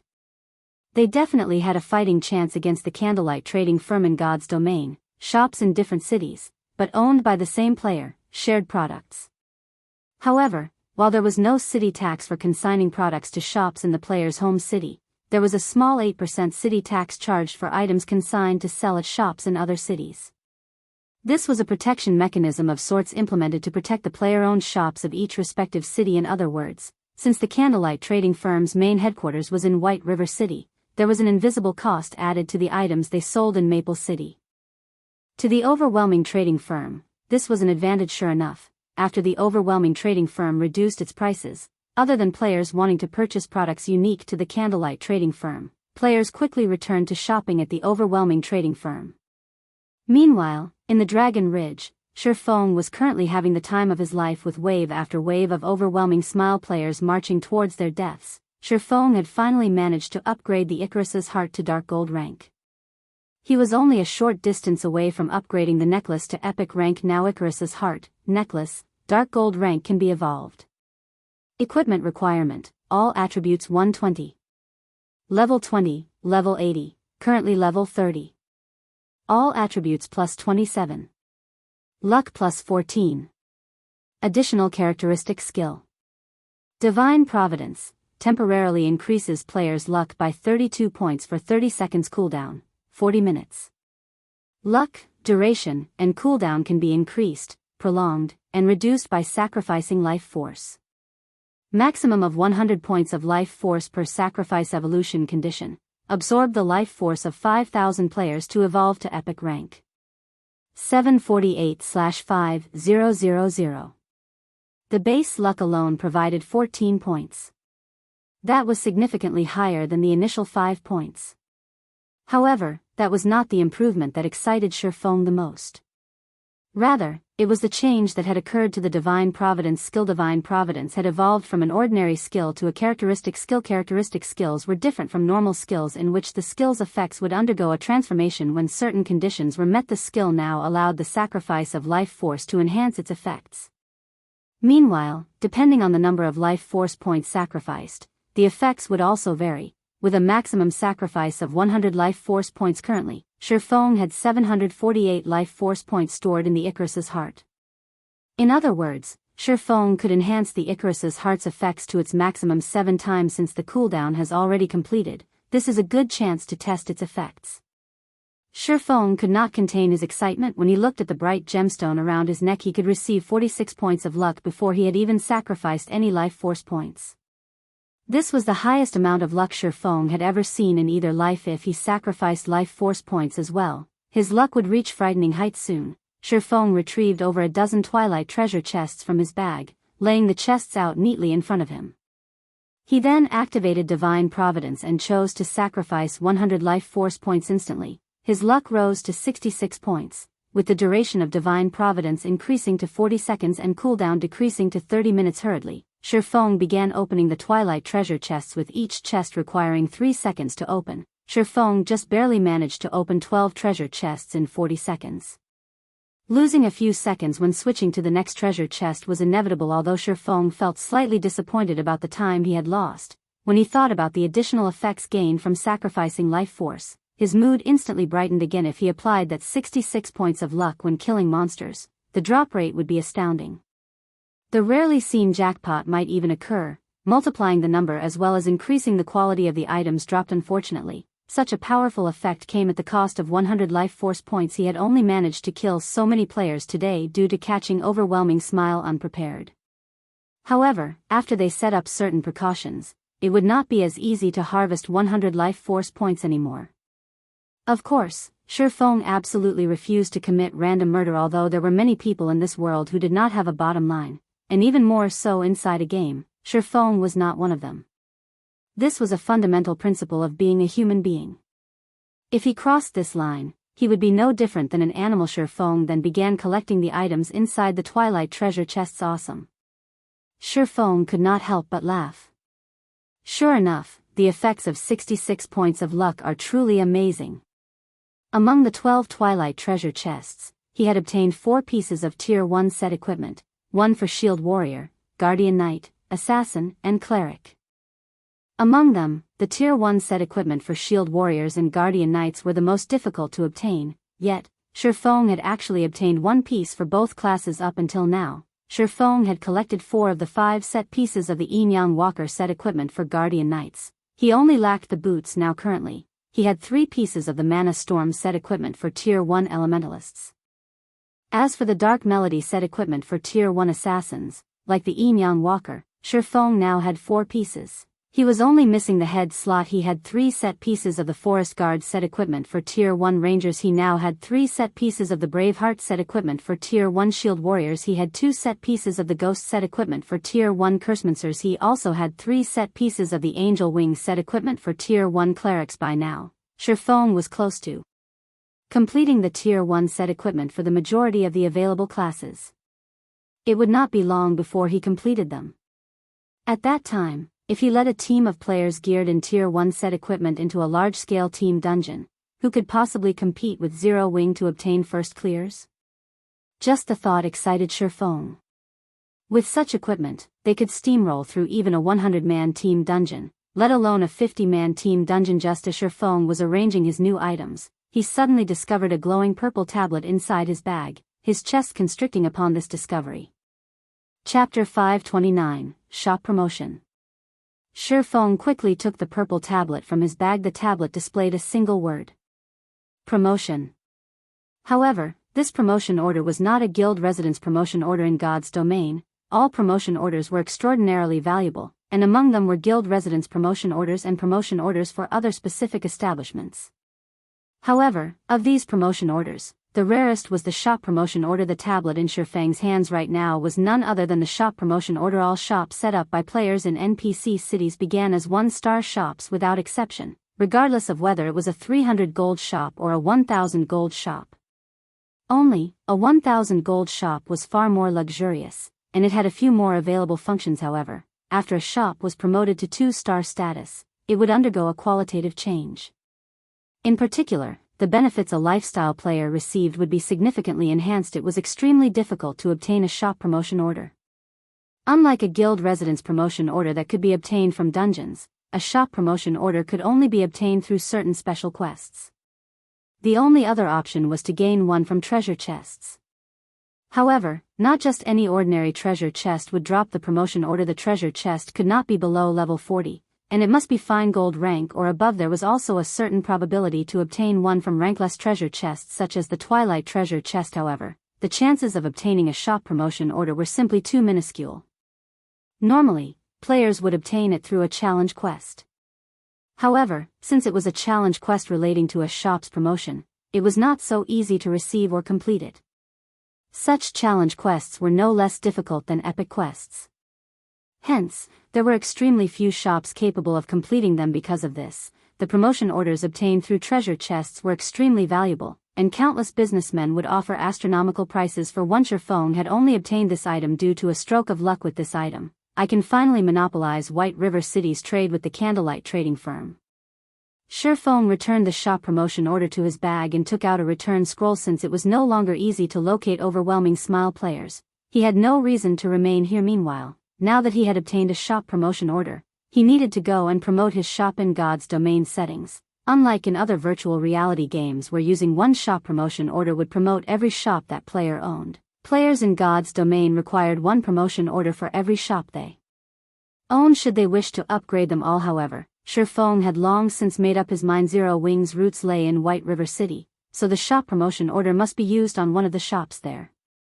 As for the shops in Starmoon City and Maple City, unless he had excess, he would not waste any promotion orders on these two cities. After using the return scroll, Shifeng returned to Maple City. However, Shifeng was in no hurry to return to White River City. Instead, he first went to investigate the Overwhelming trading firm. Now, he had already heavily damaged Overwhelming Smile's hidden trump card, which would severely impact its dungeon raiding process. He had also killed plenty of Overwhelming Smile's elite members, causing significant damages to the guild. Not to mention, due to a lack of resources, the development of Overwhelming Smile's branch in White River City had also been wounded. If this situation continued, the gap between Overwhelming Smile and Zero Wing would only grow as more time went by. The only fighting chance Overwhelming Smile had right now was the Overwhelming Trading Firm. If the Overwhelming Trading Firm developed successfully, Overwhelming Smile would have the coins required to fight a war of attrition against Zero Wing. In addition to its ample funds and enormous background, the guild's development speed would soar. After all, a massive organization such as Underworld possessed the mechanisms required to nurture experts. Only, everyone had yet to adapt to God's domain fully. Once they did, however, with sufficient coins and funds, in addition to experts giving out pointers, it would be very easy for Overwhelming Smile to nurture a large number of experts. Although Zero Wing seemed to prosper right now, in reality, it was still significantly inferior to other major guilds, particularly in terms of training mechanics for experts. God's domain was mankind's second world. It was not a game with a short lifespan. A guild's strength was not determined by wins and losses. Instead, it was determined by how long the guild in question could remain in power. In the past, there had been many guilds that had prospered greatly for a period. However, after some time had passed, they still crumbled and eventually faded out of existence entirely. Based on this, one could easily tell the gap between guilds. This was why Shadow had remained a second-rate guild in the past. It was because the guild had only been recently established and did not possess the necessary mechanisms to nurture experts. Although the guild had succeeded in establishing such mechanisms during the middle stages of God's domain, said mechanisms were far inferior to that of first-rate guilds. In the end, the gap between Shadow and the first-rate guilds of God's domain only grew wider as time went on. Hence, Shifeng wanted to establish such training mechanisms as soon as possible and produce an endless stream of experts for Zero Wing. Only then could Zero Wing become a true powerhouse. This was also one of the reasons why first-rate guilds looked down on Zero Wing. They all shared the same thought: you are only strong right now. What about in a few months? Let's see how you fare in 1 or 2 years. All guilds that had achieved the status of a first-rate guild possessed a history over a decade long. Some had even survived several decades. When Shifeng arrived before the Overwhelming Trading Firm, he could see a constant stream of players enter and exit the shop. As for the Candlelight Trading Firm, which was only a short distance away, although the shop also had plenty of customers, there were significantly less than the Overwhelming Trading Firm. Overwhelming Trading Firm's items sure are cheap. I can buy another stack of advanced whetstones with the money I saved. That's right. Not only are the items cheap, but I never expected that it would also push out a new product. Unfortunately, the shop didn't have many for sale, and I didn't have the chance to buy one. Are you talking about the magic damage potion? Yeah, that's right, it's that item. I'm an elementalist. If I drink that potion, it can increase my magic damage by 5% for half an hour. It would help significantly when I'm grinding monsters or raiding dungeons. Shifeng had initially planned to enter the shop to investigate. However, upon hearing the conversation of a few players who had just left the Overwhelming Trading Firm, he could not help but stop and listen. Magic damage potion? Shifeng was not a stranger to this item. The recipe for the potion only had a chance of dropping from level 20 Hell Mode team dungeons. However, its production difficulty was very high. At the very least, one needed to be a basic alchemist. Even then, the success rate of crafting one hovered around 20% to 30%. Sure enough, I cannot underestimate Underworld. I just established a shop at Maple City, and already, there is someone capable of producing such a potion. Shifeng was not particularly surprised at discovering this information. Overwhelming Smile was a massive guild. Its members didn't consist of purely combat players. The guild nurtured a large number of lifestyle players as well, so it was only natural for someone to be capable of producing the magic damage potion. However, this was not good news for the Candlelight Trading Firm. The magic damage potion was not unique to the Overwhelming Trading Firm. Zero Wing had also obtained a few magic damage potion recipes. However, even now, the Candlelight Trading Firm had yet to successfully nurture a single basic alchemist, so they could not produce it. Shifeng decided not to linger. Immediately, he headed to the teleportation hall and returned to White River City. Upon arriving at White River City, the first thing Shifeng did was head towards the city hall and upgrade the Candlelight Trading Firm next to the auction house to a 2-star shop. When a shop was promoted to 2-star status, the building itself could also undergo an upgrade. However, a significant sum was required for the reconstruction. Without hesitation, Shifeng spent 1,000 gold to reconstruct the shop. The reconstruction did not take much time at all. It was done in just a dozen minutes or so. Suddenly, the 3-story tall Candlelight Trading Firm rose to 5 stories. It became an extraordinarily eye-catching display beside the auction house, attracting the attention and discussion of many players. It was common knowledge that shops could only possess a maximum of 3 floors. Throughout the entire God's domain, there had yet to be a single player-owned shop that had more than that.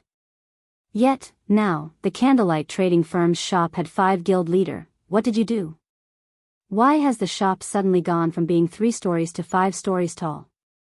After the reconstruction of the shop completed, Melancholic Smile contacted Shifeng immediately, unable to help her curiosity. Chapter 530, Special Space. The candlelight trading firm developed very quickly, and it constantly recruited lifestyle players. Despite the candlelight trading firm having 2 high-end shops in White River City, they simply did not have enough space to house over 1,000 lifestyle players. For each of the 3-story tall shops, the first floors were used exclusively for selling products, the second floor housed the various workshops, and the third floor housed the warehouse, offices, and lounges. Hence, not many workshops in each shop were available for the firm's lifestyle players' use. As a result, Melancholic Smile had no choice but to send the lifestyle players to the various lifestyle associations to produce items. Although the matter of space could be resolved this way, it significantly increased the firm's expenditures. Renting the workshops in the lifestyle associations required money. A basic workshop's impact on a player's success rate was insignificant, so Melancholic Smile mostly rented intermediate workshops for the firm's lifestyle players. Meanwhile, renting an intermediate workshop cost 1 silver per hour. If she rented workshops for 100 people, that was 1 gold per hour. If she rented enough workshops for 1,000 people, that was 10 gold per hour. 10 gold coins. That was almost a small guild's total liquid funds. Melancholic Smile even considered suggesting that Shifeng purchase a few more plots of land and establish more shops. Unfortunately, in order to satisfy the current number of lifestyle players they had in the firm, they would require 2 or 3 plots of land. However, the situation had changed now. The candlelight trading firm next to the auction house had been promoted to a 5-story building. Although it seemed that it had only gained 2 more floors, it was equivalent to having 2 more shops worth of workshops.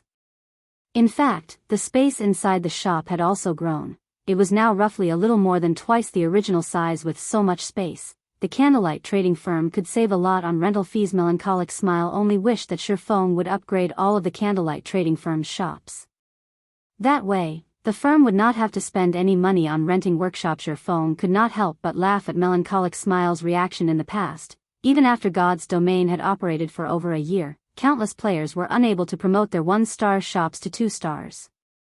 It was purely due to luck that the candlelight trading firm had obtained the promotion order so quickly. It was practically impossible to obtain another shop promotion order from the Twilight treasure chests. Though, if he could upgrade the Icarus's heart to epic rank, there might be a small chance for Shifeng to obtain a second one. Shifeng then had Melancholic Smile meet him in the meeting room on the 5th floor of the firm with cream cocoa and roasted ironheart. The benefits a 2-star shop offered were not limited to an increase in space.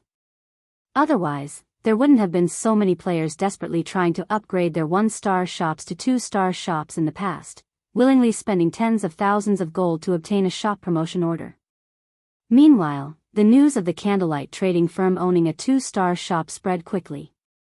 After all of White River City knew of the candlelight trading firm. A majority of the players residing in the city had shopped at the trading firm at least once before. Now that one of the shops had mysteriously grown, it would definitely attract a lot of attention. Young Master Feng, there is some movement over at the candlelight trading firm. They have actually managed to establish a 5-story shop. When I went over to investigate, I found that the first floor has doubled in size. The number of items they can put on display has also significantly increased. A player specifically tasked to investigate the candlelight trading firm reported 5 stories larger than before. Feng Xianyang could not help but sneer. The candlelight trading firm is certainly ambitious. While producing light stones, they also expanded their shop to prepare for the new sales. What a pity. Truly a pity. So what if they have a larger space? Now that I have stolen the 3 of the advanced forging apprentices capable of producing the light stones, that shop will only have empty shelves to show off. He still felt the sting from the large amount of money he had spent to poach those 3 advanced forging apprentices. However, the thought of how the candlelight trading firm could no longer produce the light stones soothed the pain in his heart. Right, how are we developing in Maple City? Feng Xianyang asked the somewhat chubby man beside him. I heard that the candlelight trading firm has set up a shop close to the overwhelming trading firm. This should have significantly impacted the overwhelming trading firm's business. Young Master Feng, please rest assured. Although the candlelight trading firm is impressive, Maple City is our home ground. Moreover, Miss Yulan has succeeded in inviting that great personage to help us. The magic damage potions they have produced have single-handedly driven the overwhelming trading firm's business. Candlelight has no chance against us. It won't be long before the overwhelming trading firm stabilizes its status as Maple City's #1 trading firm. Also, when that great personage's alchemy proficiency advances or when we obtain an item that increases success rate, he will be able to produce that item. At that time, not even the candlelight trading firm in White River City will be a challenge, the chubby man said, giggling good. It's as expected of the woman who the higher-ups favor. As long as the overwhelming trading firm conquers White River City, my status will rise along the tides. At that time, my succession of the household will be set in stone. Feng Xuanyang's eyes suddenly glowed. He truly never expected that Yulan would successfully recruit that great personage from Underworld. That great personage was only a lifestyle player. However, by relying on his superb talents, he had profited Underworld in many virtual reality games, and gradually throughout the years, he had become a force to be reckoned with in the organization. Even Underworld's upper managers tread carefully when around him. Although Feng Xianyang had thought of trying to invite that great personage before, he simply did not qualify to do so. Meanwhile, the fact that Yulan had recruited that great personage's help showed just how capable she was. It seems that I'll have to rope that woman in the future. Feng Xianyang licked his lips as he pondered. Although he had only been interested in gentle snow in the past, Yulan's temperament, figure, and appearance were not one bit inferior to gentle snow's. In certain aspects, Yulan was even superior to the snow goddess. If he could make Yulan his woman, it would benefit him greatly in the future. His chances of becoming the master of his household would increase. In the meeting room on the 5th floor of the candlelight trading firm, Shi Feng noticed Melancholic smile and the others stand to greet him the moment he entered. Guild leader, seeing as you were in such a hurry to look for us, do you have some sort of surprise for us? Cream Cocoa revealed her anticipation as she gazed at Shi Feng with her large eyes. She knew that Shi Feng would never call for a meeting with them for no reason, and in every meeting, Shi Feng always had something prepared for the three of them. Hence, she very much loved meetings. You really are perceptive, Shi Feng laughed faintly. He then said, follow me, then. I'll show you guys something. Shi Feng then led the three forgers out of the meeting room, arriving before a room a short distance away. The candlelight trading firm's reconstruction had only completed a short while ago. There were still many areas inside the shop that Melancholic Smile and the others were unfamiliar with. In particular, there were some rooms that Shi Feng had locked. Not even Melancholic Smile was allowed to enter the room he led the forgers to. Was one such location. Guild leader, isn't this a workshop? Cream Cocoa asked curiously. You'll understand once you enter, Shi Feng laughed as he slowly opened the door. Once the door opened, the trio behind Shi Feng was stunned by what they saw. A completely different world awaited them beyond the door. When the door opened, a fragrant smell and beautiful scenery greeted each of them. The room even contained a small creek. The most incredible part of the room was the ball of water floating in the middle of the room. That's a simulation device. Melancholic Smile was immediately surprised when she saw that floating ball of water. Originally, simulation devices could only be found in the library of White River City. It was a tool that allowed players to learn or craft their own spells. Melancholic Smile had never imagined that this workshop would also contain one simulation device. Cream Cocoa asked, confused. White River City's library also has a water ball. The simulation device there allows players to learn or create spells. However, the simulation device here is slightly different. It is meant to assist lifestyle players with producing items. Through the simulation, you guys can discover the flaws you have when producing an item. At the same time, it can also aid you in creating a completely new item. With this, you won't have to waste a lot of materials and can freely try producing as many items as you want. This is a function that only special workshops possess, Shi Feng explained. Chapter 531, Frightening Talent. I've already set this place as a special forging room. You will have a higher success rate than even in the advanced forging rooms with any items you forge in here. The effects are especially obvious when you forge complicated and high-quality items. Hearing Shifeng's explanation, Melancholic smile, and the others were so excited that they were speechless. This surprise was simply two huge players who had never produced a high-quality item before had no idea how difficult it was to produce one. It was an extremely delicate job. Not only was the success rate very low, but the slightest mistake would also result in the item's destruction naturally. Practicing the forging process for a long time would help significantly. However, high-quality materials were extremely rare. They had no opportunity to experiment and familiarize themselves with the forging procedures. They could rely on their experience and hope that, after repeatedly producing the item, they would become proficient with the design and reduce the amount of wasted materials with this simulation device. However, they could practice as much as they wanted to, constantly modifying and upgrading their techniques. This would be of immeasurable help to them. Moreover, after players became forgers in God's domain, if they wished to become a master forger, they had to create their own items. Otherwise, it would not be possible for one to become a master forger at all. Hence, players normally began to accumulate experience of creating items when they became basic forgers.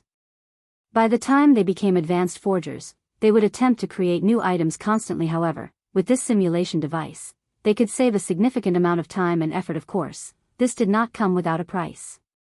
The simulation device needed energy to run, and magic crystals supplied that energy. Fortunately, it was relatively easy to obtain magic crystals. After all, they had a certain drop rate from Dungeon's guild leader. "You're too awesome." Indescribable joy filled Cream Cocoa when she stepped into the room. Although Melancholic Smile and Roasted Ironheart were not as simple-minded and pure as Cream Cocoa, not revealing their thoughts so easily, they still could not help but approach the magic water ball when they entered the room. They loved all of the tools in this room so much that they simply could not bear to part with them. They would not trade this forging room away even if someone offered them a luxury car. The value of this special forging room far surpassed those luxury cars. Moreover, one could not buy a special forging room so easily in the Forging Association. The advanced forging room was the best one could rent. Special forging rooms were only available in 2-star shops or above. This was also why so many players in the past had dreamed of upgrading their shops to 2-star status. The fragrant aroma inside the special forging room relaxed anyone who came into contact with it. The environment inside the room could also be adjusted to suit the user. Just the impact the forging room provided to one's mental state was significant. Using this room was practically a luxury. Not to mention, the flame and tools in an advanced forging room could not compare to those in this room. Although the flame in the special forging room could not match a Tier 2 mysterious flame, it was very close. However, Shifeng had already switched the flame here to the ice blue devil flame, further increasing the forging success rate. The special forging rooms are extremely limited in number. A 2-star shop only has 5 rooms. Among them, I have reserved 3 for you guys. I've already given you the authority over these rooms, so you will only be able to enter your respective special forging room. As for the remaining 2, I've set one as an alchemy room and the other as a forging room. Melancholic, if you find anyone talented in alchemy or forging, you can let them use these 2 rooms. However, you must first have them sign another contract. The effects that special workshops provide are extraordinary. It improves a player's techniques. It is far more valuable than any mere forging design, Shifeng said sternly. "Guild leader, you can rest assured, I won't allow any of those traitorous bastards near these special forging rooms," Melancholic Smile assured. While it was difficult to obtain forging designs in God's domain, it was many times more difficult to train a highly skilled lifestyle player. This was precisely the function of these special training rooms, so they would not use them to nurture traitors afterward. Shifeng let Melancholic Smile handle the remaining matters regarding the candlelight trading firm and logged out of the game. It was already daytime in the real world, with the sun shining brightly in the sky. I played for so long and never noticed. Shifeng smiled bitterly when he looked at the time, discovering that it was already nearing 1 p.m. However, there was nothing Shifeng could do about that. Not only had he come across such a priceless opportunity to evolve the Icarus's heart, but he had also obtained a shop promotion order. He could not log out of the game even if he wanted to. After Shifeng ate and was about to rest, his quantum watch rang. "Hello, Master Shifeng. I have completed the task you requested yesterday. You can have people visit the training area at any time." The female assistant, Liang Jing, reported respectfully through the video call. Ever since the fight at Big Dipper, he had become popular in Jinhai City. Many of Jinhai City's powerful figures hoped to meet with Shifeng.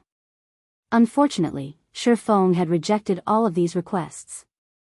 He had not been trying to be arrogant by doing so, he just did not have the time to spare. His future development was not aimed towards the world of fighting, but towards God's domain. Naturally, he could not waste too much time and effort on physical competition. Besides, these interpersonal relationships mattered little to Shifeng. If not for his victory over a top-tier master like Lei Bao, these people would not attempt to befriend him. If he had not defeated Lei Bao, these people would not even care if he existed. In other words, a person's strength was the key to success. As long as he continued to grow stronger, many more high-profile figures would seek his company. Hence, Shifeng had instructed Liang Jing to handle these affairs for him, and he had to admit that this female assistant was quite capable. Not only had she managed to dismiss all those who wanted to meet him, but she had also done it in a way that satisfied everyone. However, all these were only small matters. What truly amazed Shifeng was her integration of Big Dipper's inner training area and the training system's improvement. Even Shifeng admired Liang Jing's capabilities. She had actually accomplished all of this in such a short time. No wonder Chairman Xiao had her as his head assistant. Shifeng read through the information Liang Jing had sent, shocked by what he saw. This was the first time Shifeng had seen such management abilities. She was leaps and bounds above a manager like Blackie. Management talent? Shifeng suddenly thought of another matter. The guild's daily affairs have hampered Aqua's progress of her combat techniques lately. Moreover, I will also need someone to help integrate the Candlelight trading firm and Zero Wing. Melancholic Smile has been busy dealing with this so far, not giving her much time to improve her own forging techniques either. At this rate, the two of them will soon be buried in management work. What if I have Liang Jing handle these affairs? Shifeng pondered as he gazed at Liang Jing's image on the screen. If he had someone who could liberate Aqua Rose and Melancholic Smile from their management duties, allowing them to display their original talent fully, it would benefit both Zero Wing and the Candlelight trading firm's development. Liang Jing was a very good option for this position. However, Liang Jing was Xiao Yu's subordinate. Meanwhile, both Zero Wing and the Candlelight trading firm possessed many secrets. It was an extreme risk to hand their management over to an outsider. There was also the fact that Shifeng had little to no knowledge of this female assistant. While Shifeng focused on Liang Jing, the latter also noticed Shifeng's odd gaze, and she could not help her discomfort. He couldn't be. Chapter 532, The Most Powerful Newbie. Shifeng's current status in society was worlds apart from what it had been. Although he did not exude any sort of aura, from Liang Jing's point of view, this silence weighed down on her. Previously, she had belittled Shifeng. Although she had not said anything, she had struggled to accept Xiao Yu's instruction to escort a youthful little brat like Shifeng to the assembly hall. Hence, she had purposefully treated Shifeng with a little disrespect now. However, Liang Jing regretted her actions. She really shouldn't have treated Shifeng impertinently back then. After all, someone who could earn Chairman Zhao's respect wouldn't be an ordinary character. Even if it were only a young man in his early 20s, he can't be thinking of replacing me, right? Liang Jing worried. There were countless people out there who dreamed of becoming the assistant to a character like Shifeng. In the VIP room that day, many of Jinhai City's influential figures had hoped to send Shifeng assistance, taking the chance to deepen their relationship with the popular young man. Meanwhile, she had only received this job due to her advantage of being Xiao Yu's most valued assistant. If Shifeng dismissed her, only tragedy would await her. She had seen countless wealthy and well-stated princelings who were immeasurably arrogant. These people got rid of anything or anyone that irked them. Meanwhile, a successful young man such as Shifeng, whose status in society was far superior to even Xiao Yu's, was even more likely to behave in such a way. Watching Shifeng's solemn gaze, Liang Jing's heartbeat accelerated. Am I going to be fired, just like that? Liang Jing inwardly despaired. Suddenly, Shifeng spoke. Miss Liang Jing, thank you for your trouble. I'll leave to inspect the training grounds you've arranged in a moment. Although Shifeng might appear to gaze at Liang Jing solemnly, in reality, he was simply pondering how he should go about making Liang Jing one of his people, liberating both Aqua Rose and Melancholic Smile's potentials. He had not paid any attention to Liang Jing herself.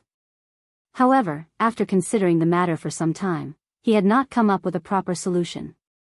Hence, he could only set the matter aside for now. After all, Liang Jing was someone Xiao Yu had sent. If Liang Jing became the manager of Zero Wing and the Candlelight trading firm, she would wield the core secrets of both organizations. Hence, Shi Feng needed to be careful with his decision. Although Liang Jing's management capabilities were extraordinary, he first needed to familiarize himself with her personality. He had time to make the decision after he got to know her a bit. Liang Jing was surprised. Inadvertently, she breathed a sigh of relief. She had fully expected Shi Feng to dismiss her when he opened his mouth to speak. Hurriedly, she said, "Master Shi Feng, I'll have a car sent to receive you immediately." Meanwhile, at the Big Dipper Training Center, the situation had undergone a massive transformation. The training center's employees were all in an extraordinarily good mood.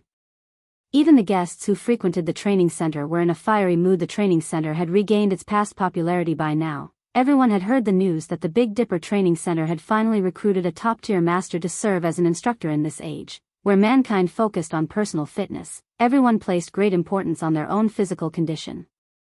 Only through proper training and the assistance of medicine could one significantly improve their lifespan. In the past, people who had survived past the age of 100 were extremely rare. In today's society, however, many were easily capable of living past 120 years old. In addition, they could retain their youth for a long period. In the past, one would practically lose all semblance of youth past the age of 50. Now, however, even after reaching 70 years old, some still possessed their youthful vigor and appearances as if they were in their 40s. However, they were mostly martial arts masters. Ordinary people had yet to reach that level of health. In the past, Tai Chi grandmasters had lifespans surpassing 150 years. In the ancient world, that had practically been a miracle. Nowadays, with the support of technology, it was not impossible for humans to live that long. Hence, many people wish to strengthen their own bodies. Master Shi Feng, this is the training ground the company has prepared for you. What do you think? Liang Jing pointed towards an exotic and elegant 3-story villa. Originally, the company had planned to turn this into a resort gold status members or above. However, when Shi Feng requested a training ground that was free of disturbances, the only place they could think of that fit Shi Feng's requirements was this villa. This villa was equipped with state-of-the-art training equipment, and the building's surroundings were the best Big Dipper Training Center had to offer. There was even a gravity training room in the villa that could fit up to several hundred people at a single time. When Liang Jing heard that the company had assigned this area to Shi Feng, she was greatly shocked. This Greenwater villa was Big Dipper's treasure. Now, the company had actually given Shi Feng full authority over this place. Liang Jing had only realized how important Shi Feng was to the company after this decision had been made. Not bad. This is an impressive location. Shi Feng nodded his head with satisfaction. In reality, he had both visited and lived in the Greenwater Villa before. It was certainly a valuable area. Shi Feng had even considered moving the guild's core members here, particularly the upper managers of the workshop. Although the workshop he had bought was quite good, the facilities available there were nothing compared to the Greenwater Villa. Miss Liang Jing, can I trouble you to ask Chairman Xiao to move all 10 virtual gaming cabins we previously agreed upon here? Shi Feng asked after giving it some thought. Nurturing experts was easier said than done. Naturally, the more advanced the training and recovery facilities were, the more progress those experts could make. In particular, the gravity training room was immensely helpful to players.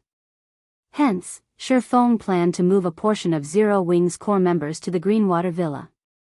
He also intended to move here. By doing so, he could give pointers to others at any time. He could also scour for talents at the Big Dipper Training Center. God's Domain was unlike any other virtual reality game as it placed heavy emphasis on actual combat.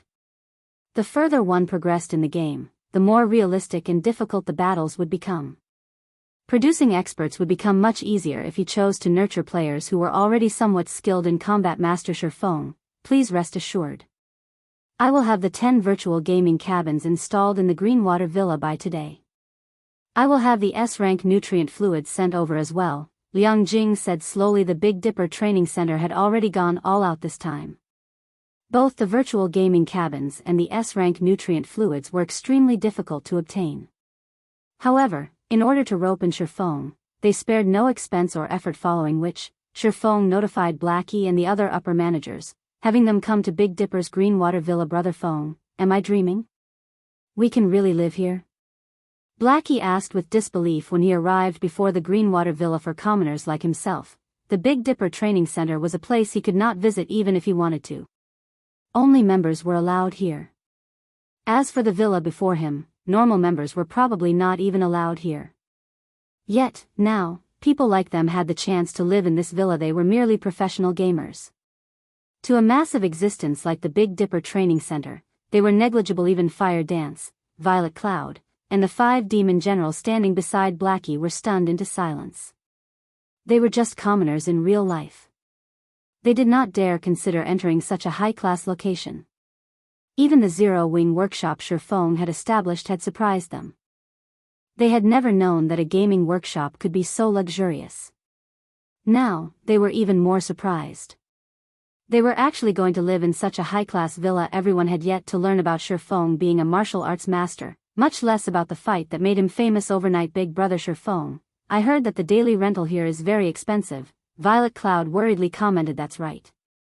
Normally, each person has to pay several thousand credits per day to stay here. However, from today onwards, this will be Zero Wing's training base. Shifeng nodded. It is not as easy to mingle in God's domain as you think it is. Hence, from today onwards, I will work with all of you frequently. However, I will only instruct you on your combat techniques in God's domain. I'll leave your training in the real world to someone else. Someone else? Everyone was surprised. That's right. This is Master Lei Bao. He has only recently joined Zero Wing, and from today onwards, he will handle your daily training. This is a rare opportunity that many will never have no matter how much they wish for it, so you must cherish it. Shifeng introduced the martial arts master. Although he was skilled in God's domain combat, he did not know how to train people in the real world. On the other hand, Lei Bao was a bona fide top-tier master, someone who was only a short distance away from reaching the realm of Grandmaster. When it came to training people in the real world, Lei Bao was far more qualified than he was. Chapter 533, Overwhelming Force. When the group heard Shifeng's introduction, they were dumbfounded. Everyone present knew just how precious a martial arts master was. Many professional fighters would do anything just to receive advice from a martial arts master, let alone personal tutorage. Moreover, their instructor was a top-tier master. Never in their dreams would something like this happen. For a second, Blackie and the others even thought that they had heard wrong. However, after spending time in God's domain, everyone's senses had improved considerably. By now, they were already capable of making a rough estimate of another person's strength. Lei Bao also made no attempt to hide his beast-like aura in the slightest. Just basking in his aura made their bodies feel heavier. If not for Shifeng standing beside Lei Bao, they would have fled immediately, as this oppressive feeling was truly unbearable. Although none of them knew Lei Bao's exact strength, none of them doubted that Lei Bao could wipe the floor with all of them in less than 10 seconds. Master Lei Bao, I'll have to trouble you, then. Shifeng could see everyone's surprise and knew how incredulous of a situation was. However, this was all definitely real. Not even famous professional fighters would have access to these benefits. If Blackie and the others could not improve with Lei Bao's help, then he really had no other means of helping them in the past. Under Shadow's arrangement, Shifeng had sought out many masters to learn from. He had not been as lucky as Blackie and the others. Being stood up by a martial arts master after several weeks of waiting was a normal occurrence to Shifeng. As for personal tutorage, that was just a dream. No problem. Since we agreed upon this beforehand, I will hold up my end of our bargain. Lei Bao nodded.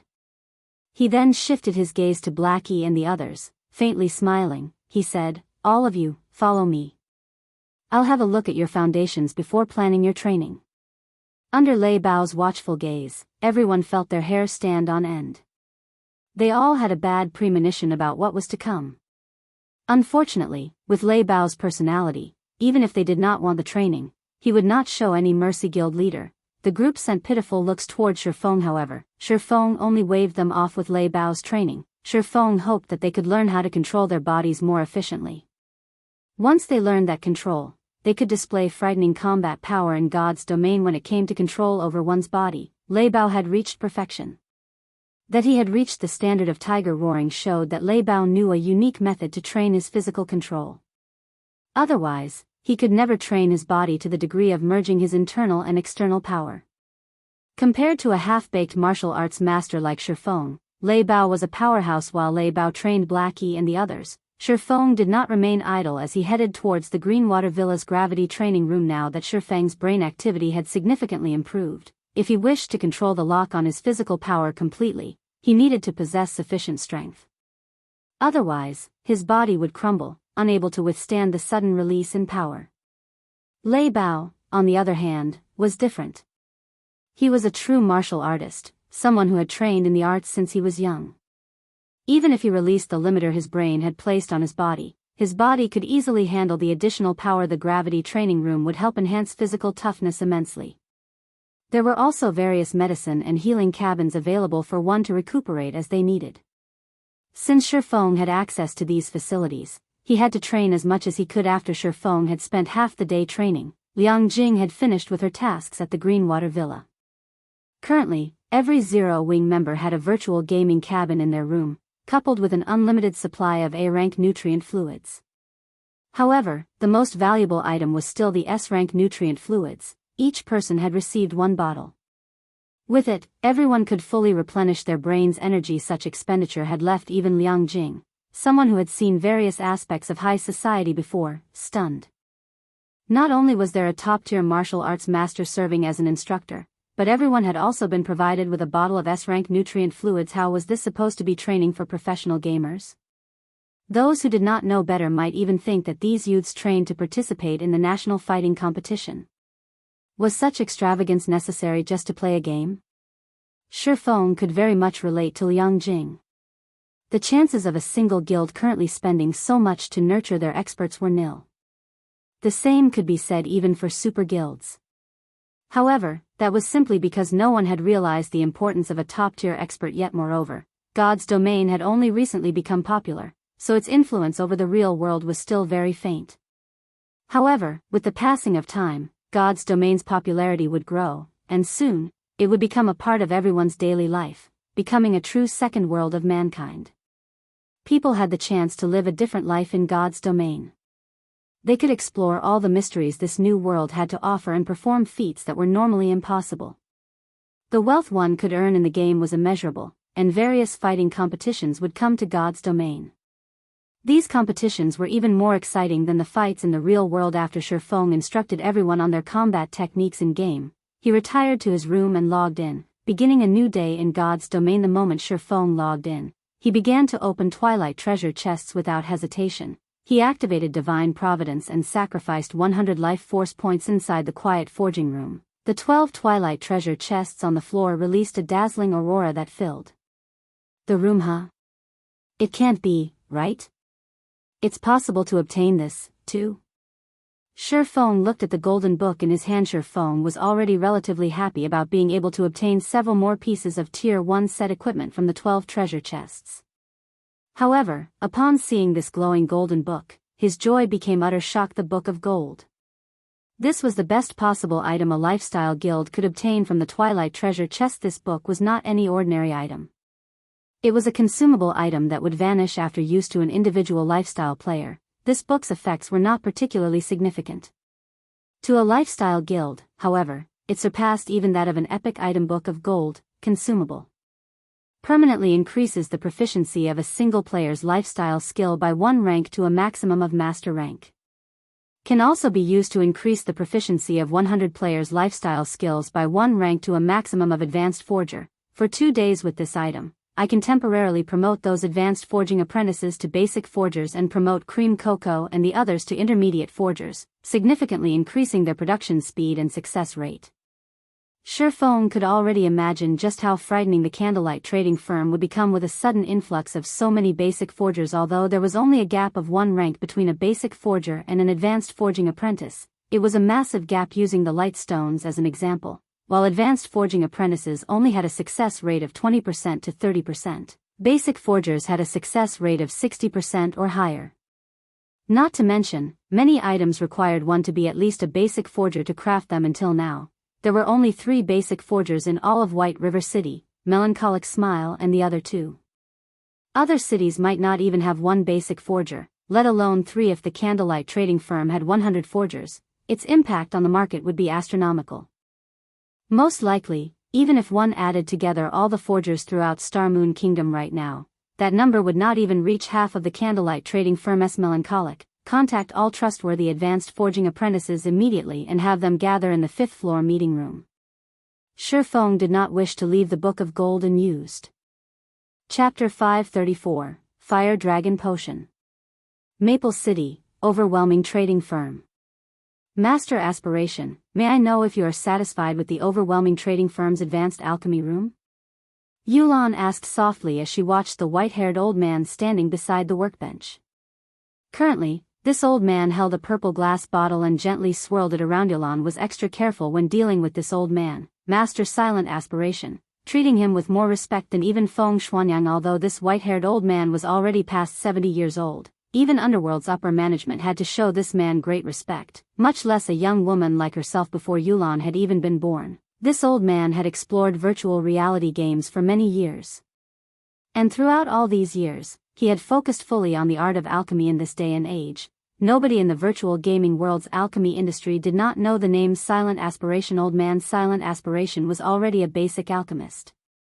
Meanwhile, if Shi Feng could see the potion this old man was concocting right now, he would find it both shocking and familiar. The potion in the glass bottle was a fire resistance potion. However, it was not just any fire resistance potion. It was a modified variation. In the past, this potion had been known as the Fire Dragon Potion, and it had been extremely famous throughout God's domain. Not only did it provide more fire resistance than a basic fire resistance potion, but its duration was also much longer. Most importantly, the Fire Dragon Potion increased a player's strength by 10 points during its duration. The Fire Dragon Potion's effects could also stack to a maximum of 50 strength and 100 fire resistance to an ordinary player. 50 strength was a significant increase, not to mention experts not bad. I never expected that you, little girl, could actually obtain such a good bottle. This has finally allowed me to complete my newly developed potion. Silent Aspiration smiled at the red liquid inside the purple bottle. Satisfied, he said, sure enough, it is as I surmised. Not only will the fire resistance stack, but the strength bonus will also stack. Seeing as the basic version of the potion already possesses such wonderful effects, let's call this the Fire Dragon Potion. Little girl, consider yourself lucky. Master Aspiration, you truly are amazing. You are actually capable of producing such a powerful potion. May I know the success rate for this Fire Dragon Potion? Yulan's eyes lit up with joy when she saw the Fire Dragon Potion's effects. In order to convince Master Silent Aspiration to come to Maple City and help Overwhelming Smile, she had to go through much difficulty to obtain this set of mysterious iron alchemy equipment. However, compared to the value of this Fire Dragon Potion, a set of mysterious iron alchemy equipment was nothing considerable. Relax. If this old man crafts the potions personally, my success rate is 50%, and though the success rate of other alchemists might be below 30%, the materials I've used to concoct this potion are all common. It won't do much harm to waste some. Silent Aspiration laughed. To develop the Fire Dragon Potion, he had invested a lot of time. Otherwise, he would have long since become an intermediate alchemist by now. Many thanks for Master Aspiration's help. Now that we have the Fire Dragon Potion, as long as we nurture a large number of alchemists, the candlelight trading firm will no longer be a problem, Yulan said confidently. As the creator of the Fire Dragon Potion, Silent Aspiration could distribute its recipe to as many people as he wanted. It would be extremely easy for the Overwhelming Trading Firm to develop a small army of alchemists. Moreover, the Overwhelming Trading Firm would have exclusive rights to sell the Fire Dragon Potion. It was far more precious than any rare forging design or recipe. It was impossible for anyone outside the trading firm to produce it. With this potion, who could possibly challenge the Overwhelming Trading Firm? I've already produced what you requested. Little girl, if you wish to keep me here, you need to remember the secret silver equipment you promised me. Silent Aspiration reminded her. To this old man, nothing was more valuable than refining his alchemy. In particular, the alchemy in God's domain was unbelievable. If possible, he would have immersed himself in research every day. Unfortunately, his equipment was not good enough. Otherwise, he would not have bothered helping Yulan. Master Aspiration, please rest assured. I have already found some clues leading to the set. I believe that it won't be long before we obtain a set of secret silver alchemy equipment for you, Yulon guaranteed. In the meantime, however, I will have to trouble Master Aspiration to produce a few more fire dragon potion recipes. That way, I can earn the money required to buy the alchemy equipment quickly. This is a simple task, Silent Aspiration laughed. As time passed by, the various guilds throughout God's domain no longer competed over dungeons. Instead, they had shifted their focus to competing in trade. This competition only grew fiercer as more time past this shift had occurred because everyone had seen just how profitable the candlelight trading firm was. After just 2 short days, many guilds had opened their own shops. Even Ouroboros had opened a shop in Star Moon City, though the shop was nowhere near the central district. However, Gentle Snow had not had much choice. She had seen just how much money the candlelight trading firm raked in every day. By the time Ouroboros collected enough reputation points and coins to purchase a golden land, the candlelight trading firm would have monopolized Star Moon City's trade. So, she made the decision to set up a shop in the city's outer district first. At the very least, the guild could gain a small income of coins this way. Meanwhile, Overwhelming Smile was even more amazing. Not only had the guild set up a shop in Maple City, but it had also opened another shop in White River City, challenging the candlelight trading firm. Young Master Feng, everything has been prepared. At noon, we should have a sufficient stockpile of the fire dragon potion. At that time, our men will announce the sales of the potion throughout White River City. Even if the overwhelming trading firm is not situated in the golden areas, everyone will still swarm the shop. Moreover, the candlelight trading firm only has 3 people capable of producing the basic strengthened armor kits. When the time comes, it will fall to the overwhelming trading firm. Excellent. Yulon, you've done splendidly this time. You were actually able to obtain something as valuable as the fire dragon potion. With this potion, the overwhelming trading firm will lure a large number of players. We'll reduce the prices for the other products as well. I want to see just how the candlelight trading firm plans to compete. Feng Xianyang said gleefully. Underworld had money and manpower. They could easily obtain a large stock of materials. In addition to Silent Aspiration's unlimited supply of fire dragon potion recipes, each additional basic alchemist they nurtured would be one more capable of producing the fire dragon potion. Currently, the overwhelming trading firm already possessed 6 basic alchemists. As more time passed, that number would only increase. On the other hand, the candlelight trading firm had no way to increase the number of forgers who could craft basic strengthening armor kits, no matter how many basic forgers they hired. Meanwhile, Candlelight's unsatisfied customers would naturally run to the overwhelming trading firm. After all, many level 25 dungeons required players to have fire resistance. One could say that the fire dragon potion was more valuable to players than the basic strengthened armor kits. Moreover, every player only possessed limited funds. As the fire dragon potion was cheaper than the basic strengthened armor kits, when comparing the benefits one could gain from the two, players would prioritize the fire dragon potion. While Feng Xianyang fantasized about monopolizing White River City's trade with the overwhelming trading firm, Shifeng's work was in full swing to maximize the benefits of the Book of Gold. Shifeng allowed all trustworthy advanced forging apprentices to become basic forgers and had them produce light stones ceaselessly for 2 days. As for Shifeng himself, after becoming a forger, he had unlocked the forging design for the intermediate mana armor kit. Hence, throughout the duration of the Book of Gold, he focused on forging intermediate armor kits without rest.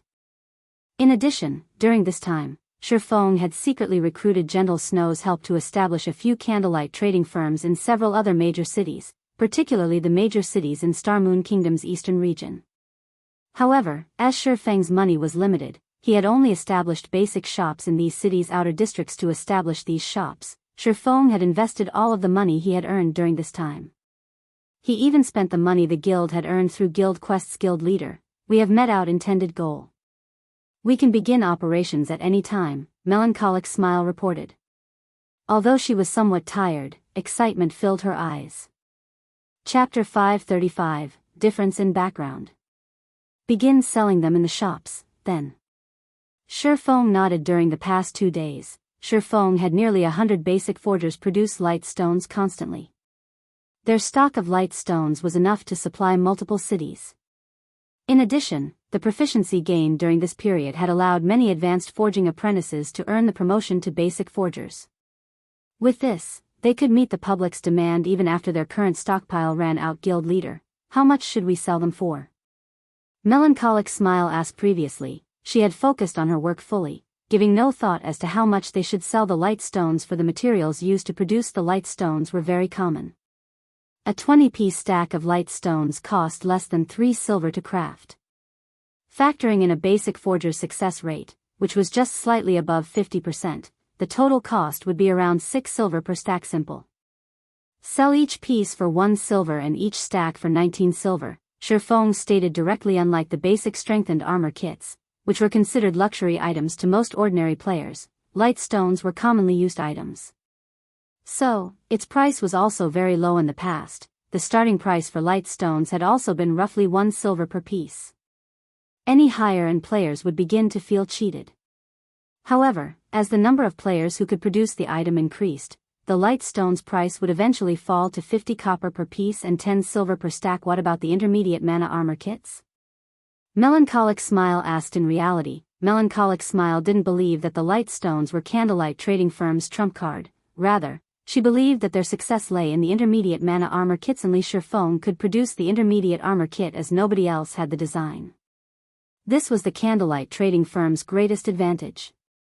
Others might not realize this, but the reason behind Starstreak Trading Firm's fierce competitive edge was the basic mana armor kit. Even now, the basic mana armor kits were still highly sought after by elite players. Intermediate mana armor kit can be made into either physical or magical intermediate armor kit bound to character after equipping intermediate physical armor kit. Defense plus 200. Strength plus 10, Endurance plus 12, Agility plus 10. Maximum binding limit per character, 3, can only be bound to level 25 equipment or above intermediate magical armor kit. Defense plus 60. Intelligence plus 10, Endurance plus 12, Vitality plus 10. Maximum binding limit per character, 3, can only be bound to level 25 equipment or above. If a player equipped 3 intermediate mana armor kits, the total attributes they received would be the equivalent of wearing an additional piece of level 25 dark gold equipment. One could not buy level 25 dark gold equipment through the market even if they had the money. Many people offered prices of 20 gold or more for non-MT dark gold equipment, not to mention dark gold weapons and equipment for MTS. Currently, God's Domain's elite players were around level 25, so they could conveniently use the intermediate mana armor kits. Hence, now was the best time to sell them. However, it was also this reason that made it difficult for Shifeng to set the price for the kits. He could neither sell it too cheap nor too expensive. Moreover, there was also the fact that he wouldn't have a lot of free time to produce the intermediate mana armor kits. Let's set them a 5 gold for now, Shifeng said after pondering for a long moment. Although the various guilds currently busied themselves with commerce and had already spent a significant sum of money, they should still possess a small amount of gold. To claim the first clears of large-scale team dungeons, they would have no qualms about spending several hundred gold to equip a team fully with intermediate mana armor kits, following which, Melancholic smile began to prepare. Meanwhile, the overwhelming trading firm had also begun selling the Fire Dragon potions. This Fire Dragon potion is awesome.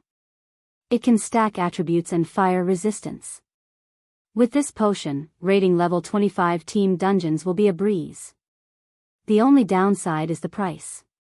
Each bottle actually costs 10 silver. The MT alone will require 5 bottles per run. Everyone else in the team will have to drink at least 1 bottle as well. What can you do about it? The overwhelming trading firm is the only place that sells this potion. However, if we can successfully raid 10 and 20-man hard mode team dungeons, we will more than earn back the cost. Overwhelming Smile's advertising had been very well timed. As the Fire Dragon potions went on sale, people began to promote the potion at the various lively locations throughout White River City. As a result, many teams, who had struggled with the level 25 dungeons that required high fire resistance, grew interested, and they had promptly run towards the overwhelming trading firm to purchase the Fire Dragon potion. Shortly after the Fire Dragon promotion went up for sale, some of the players visiting the Candlelight Trading Firm to purchase daily necessities discovered that something had changed. There were several new counters in the hall on the first floor. Initially, due to the recent increase to Candlelight space, the first floor had felt relatively empty. Now, however, it was just right. What is this? Curious players quickly flocked around the new counters. Hello, sir, this is our candlelight trading firm's newest product, the Light Stone. With this item, you won't have to worry about not being able to grind at night, the NPC beauty slowly explained to ordinary players. Nothing was more of a headache than grinding at night. At night, not only was monsters' vision unaffected, but there was also a certain increase to monsters' combat power. On the other hand, players' vision was considerably limited during nighttime, significantly affecting their combat power. However, this was still not the biggest problem. At night, because of the vision problem, it was much easier for monsters to ambush parties. Hence, ordinary players were normally afraid of grinding monsters in the dark. Meanwhile, the Light Stone just happened to brightly illuminate a large area, allowing players to see as if it were daylight. With this item, not only would monsters' strength remain unchanged, but it was also easier for players to avoid ambushes. Since players would be able to see as normal, they could also fight with their usual combat power, so grinding monsters would be as easy as it was during the day. Crap, there's actually such a good item available? How much is it? A player asked. As this is a new product, we are selling each Light Stone at the low price of 1 silver coin. You can also buy a stack of 20 at a discounted price of 19 silver coins. The NPC beauty smiled brightly as she spoke. It's so cheap. I want 1 stack. Wait, I want 2 stacks. Suddenly, the players inside the hall began to purchase Light Stones madly. Although ordinary players did not make a lot of money, they normally formed parties when grinding in the fields. If they split the cost of 19 silver between each party member, they could easily afford the Light Stones. Moreover, each stack of Light Stones could last a party up to 2 nights as long as one casually tallied up the accounts. The majority of the independent players would not miss out on this opportunity. An ordinary party could definitely earn more than 19 silver coins from 2 nights of grinding, not to mention an elite party. Very quickly, news of the Light Stone spread. Players who received the news immediately disregarded whatever they were currently doing and hurried to the candlelight trading firm. For a time, the Light Stones became far more popular than the Fire Dragon Potion. What? You're saying that the candlelight trading firm is selling Light Stones in large quantities? Feng Xianyang was baffled when he heard this latest report from his subordinate. How is that possible? We even have to limit the number of Fire Dragon Potions we sell each day. How could they possibly afford to sell Light Stones in large quantities? Where are they finding so many people to produce them? He had spent more than 50 million credits just to poach the 3 people capable of producing the Light Stones from the candlelight trading firm, yet, now, the trading firm was still able to offer so many Light Stones. How could he possibly believe such a ludicrous report? Wasn't that item extremely rare and precious? How could there be so many Light Stones suddenly popping up? Even if the 3 forgers of candlelight focused on producing Light Stones without rest, it would not be possible to produce so many. Young Master Feng, this information has been verified. It is real. Based on our initial estimates, more than 1,500 stacks of Light Stones have already sold. Even so, the candlelight trading firm continues to sell them without limit. Now, many of the overwhelming trading firm's customers have already run to the candlelight trading firm to shop. Shit. Shit. They scammed me of more than 50 million credits. They will pay for this. At this moment, Feng Xianyang finally came to a realization. The previous 3 advanced forging apprentices had been a trap set by the candlelight trading firm. He had lost over 50 million credits, just like that. Moreover, it had all been his own money. Instruct someone purchase Light Stones immediately. Buy as many as you can. I don't believe that they have an unlimited supply. Feng Xianyang commanded furiously. Chapter 536, Unshakable. Under Feng Xianyang's command, Yulan, who was currently in Maple City, gave a new command: reduce their prices further. Miss Yulan, we won't earn much money if we reduce our prices any more than this, a female assistant cautioned. I don't want this either. Yulan shook her head helplessly. The candlelight trading firm's new move is simply too effective. It actually obtains such a valuable product. Both ordinary players and elites require this Light Stone. Although our Fire Dragon Potions are also very useful, only elite teams and various guilds can afford to buy them. Meanwhile, our stock of fire dragon potions is very limited. As a competitive edge, it stands no chance against the light stone at all. If they wanted to lure players to the overwhelming trading firm, their only option was to do so with their common products right. From this moment onwards, halt all sales of the fire dragon potion in White River City, Yulon said after giving it some more thought. Their supply of fire dragon potions had already been insufficient to meet the demands of Maple City.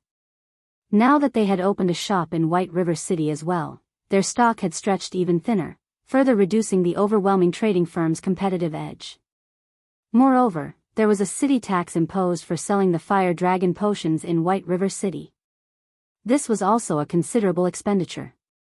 So, now, their best option was to maintain the overwhelming trading firm's competition in Maple City above all else. Understood. The female assistant then left the meeting room. Overwhelming trading firm's price reduction on its common goods had indeed attracted more ordinary players. Common items such as whetstones and advanced whetstones, various food and beverages, regeneration potions and mana recovery potions, basic scrolls and more were must-have items when grinding in the fields.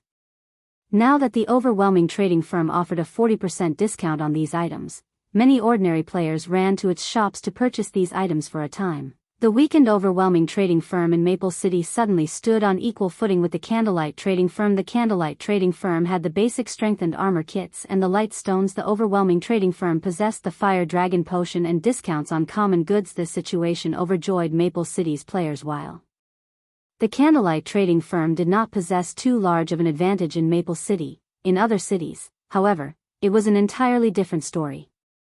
The trading firm was like the sun at high noon in these cities. Because of the light stones, a large number of players swarmed the Candlelight trading firm's shops. Most of these players might have initially arrived with the intention of only purchasing the light stones. However, upon seeing the wide array of products the trading firm offered, they fell prey to temptation and bought other items as well. Suddenly, the Candlelight trading firm's income exploded. Meanwhile, the trading firm's most exaggerated sources of income were still Starmoon City and White River City. As the Candlelight trading firm had set up its shops on these two cities' golden lands, it had instantly become an unshakable player-owned trading firm there. The traffic other player-owned trading firms enjoyed was nothing compared to what the Candlelight trading firm saw. Starmoon City and White River City were Starmoon Kingdom's first and second most populated cities, respectively. Naturally, the income they could offer was astonishing. In a short few hours, the Candlelight trading firm had earned over 1,000 gold. Guild leader, why don't we set up a few more shops in other cities? Melancholic smile suggested when she saw the trading firm's profits. This was only the income from 7 cities. If they set up a shop in every city throughout Starmoon Kingdom. There is no rush. Right now, we are relying on the light stones produced by almost 100 basic forgers to barely meet the demands of these 7 cities. If we expand any further, it will do more harm than good. We should focus on nurturing a large number of forgers and alchemists, Shifeng said with utter calm. As for the income of over 1,000 gold in just a few hours, Shifeng did not consider it odd in the least. However, players only purchased the light stones in large quantities at the moment due to their lack of the item. Once they had their own stock, they would only need to purchase them to resupply. Hence, the Candlelight trading firm's income would decrease gradually as more time went by. Regardless, it would still be a frightening amount of money. Guild leader, what about the intermediate mana armor kits? Melancholic smile asked. Previously, Shifeng had told her to hold off on offering the kits for sale, confusing her. Have you not noticed that someone in White River City is buying light stones in absurd quantities? Shifeng laughed. There seems to be someone like that. When I examined the statistics, I discovered that someone had purchased 500 stacks in one go for a total of 95 gold. Afterward, 2 others had purchased 300 stacks and 400 stacks, respectively. Even if these people bought the light stones for their own guilds, they should not need to buy so many. Melancholic smile nodded. Someone is intentionally trying to clean out our stock of light stones. If we push out the intermediate mana armor kits right now, what would we do if that person stops buying our light stones? Since someone is willingly purchasing our light stones in large quantities, who are we to stop them from giving us their money? Shifeng laughed. The production of light stones was very fast. If a basic forger crafted them, the process for each stone would typically take around 6 to 8 seconds. After all, the materials only needed a little processing, and the finished product just needed a coating of magic runes. Though the process of adding the magic runes was somewhat troublesome initially, that would not be a problem once the forgers were accustomed to it. After that, the only problem remaining was the success rate. Basic forgers had a 60% success rate for forging the light stones. If they had good equipment and tools, their success rate could be increased to around 70% or so. In other words, as there were 48 hours in each day in God's domain, a single basic forger could produce roughly 20,000 light stones per day. If 100 people worked for 2 days continuously, they would have 4 million light stones. Moreover, this was only with the condition that basic forgers produced the light stones.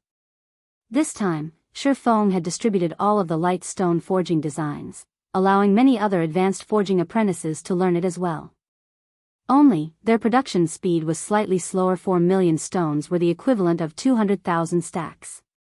If they sold each stone at 1 silver and each stack at 19 silver, one would have to spend 38,000 gold to purchase them. All of God's domain, Shifeng did not believe that anyone possessed 38,000 gold. And even if someone did, nobody would be so stupid as to spend it all on light stones.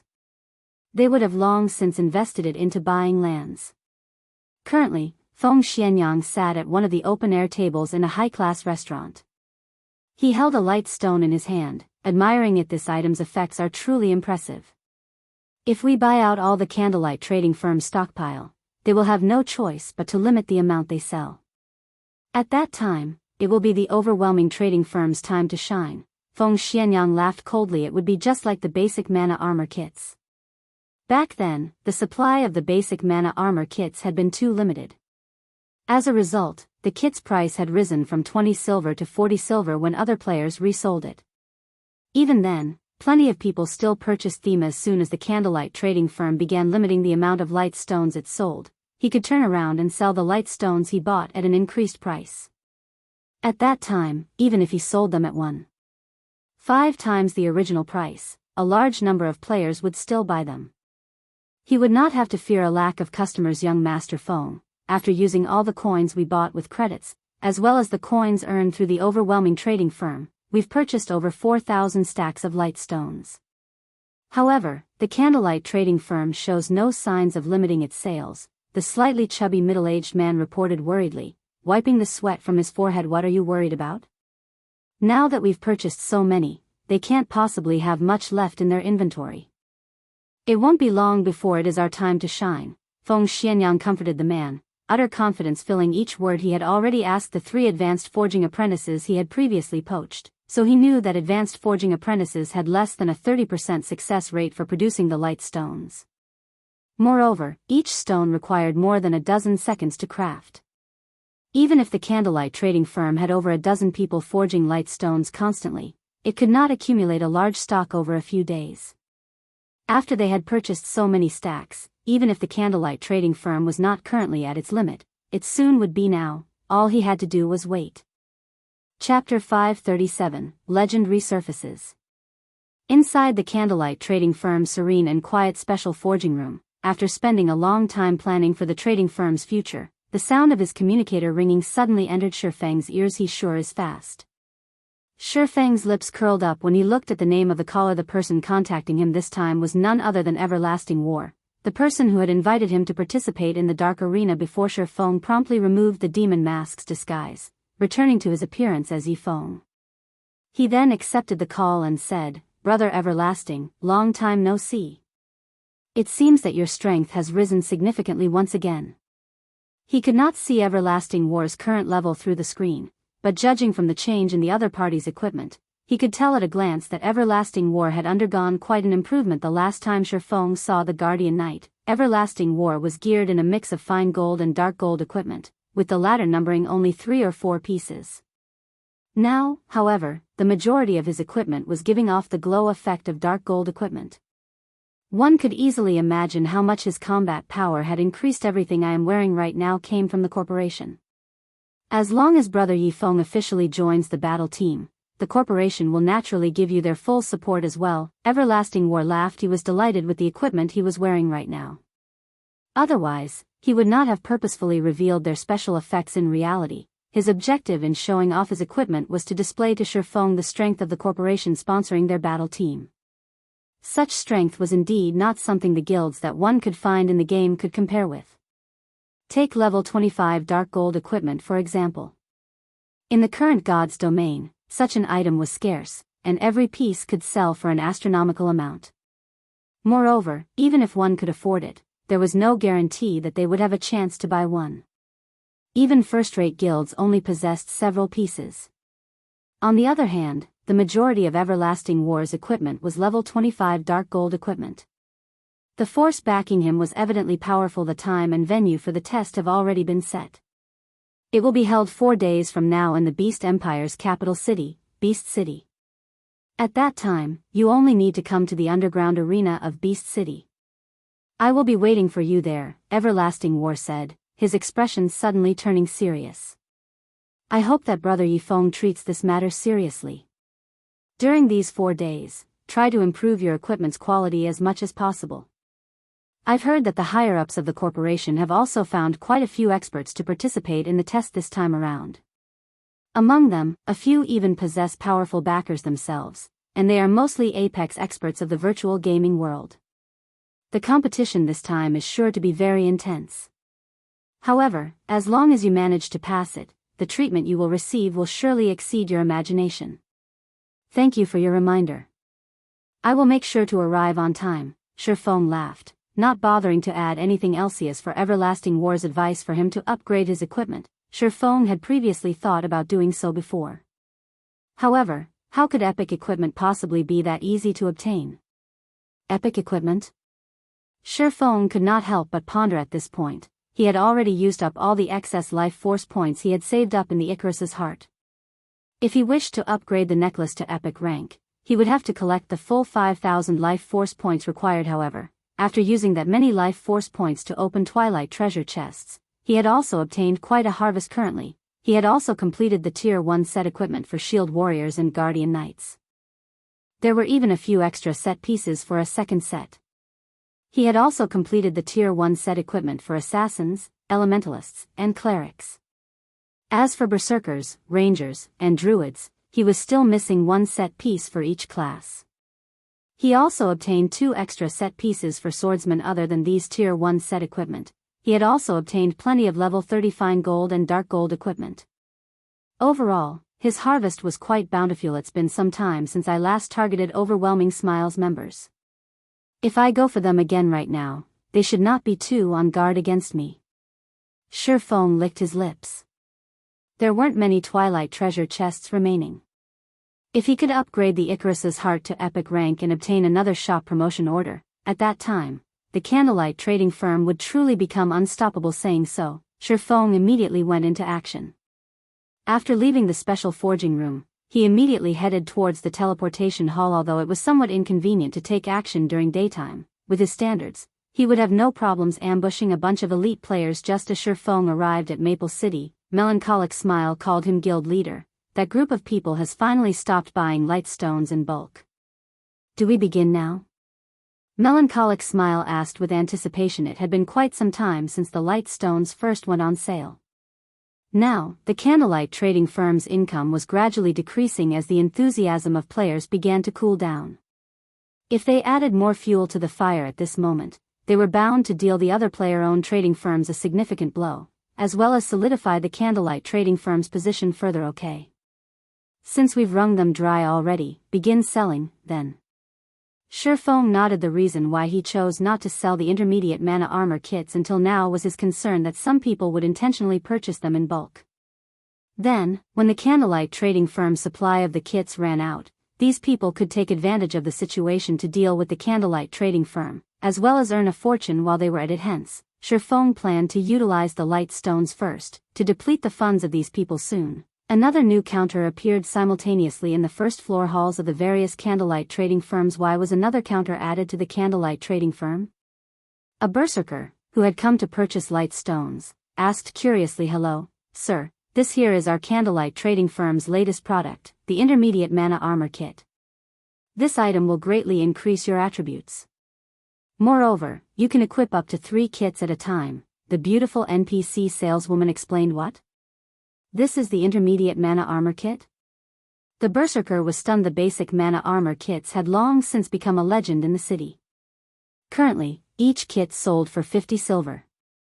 Even so, many still wished to buy it. Unfortunately, there just was no supply for the item. Now that the intermediate version of the kits had suddenly appeared, how could this not be surprising? After the Berserker read the item description of the intermediate mana armor kit multiple times, he was finally sure that he was not hallucinating such powerful attributes. Just a single intermediate mana armor kit is equal to 3 pieces of the basic version. The Berserker's eyes shone dazzlingly, his drool nearly leaking out of his mouth. The attributes of the intermediate mana armor kit were simply too shocking. As long as one could equip 3 of these kits, it would be equivalent to wearing an additional piece of level 25 dark gold equipment. Currently, despite the high demand for level 25 dark gold equipment, supply for it was practically non-existent. Countless people could not buy one even if they wanted to. If he could equip 3 intermediate mana armor kits right now, it would be equivalent to having an additional piece of level 25 dark gold equipment. Just imagining it exhilarated. The Berserker battles in God's domain relied on 2 things: the player's techniques and the player's attributes. At this stage of the game, even if one had passable techniques, they would still have to consider the attributes of their equipment before they could try raiding a dungeon. To an ordinary player, even being fully geared in mysterious iron equipment was a dream, not to mention owning a piece of dark gold equipment. The attributes of a single piece of dark gold equipment could easily rival that of multiple pieces of mysterious iron equipment. If an ordinary player could equip 3 intermediate mana armor kits, it would no doubt result in a massive increase in strength. Crap. I was only missing just that bit of attribute to qualify for that 20-man team dungeon last time. If I can equip 3 of these intermediate mana armor kits right now, the team leader will definitely beg me to join them. The Berserker could not help but fantasize, however, when he laid his eyes on the price of the kits. Each intermediate mana armor kit actually cost 5 gold. Suddenly, the Berserker was dumbfounded. Although ordinary players could not afford to buy the kit, news about it still spread like lightning. The kits became the headline news on the official forums right away. Shocking emergence of the intermediate mana armor kits. Chapter 538, causing a commotion in Starmoon Kingdom. The appearance of the intermediate armor kits immediately caused a commotion. News about the candlelight trading firm spread like a pandemic throughout the entire Starmoon Kingdom. In just a dozen minutes or so, the initially fading hype over the candlelight trading firm surged once more. Players throughout the kingdom were behaving even more wildly than before. The light stone was merely common goods. Although it was of significant help to players, it did not provide any direct improvements towards a player's strength. It belonged to the category of support items. However, the intermediate mana armor kit was different. This was an item whose sole purpose was to increase a player's attributes. Moreover, it provided a considerable increase. Upon receiving news regarding this matter, many elite parties and teams that were out in the field immediately dropped what they were doing and rushed back to their respective cities. They made a straight dash to the candlelight trading firm to purchase the intermediate mana armor kits. If they were even a little too slow, other players would no doubt buy out the kits. It would be just like the basic mana armor kit, which had already passed into legend. According to the legend, many players who had managed to purchase the basic mana armor kits when they were initially released had already become experts by now. Some ordinary teams had also become top-tier teams capable of challenging hard mode, and even hell mode, team dungeons. However, hell mode was only limited to 10-man dungeons. To the majority of independent players, 20-man team dungeons were simply too difficult a challenge. The requirement of such dungeons on a player's equipment foundation was just too high. The requisite level in combat techniques was also extremely high. Only a small number of guild elite teams could clear such dungeons. Team leader, I've just received news that the intermediate mana armor kits are selling for a fraudulent price of 5 gold per kit. We can't afford them even if we want to buy them. They are indeed expensive. Even so, we still have to buy them. We must obtain them even if we have to borrow money to do so. I have deeply regretted not getting the basic mana armor kits. You should know our performance inside team dungeons as well. We are always short of just that small amount of damage and defense. Unfortunately, no matter what we do, we aren't able to upgrade our equipment any further. In the end, those teams that had the luck to buy 3 basic mana armor kits managed to brute force their way through the bosses right now. A single intermediate mana armor kit could match up to 3 basic mana armor kits. As long as we get our teams MT3 of these kits, we will be able to defeat the bosses of the team dungeon. At that time, won't it be easy to earn back the money we spent? Many independent teams out in the field maps began taking action, using all means to collect money to elite teams. Collecting 5 gold was still relatively easy. However, it would be very difficult if they wished to obtain 15 gold. Even so, they still endured the hardship as they tried to amass 15 gold after all. The effects of having an additional piece of level 25 dark gold equipment on an MT was quite significant normally. 20-man normal mode team dungeons dropped mysterious iron rank. Secret silver equipment only dropped if one possessed heaven-defying luck. Meanwhile, there were only 3 or 4 bosses inside a team dungeon, and each boss dropped just 2 or 3 pieces of equipment. On average, one could get roughly 10 mysterious iron equipment with each dungeon run. After factoring in the money and items obtained from the dungeon monsters, a team earned around 4 gold to 5 gold each time they raided a 20-man normal mode team dungeon. There was also the need to factor in the team's various expenses, loss of EXP, and such, which further reduced the team's profits. Not to mention, the team's 20 members would split this profit. In the end, each member of the team would receive only a meager amount of money. However, the income one could obtain from a hard mode team dungeon was significantly higher. The bosses inside such a dungeon would drop at least 1 secret silver equipment with nearly a 100% certainty. There was even the possibility of bosses dropping 2 or 3 pieces of secret silver equipment at the same time. Even the monsters of the dungeon had a fixed chance of dropping mysterious iron equipment. Another point was that only hard mode team dungeons dropped certain necessary raw materials. After adding up the various types of income, a team would typically earn at least 10 gold from every dungeon run, more than double that of normal mode team dungeons. If a team managed to clear a normal mode team dungeon, they would be able to sate their hunger at most. However, if they succeeded in raiding a hard mode team dungeon, they would be able to dine like kings every time inside bars. There was bound to be some amazing teams celebrating their successful raid over a hard mode team dungeon, earning the envy of the surrounding players. Now that everyone received such an opportunity again, the players naturally had to make a desperate effort for it. For a time, players swarmed the candlelight trading firm. However, a majority of the players who came were only here to act as a placeholder for now. That was right, a placeholder. The teams backing these players were currently still in the midst of collecting money. As soon as they gathered enough, they would immediately purchase the intermediate mana armor kits from the trading firm, afraid that the kits would sell out. Although few independent players could afford the intermediate mana armor kits, it was an entirely different story for guilds. Guilds were already willing to invest thousands of gold in a single shop, not to mention spending several hundred gold to equip their core teams with intermediate armor kits. If guilds could fully outfit their core teams with intermediate armor kits, the combat power of these teams would rise to a whole new level. There was no question that it was a worthwhile investment. All the guilds that had received news regarding the intermediate mana armor kits immediately hurried over to the candlelight trading firm. Moreover, these guilds were incredibly ambitious, each and every one of them asking to buy 100 or more kits without hesitation. What did you say? Why aren't you selling it to me? A guild representative shouted angrily. Have a good look. I don't lack the money to pay for them. Sir, my apologies, but since the supply for the intermediate mana armor kits is too limited, we are only selling it in limited quantities. Ordinary players are allowed to buy at most 1 kit each time. As you are representing a guild, you will only be allowed to buy a maximum of 9 kits. If you are from one of the guilds partnered with the candlelight trading firm, you will be allowed to purchase up to 21 kits at a single time. The beautiful NPC saleswoman smiled faintly, paying no heed to the actions of the angry player before her. Damn. Give me 9 for now, then.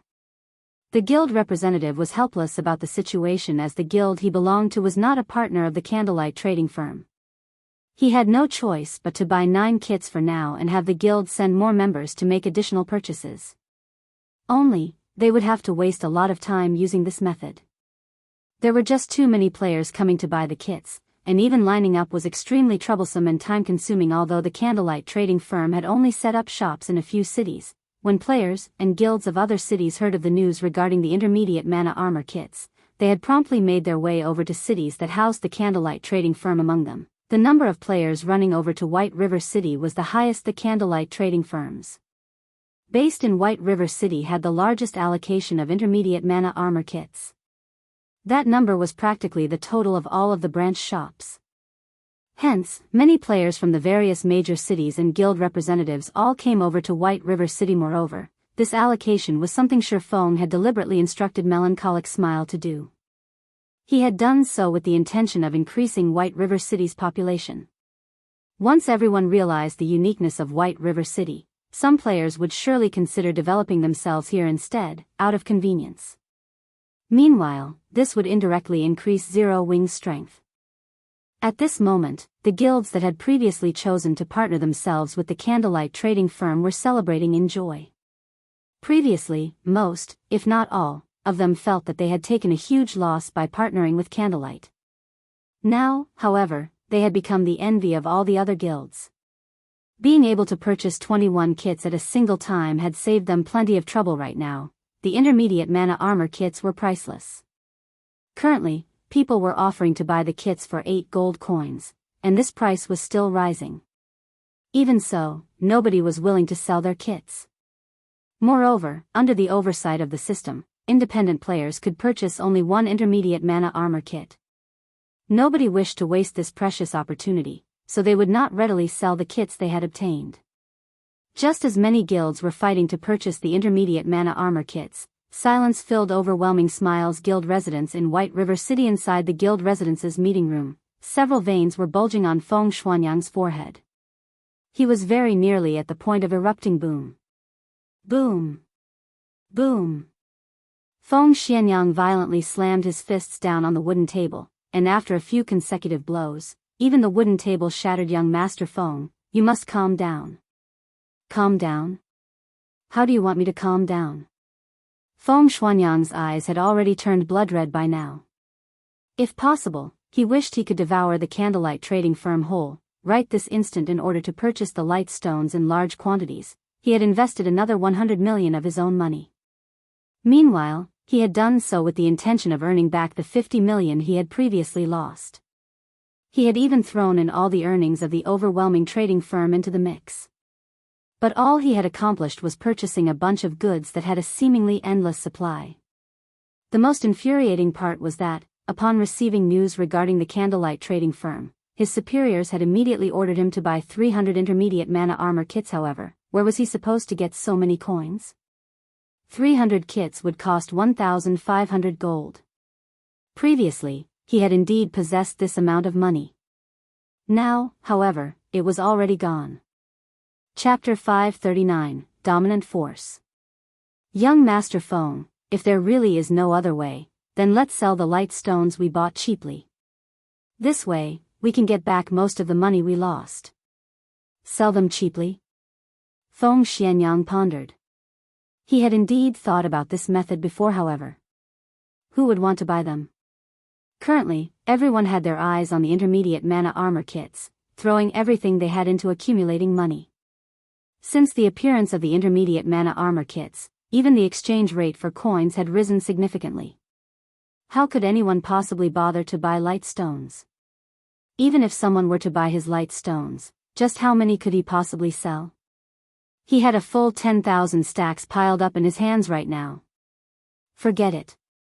If I have to make a loss, so be it. I have to complete the task the higher-ups gave me.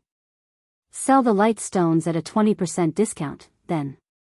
Sell as many as you can. Even if we can't sell them all, we can at least make some trouble for the Candlelight trading firm. Feng Xuanyang sighed. The management of Underworld was extremely strict. If he did not complete his assignment, the consequences would be very severe. He had only managed to reach this position in the organization after many difficulties. Naturally, he could not fall short after coming this far. These 10,000 stacks of light stones had cost him 1,900 gold, more than half of which came from Underworld and the overwhelming trading firm. Although he would lose a significant sum of money by selling the light stones at a 20% discount, at least he could earn back Underworld's and Overwhelming Smile's shares of the money. He would also have the 1,500 gold required to purchase the 300 intermediate mana armor kit sometime later, the overwhelming trading firm also began selling light stones. Moreover, due to Underworld's connections, Feng Xianyang managed to quickly get in touch with the various guilds around Star Moon Kingdom. Light stones were still not available in many cities around the kingdom, which left the demands of many players unsated. So, selling the light stones at a 20% discount prompted many players to fight to purchase them. Only, for every stack of light stones sold, Feng Xianyang would feel a painful sting in his heart. Just as the intermediate mana armor kits were selling hotly in White River City, Star Moon City had also gone into a frenzy. Currently, upper managers of the various large guilds based in the capital stood in front of the counter inside the candlelight trading firm, their eyes bloodshot. I am the vice leader of the Wind God Guild.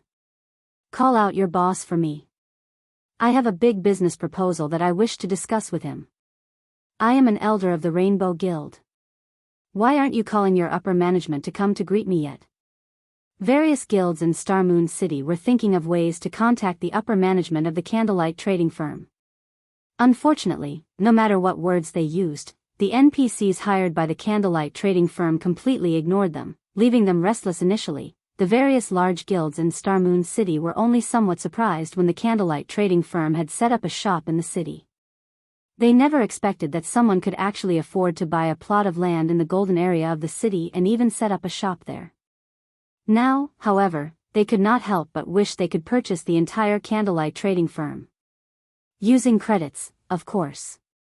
If they had to buy using coins, even if they added up the funds of every guild in the city, they would not be able to afford to buy the trading firm. Guild leader, I've received information stating that the candlelight trading firm's main branch is in White River City. Although the firm has set up a shop in the capital, its management seems to be based at White River City, a graceful and elegant female elementalist reported to the strong and dignified-looking man beside her. Meanwhile, inside a coffee shop a short distance away from the candlelight trading firm, many male players had promptly shifted their gaze to this tall beauty upon noticing her in this day and age. With the popularity of nutrition and fitness, one could easily find handsome men and beautiful women. However, it was still extremely difficult if one wished to have a top-tier beauty accompany them inside the game. Not to mention, that beauty appeared to be that man's young secretary. Bro, when do you think we can live like that guy? A level 24 Guardian Knight muttered enviously. What nonsense are you spouting? The level 25 Ranger beside the Guardian Knight scoffed. Do you know who that man is? Isn't he just a little rich? What's there to be proud of? If I had that kind of money, beauties would surely throw themselves at me. I could also look for a group of little secretaries to play God's domain with me, the Guardian Knight replied with disdain. Look at yourself. It's no wonder you've been in this pitiful state all your life. The level 25 Ranger slowly explained, let me tell you, that man is not just some useless Prince Charming. He is someone who has achieved success due to his own efforts. Moreover, he's only 34 years old. I am also certain that you have heard of his name before. What's he called? The Guardian Knight asked curiously. The Star Alliance's guild leader, Galaxy Past. The Ranger laughed. He then looked towards the woman standing beside Galaxy Past, adding, that beauty is also no ordinary person. She is Purple Eye.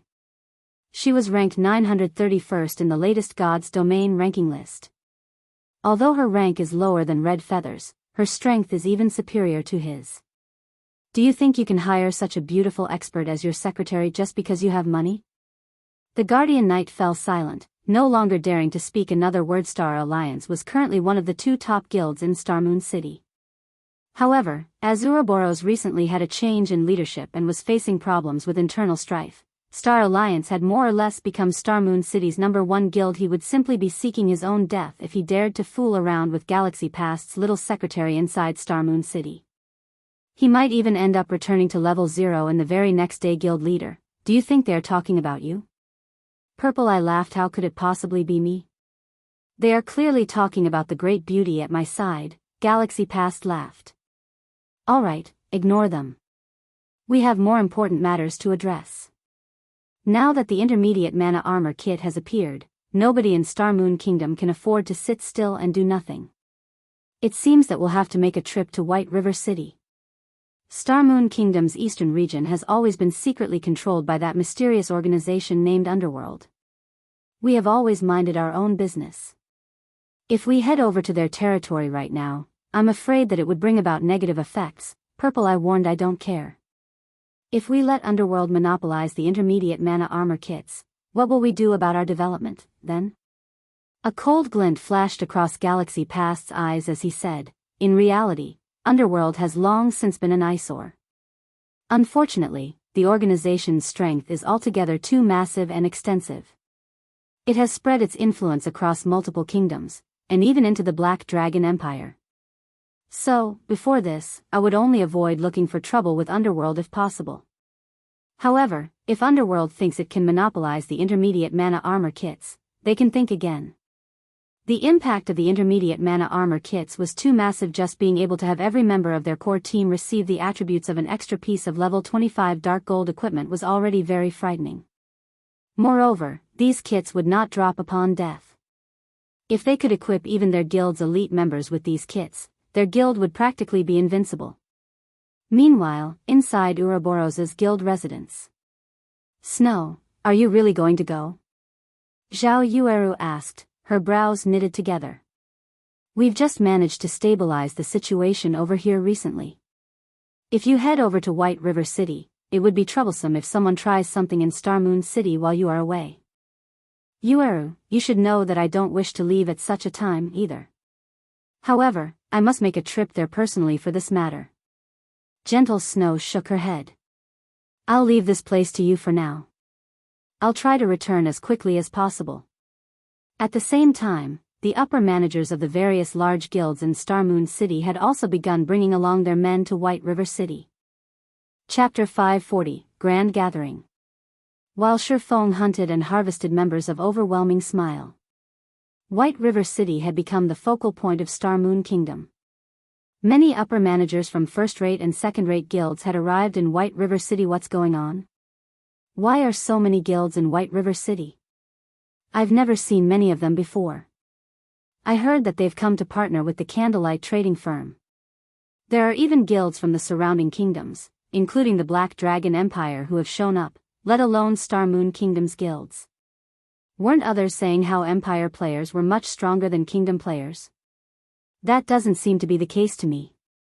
In the end, haven't they still come over to our White River City for some advantage? They've only come here because of the Candlelight trading firm. Look at the other kingdoms. Which one of them possesses a shop that sells intermediate mana armor kits? Right now, nobody has any level 25 dark gold equipment for sale at all. Meanwhile, the intermediate mana armor kits are even more powerful than level 25 dark gold equipment, and the Candlelight trading firm can produce it in large quantities. Having it and not can make a huge difference to dungeon raiding progress and PvP fights. Naturally, these guilds realize how important such an item is. The players filling White River City streets and alleyways discussed the large number of guilds gathering in White River City, and a sense of pride bloomed in their hearts. No one would have thought that a lifestyle guild could possess so much influence. Damn. Why have so many people come here?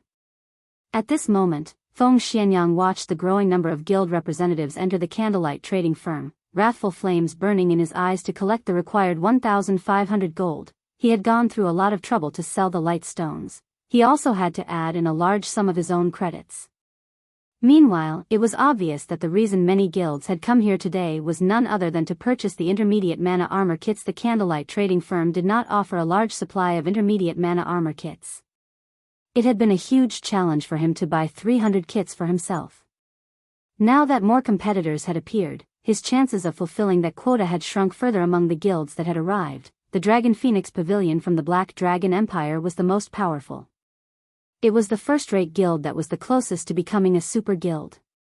Unfortunately, the pavilion was younger than those true super guilds, having been established later.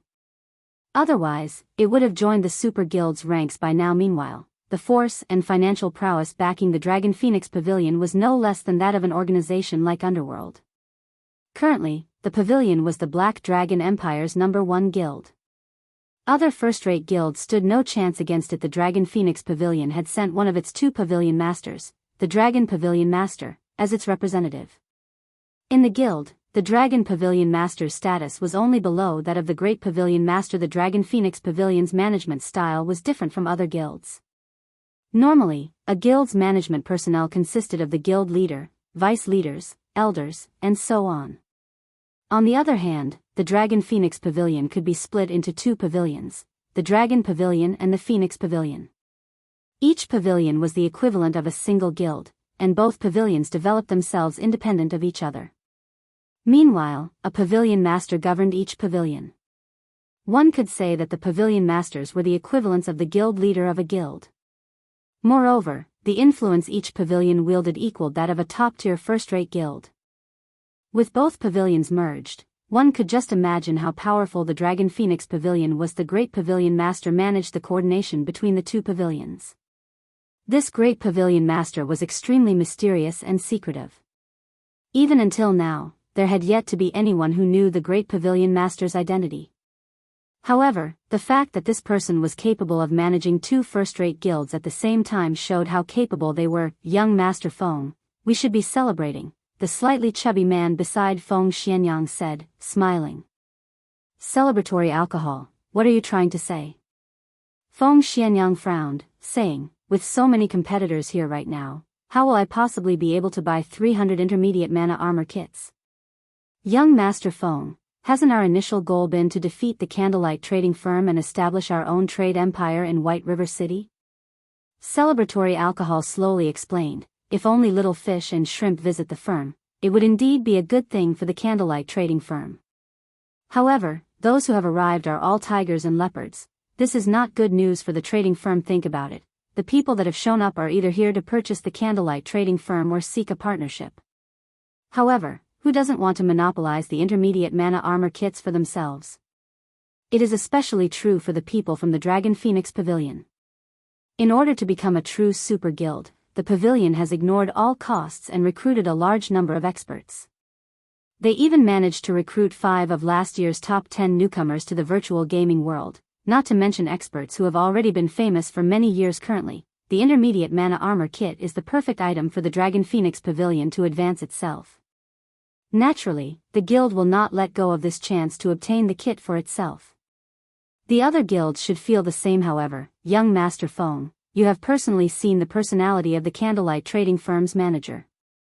Even Miss Yulan was helpless against her. One can just imagine what kind of response these newly arrived guilds will receive.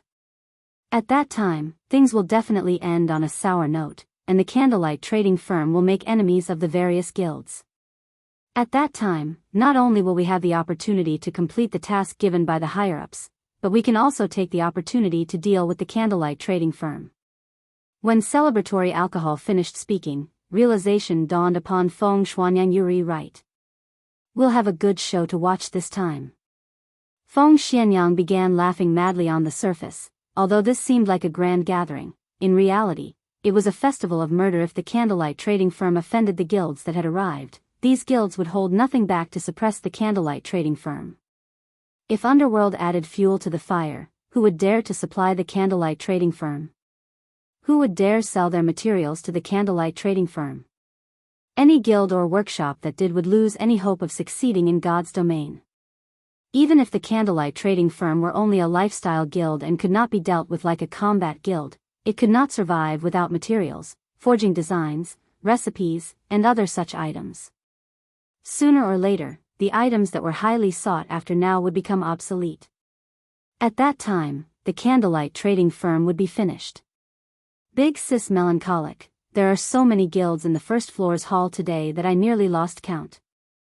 There are over 100 guilds who registered to meet with us to discuss business. Among them, there are over a dozen first-rate guilds. It also seems that they have come with bad intentions. What should we do? One of Melancholic Smile's female assistants asked nervously. No ordinary player would ever have dreamed such a scene. Star Moon Kingdom only had several first-rate guilds. Now, not only had every one of these first-rate guilds arrived, but there were even first-rate and second-rate guilds from other kingdoms and empires as well. I understand. Have the NPCs welcomed them for now.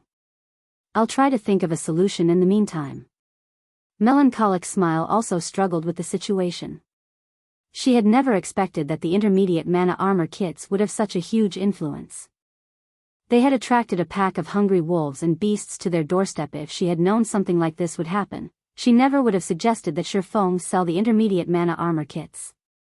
Even if they wanted to sell them, they should have only done so after the Candlelight trading firm had secured its position in Starmoon Kingdom now. However, they were surrounded by enemies on all sides. Although Melancholic Smile really wished to solve this problem by herself, she could not come up with any ideas.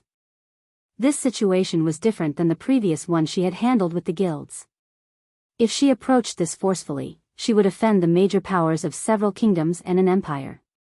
To put it simply, she would be seeking her own death helpless. Melancholic Smile had no choice but to contact Shurfeng. She was truly out of options, and she could only hope that Shurfeng had something up his sleeve. Chapter 541, Terrifying Great Demon King. The Barren Ridge was a wasteland located in the Maple City region. The land was parched and cracked, not even a blade of grass could grow here. Yellow sand choked the wind as it was lifted into the air all year long. Yet, at this moment, many players could be seen grinding and leveling in this desolate area. The Barren Ridge was a level 25 to level 32 leveling map.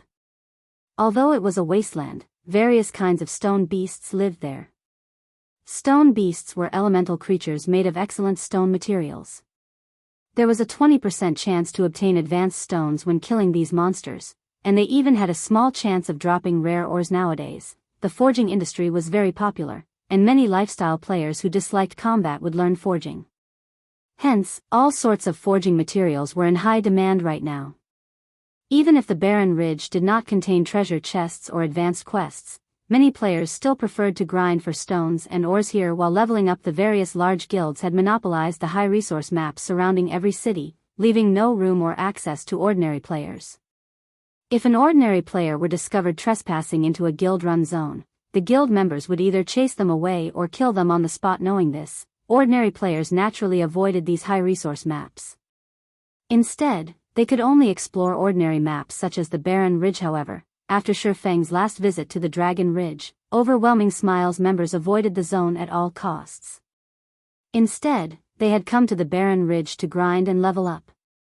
This resulted in ordinary players flooding the Dragon Ridge, and Maple City's ordinary players came to admire the name Black Flame. One man was capable of forcing an entire guild to concede. Black Flame's strength was inconceivable. Laughing Heaven, Overwhelming Smile's guild leader, wanted nothing more than to hack Shurfeng into thousands of tiny pieces. Unfortunately, even Laughing Heaven's hands were tied. Based on War Wolf's report, Shurfeng's base attributes were simply too high. He was far beyond experts like them.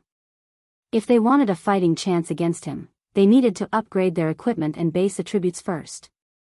Before that happened, however, they could only try their best to keep hidden. Of course, there were other methods they could use, such as hunting Shurfeng in large teams. However, a team of several hundred players would not be enough. A single large-scale destruction spell would be more than enough to annihilate most of the team. At the very least, they needed to mobilize armies of over 1,000 players. Unfortunately, Shurfeng's whereabouts were unknown. It was practically impossible to trap him with thousands of players. So, they had no choice but to endure until they possessed a strategic-level expert capable of rivaling Black Flame. Damn. Just how long do we have to grind here? A level 24 summoner from Overwhelming Smile grumbled. Since when have Overwhelming Smile members ever suffered such a loss before? We are actually forced to this godforsaken place. Isn't he just one expert? I don't believe that we can't take him out if several hundred of us gang up on him. Shoo! Be quiet. What if your big mouth really summons that person? The level 25 elementalist serving as the team's leader warned the summoner softly, frowning as he carefully observed his surroundings. You were lucky that you weren't out that night. If you experienced that volcanic power, you would know that even a team of hundreds of players would be no different than ants. Moreover, not even the shield warriors and guardian knights with high HP and defense survived a single hit from that expert. Many among the team nodded their agreement to the elementalist's words. Although it was currently daytime, they could still recall the madness of that night as if it had happened yesterday. Team leader, aren't you over-exaggerating? Although our current equipment isn't top tier, even someone fully geared with level 25 dark gold equipment should not be able to kill our team's guardian knights and shield warriors in one hit, right? The summoner replied, refusing to believe his team leader's claim. Moments after this summoner finished speaking, a black figure suddenly descended from the sky. Don't believe it? Why don't you experience it yourself, then? The person who had flown down from the sky was none other than Shifeng himself. The barren ridge was ridiculously large, and overwhelming Smile's members had scattered across the map. For efficiency's sake, Shifeng had no choice but to activate Wind Rider to hunt these people. When Shifeng noticed this 100-man team from overwhelming Smile, he had immediately flown towards them. The instant Shifeng descended, he switched the aura of wind to the aura of fire and launched a firestorm from above, covering a radius of 30 yards. Flames filled the sky, burning everything in its vicinity to ash and dust. Even the level 27 stone beasts, which possessed high magic resistance and 5,000 HP, died with the first wave of damage, not to mention players whose HPs were below 5,000 and had zero magic resistance. In the blink of an eye, less than 30 players remained of overwhelming Smile's 100-man team. They too spread out. After landing, Shifeng frowned slightly when he noticed that many had escaped his firestorm. However, the massive AoE had dumbfounded overwhelming Smile's members. Crap. It's the Great Demon King. Split up and run. Contact the guild leader and notify everyone else immediately. The Elementalist team leader responded quickly as he shouted in the team chat. Team leader, what should we be afraid of? He's just one person. Watch me take care of him. Although the summoner was also stunned by Shifeng's firestorm, he quickly began chanting an incantation and summoned a flame beast, ordering it to attack the newcomer. The flame beast was a fire-type elemental creature possessing extremely high flame damage. Moreover, it also had a very powerful skill: self-detonate. When activated, the flame beast would self-destruct and cause 300% damage to all enemies within a radius of 10 yards. It was a considerably powerful AoE skill. However, upon activating self-detonate, the flame beast could not be summoned again for another 4 hours. So, self-detonate was not a skill that could be used to grind monsters' die. The summoner controlled the flame beast to dash towards Shifeng. However, when the flame beast was only 10 yards away from Shifeng, a streak of black light penetrated the elemental's body. The flame beast began to dissipate instantly. Impossible. Terror gripped the summon upon losing control over his flame beast. The flame beast was the strongest summoned creature he could currently call forth, and it had an HP of 10,000. Yet, before it could even get close to Shifeng, it was already killed. Even the summoner had not seen how his flame beast had died. To end the battle quickly, Shifeng activated Defensive Blade and Purgatory's power, increasing his attack range and damage. To Shifeng, the flame beast's 10,000 HP and attack range of 10 yards was nothing. By the time the summoner had reacted, he had discovered that he could not move his body. Someone stood right in front of him, and although this person hid his appearance behind a black cloak, his imposing aura and horrifically cold killing intent shattered any thoughts of resistance the summoner had. The summoner was truly and thoroughly terrified. Is this even a human? He finally understood why his team leader had sounded so unsettled.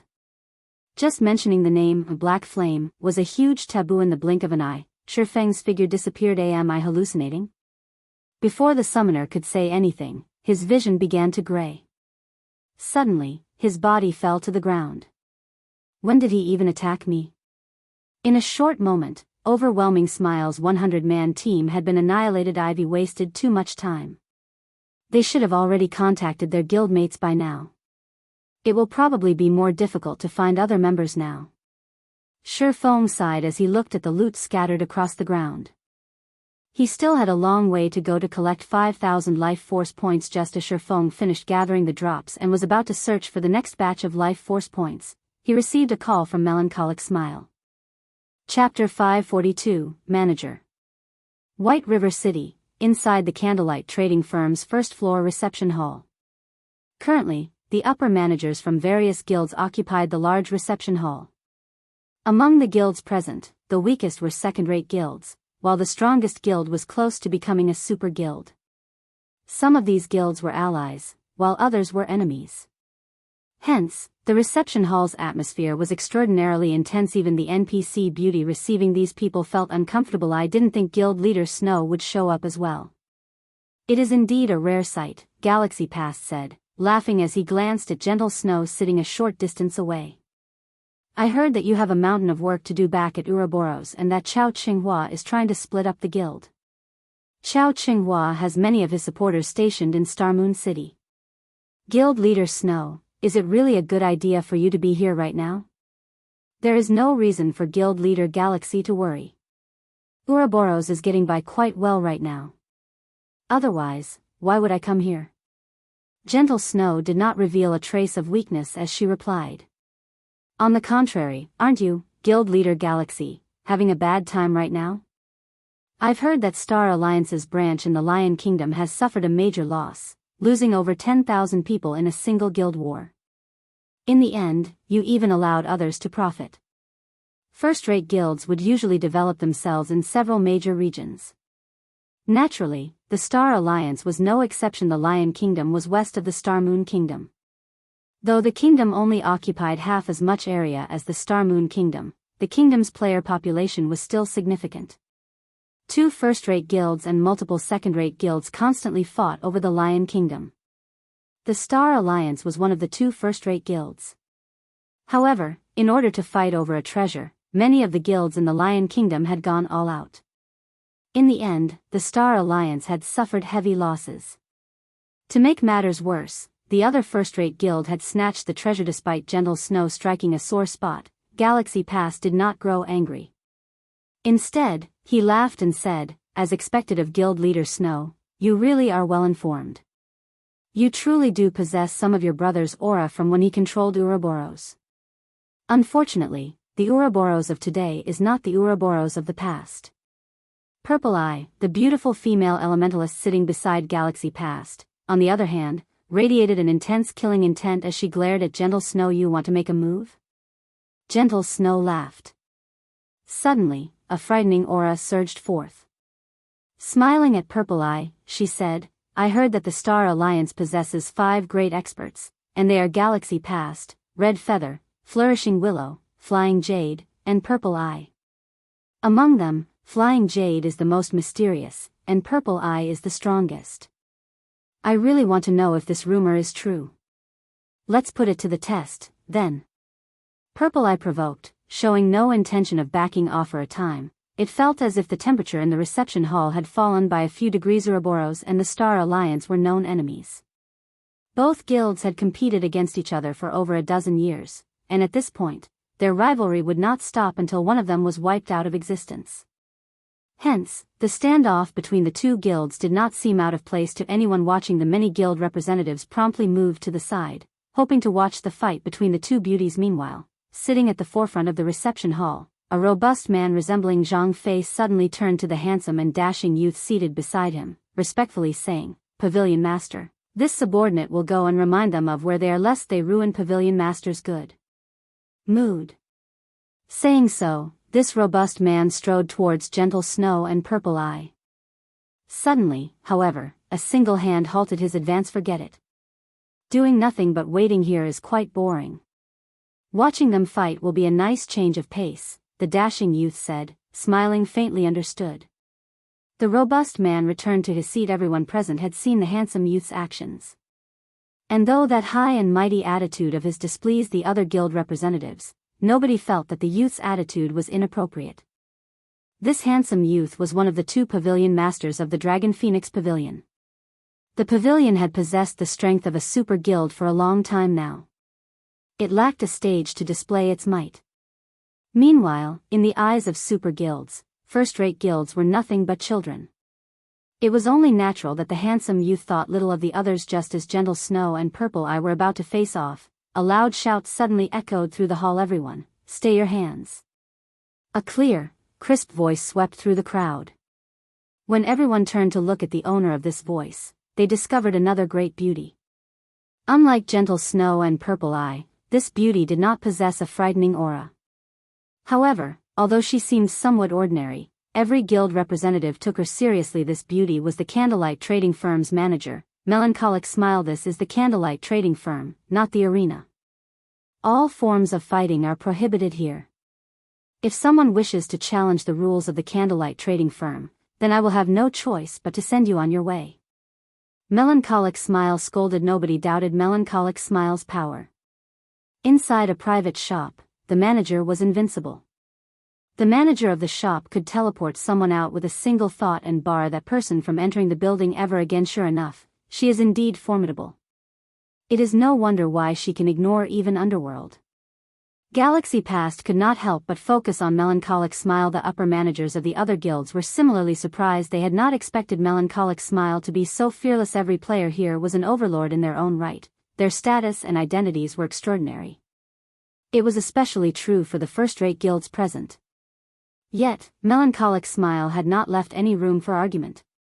Her mighty attitude was exactly as the information they received stated, so much so that she appeared even more overwhelming than before. At Melancholic Smile's appearance, Gentle Snow and Purple Eye glanced at each other before turning away. Everyone had come here today to do business. Nothing good would come from provoking the candlelight trading firm. Peace returned to the reception hall, and everyone began to observe Melancholic Smile. Although she did not emit any sort of aura, there were not many people who had the courage to reproach two first-rate guilds. After all, the candlelight trading firm was but a single lifestyle guild. Without any combat power of its own, it would have no choice but to purchase its materials from combat guilds. One could say that the trading firm's survival relied on combat guilds. Moreover, as the game progressed, the trading firm would require more precious materials. At that time, the firm's reliance on combat guilds would grow stronger. Hence, it was not a good idea for the firm to offend powerful combat guilds at this moment. The Dragon Pavilion Master seated at the forefront of the hall opened his mouth and said, "Miss Melancholic, since you have arrived, shouldn't it be about time to begin our discussion?" Everyone nodded their agreement to the Dragon Pavilion Master's words. They had waited for quite some time now, and they had only waited for so long out of respect for the candlelight trading firm's prestige. Now that its manager had arrived, it was only natural that they began discussing business. Certainly. However, a manager like myself does not have the power to make the decisions you are all looking for. Melancholic Smile shook her head. What are you trying to say? Various representatives asked, curious. Are you saying that you're not going to do business with us? What a joke. They had come from so far and had spent a significant sum on teleportation fees. Now that they were told that there was nothing to discuss. Was the candlelight trading firm just toying with them? Suddenly, the temperature in the reception hall dropped sharply. Not a single person present was someone that should be easily offended. Not only were they powerful experts, but the influence they commanded was also frightening. Standing by the side, Melancholic Smile's assistant felt her legs grow weak, her complexion paling. To an ordinary player like herself, this pressure was immense. Fortunately for the female assistant, everyone focused not on her, but on Melancholic Smile instead. However, even Melancholic Smile did not feel too well right now. This was her first time experiencing such an immense pressure, so much so that even her hand trembled slightly. She found it astonishing. This was merely a virtual reality game, yet, she could still feel such intensity. She nearly lost her breath. I am only the manager of the candlelight trading firm. Only my boss can make decisions regarding the business you wish to discuss.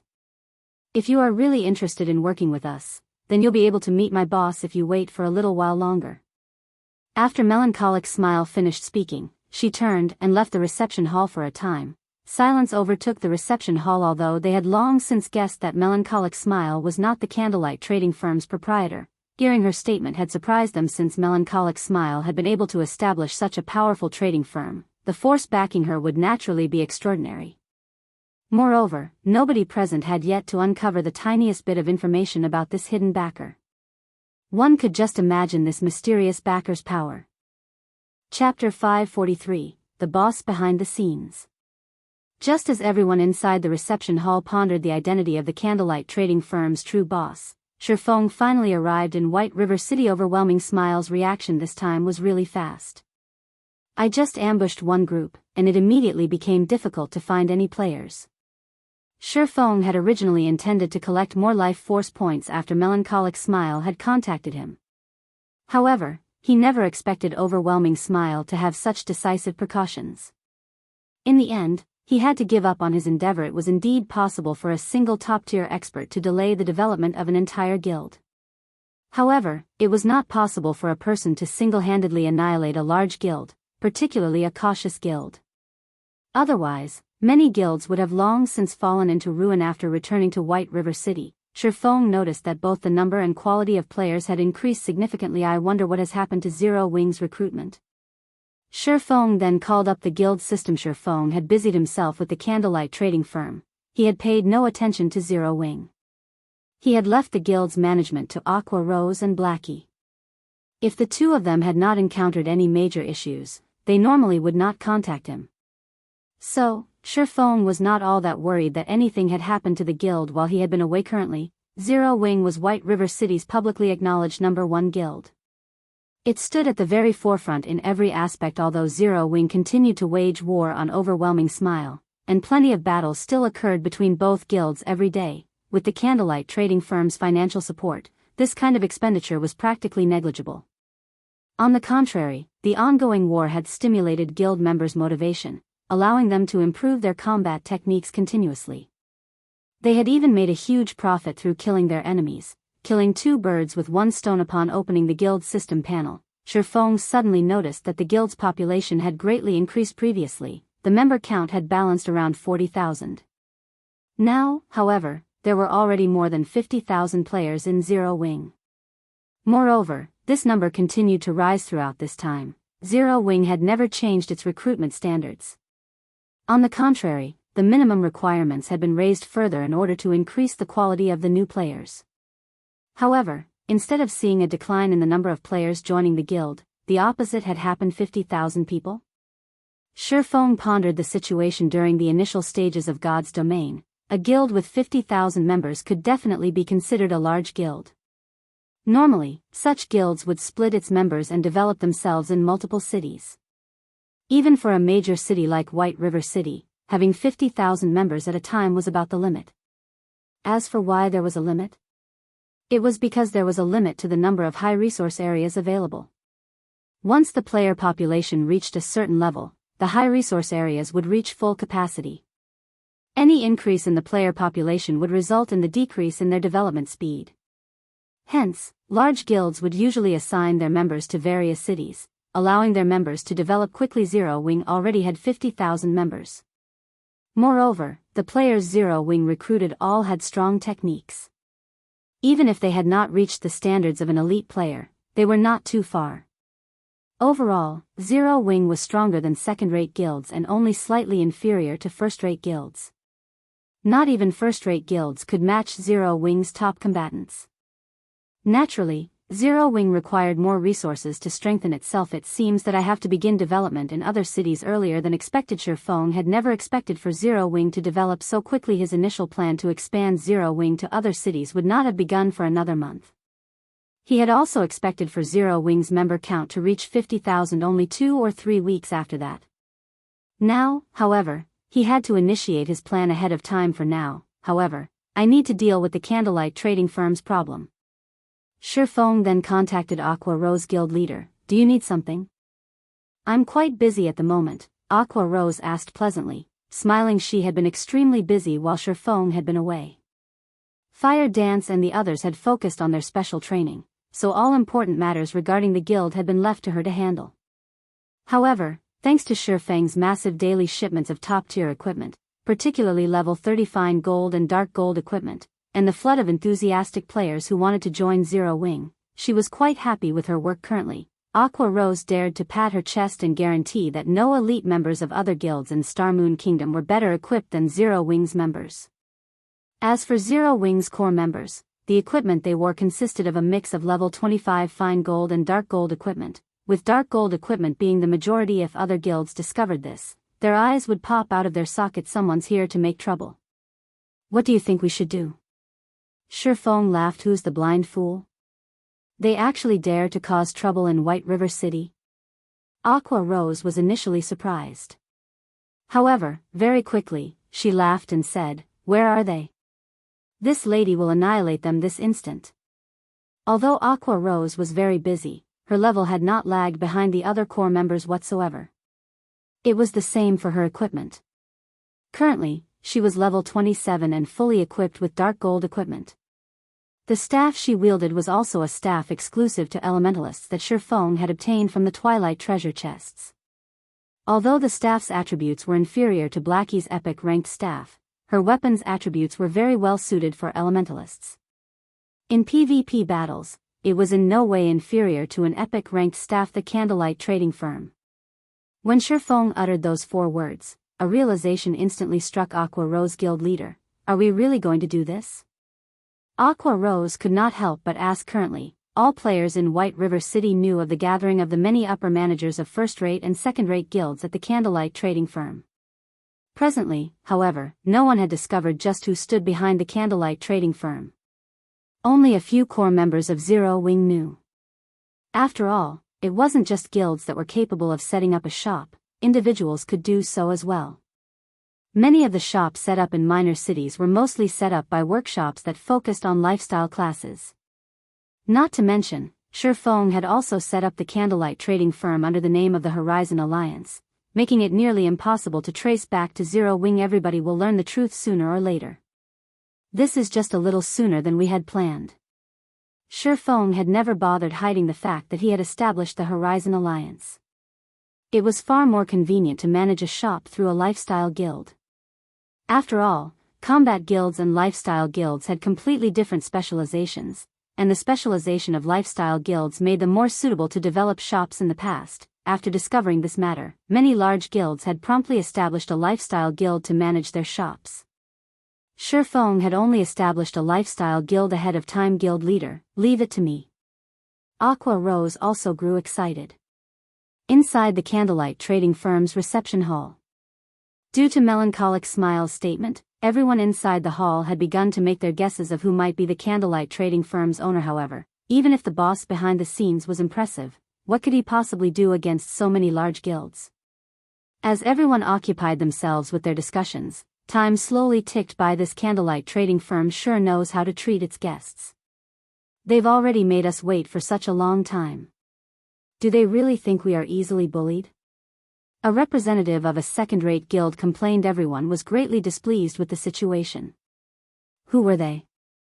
They were the overlords of God's domain. Moreover, they had brought both money and sincerity with them, yet the Candlelight Trading Firm actually dared make emperors like them wait so long.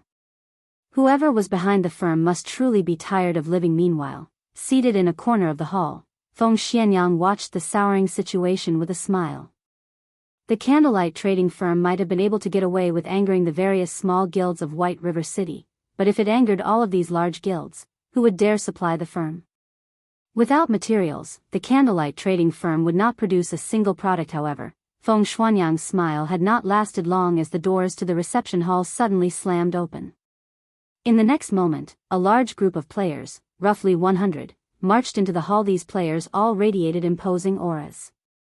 Not a single one looked ordinary, and they were all level 26 or above. Judging from the dazzling glow effect on their equipment, the most inferior equipment they had was fine gold ranked, with the majority of their equipment consisting of dark gold rank. On their chests, every player wore a 6-winged silver emblem. This was none other than Zero Wing's guild emblem. Sorry I made you all wait for me. Shifeng suddenly crossed the reception hall's threshold, smiling. Sweeping a glance over everyone present, he laughed and said, I'm the owner of the Candlelight Trading Firm, Black Flame. Chapter 544, Devour Everything. Zero Wing's arrival had silenced the reception hall. At this moment, practically every guild representative in the hall focused on Shifeng. Why does it have to be him? So that's the case. It is no wonder the Candlelight Trading Firm set up its headquarters in White River City. Everyone suddenly came to a realization. However, at the same time, the upper managers of the various large guilds re-evaluated their impression of Zero Wing. The majority of the people present had not understood Zero Wing's true strength.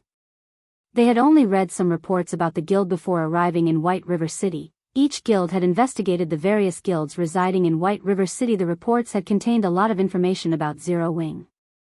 Moreover, after the guild's intelligence agents' detailed investigation of the number 1 guild in White River City, they had quite the high evaluation of Zero Wing. Practically every agent had evaluated Zero Wing as a guild that was above a second-rate guild, but below a first-rate guild. Meanwhile, Zero Wing's guild leader, Black Flame, was even Star Moon Kingdom's number 1 expert. Up till today, Black Flame had yet to suffer a single defeat.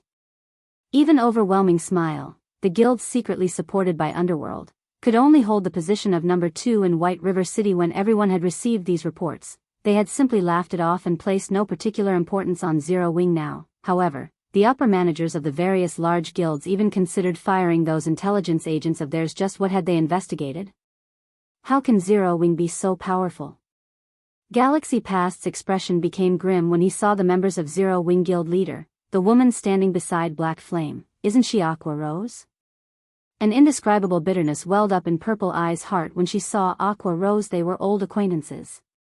In the past, Aqua Rose had once invited her to join Twilight Echo. However, she had rejected the offer. She had been greatly shocked to find out that Aqua Rose had left Twilight Echo. Twilight Echo was an even stronger guild than the Star Alliance. However, Aqua Rose had left it without hesitation. Moreover, she had even joined a newly established and unknown guild after the fact. When Purple Eye had received this news, she even thought she had heard wrong. She had also felt it was somewhat unfortunate. A capable gamer such as Aqua Rose had taken such a foolish route now. However, it would seem that Aqua Rose's decision had not been the wrong one. At Ala Guild with a single expert was not particularly frightening. However, it was a different story if said guild possessed a large group of experts. Moreover, looking at the nearly 100 people who had entered the hall, each one of them wore equipment that could rival the best equipment the Star Alliance had to offer, so much so that the best geared members of the Star Alliance were even inferior to some of Zero Wing's core members. Furthermore, the Star Alliance could only scrape together, at most, enough equipment to gear a team of 20 players. It was absolutely impossible for them to equip a 100-man team. One could just imagine how powerful Zero Wing's background was. Moreover, Aqua Rose's current equipment actually consisted of only dark gold equipment.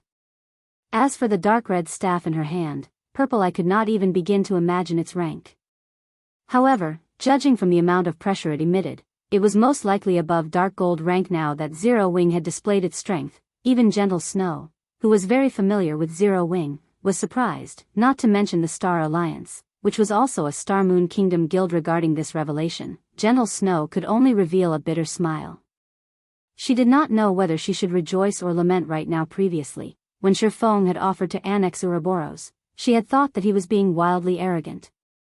However, looking at this dazzling and imposing 100-man team, there might not be a second guild in all of Star Moon Kingdom capable of building up such a team. With the two first-rate guilds of Star Moon Kingdom reacting in such a way, there was no need to mention the guilds that had come from a foreign country. Pavilion Master, this Zero Wing seems quite amazing. It has actually obtained so much dark gold equipment. Every one of these players also seem extraordinary, with a few even radiating dangerous auras. A blue-haired girl with bright eyes and slender eyebrows sitting beside the Dragon Pavilion Master exclaimed, giggling. Contrary to her words, her actions made it seem as if she did not take Zero Wing seriously at all as expected of the #1 guild of White River City. It really does possess an impressive number of experts. The equipment it possesses is even more surprising. Only, it is a pity that such good equipment is actually being wasted on these people, the handsome youth stated, his gaze revealing a hint of greed. He could not help but admit that the equipment worn by Zero Wing's members was indeed amazing. Even the Dragon Phoenix Pavilion did not have so much top-tier equipment, much less first-rate guilds if he could snatch all of it away. At that time, the Dragon Phoenix Pavilion would definitely become a bona fide super guild. It might even become even more powerful than a few current super guilds. Pavilion Master, should I secretly rob them all? The robust man named Blood Dragon asked softly. Let's discuss it first. The handsome youth waved his hand. Faintly smiling, he said, whether it is the Candlelight Trading Firm's intermediate mana armor kits or Zero Wing's equipment, it seems that my trip to White River City has not been wasted. If I deal with this matter properly, the great Pavilion Master will definitely be pleased. Pavilion Master is truly wise. At that time, I want to see just how the Phoenix Pavilion plans to contend with our Dragon Pavilion. Blood Dragon laughed. Even after silence had gripped the reception hall for some time, Shifeng had not hurried to dive straight into business. Instead, he waved his hand and signaled Melancholic Smile. At this moment, Melancholic Smile opened her mouth and said, "Ladies and gentlemen, if you are here to purchase intermediate mana armor kits, please follow me. As our stock is limited, the Candlelight Trading Firm intends to hold a small-scale auction exclusively for you." Saying so, Melancholic Smile led the way out of the reception hall in response. However, the guild representatives only turned to look at each other. showing no signs of leaving their seats. Who among them was not here to purchase the candlelight trading firm, hoping to earn a massive profit through the transaction? How could they possibly come all the way here just to purchase a few measly intermediate mana armor kits? Particularly, the Dragon Pavilion Master from the Dragon Phoenix Pavilion looked utterly uninterested in the intermediate mana armor kits. With the Dragon Phoenix Pavilion taking the lead, everyone would naturally follow. However, among these people, one person stood up from their seat and followed. Melancholic smile. Has Gentle Snow gone insane? Galaxy Past watched Gentle Snow's departing figure. There were so many guilds putting pressure on Zero Wing right now. Even if Zero Wing were strong, it would have no choice but to tread carefully when faced with so many large guilds. Offending so many large guilds at once would be tantamount to suicide. Anyone who had a brain would definitely choose to stay. After all, they could take advantage of the situation to rake in even more profit for themselves, and that was not something a few measly intermediate mana armor kits could hope to compare with. Yet, Gentle Snow had actually chosen to leave. Don't tell me that no one else here is interested in the intermediate mana armor kits? Shi Feng asked as he glanced at the seated guests. At this moment, Feng Xianyang stood. Righteously, he said, Guild Leader Black Flame, many of us here have journeyed from far away. We have already shown the candlelight trading firm sufficient respect. If you turn us away empty-handed, our reputations will suffer. That's right, Guild Leader Black Flame. Let's prosper together. Wouldn't it be better if we invest into and develop the candlelight trading firm together? That way, everybody can profit. Many among the crowd began advising Shi Feng as they laughed merrily. Among those present, aside from the upper managers of a few first-rate guilds, everyone promptly voiced their agreement. Are all of you of the same opinion? Shi Feng calmly asked.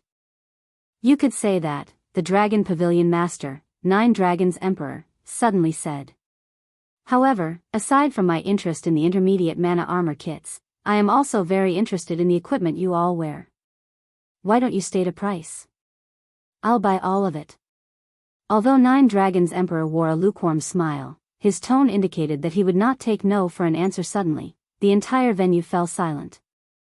Many of the guild representatives sucked in a breath of cold air. Initially, they had thought that the conditions they had proposed were sufficient. They had never expected that this Dragon Pavilion Master would be even greedier than they were. He actually wanted to devour both the candlelight trading firm and Zero Wing. Chapter 545, Super Guild. Although Nine Dragons Emperor's words were quite arrogant, all of the various guild representatives present knew that this handsome youth before them had certainly earned his arrogance. The fact that the Dragon Phoenix Pavilion was hailed as a super first-rate guild, which was the closest existence to a super guild, was not without reason. Great strength had built that reputation. In today's era, virtual reality had long since integrated into everyone's life. Practically everyone would come into contact with virtual reality games in some form. Meanwhile, there were countless virtual gaming guilds. Any guild that the public officially recognized became a third-rate guild. Even though third-rate guilds were nowhere near the top of the gaming industry, they still stood out among the countless guilds in the virtual gaming world. Not only did a third-rate guild possess a certain degree of financial support, but it also possessed a large number of members.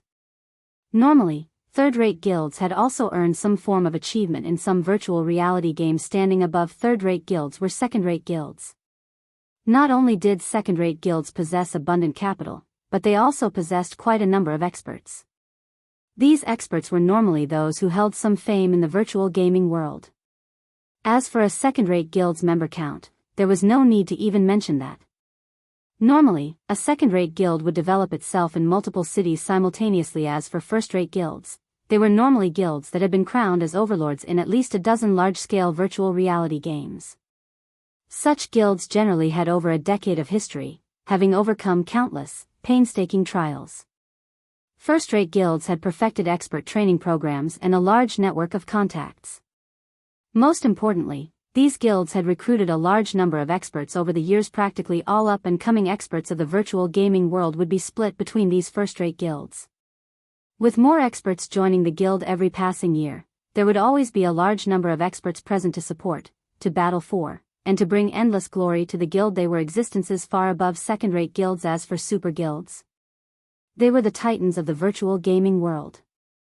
There were even many virtual reality games that these super guilds had produced personally.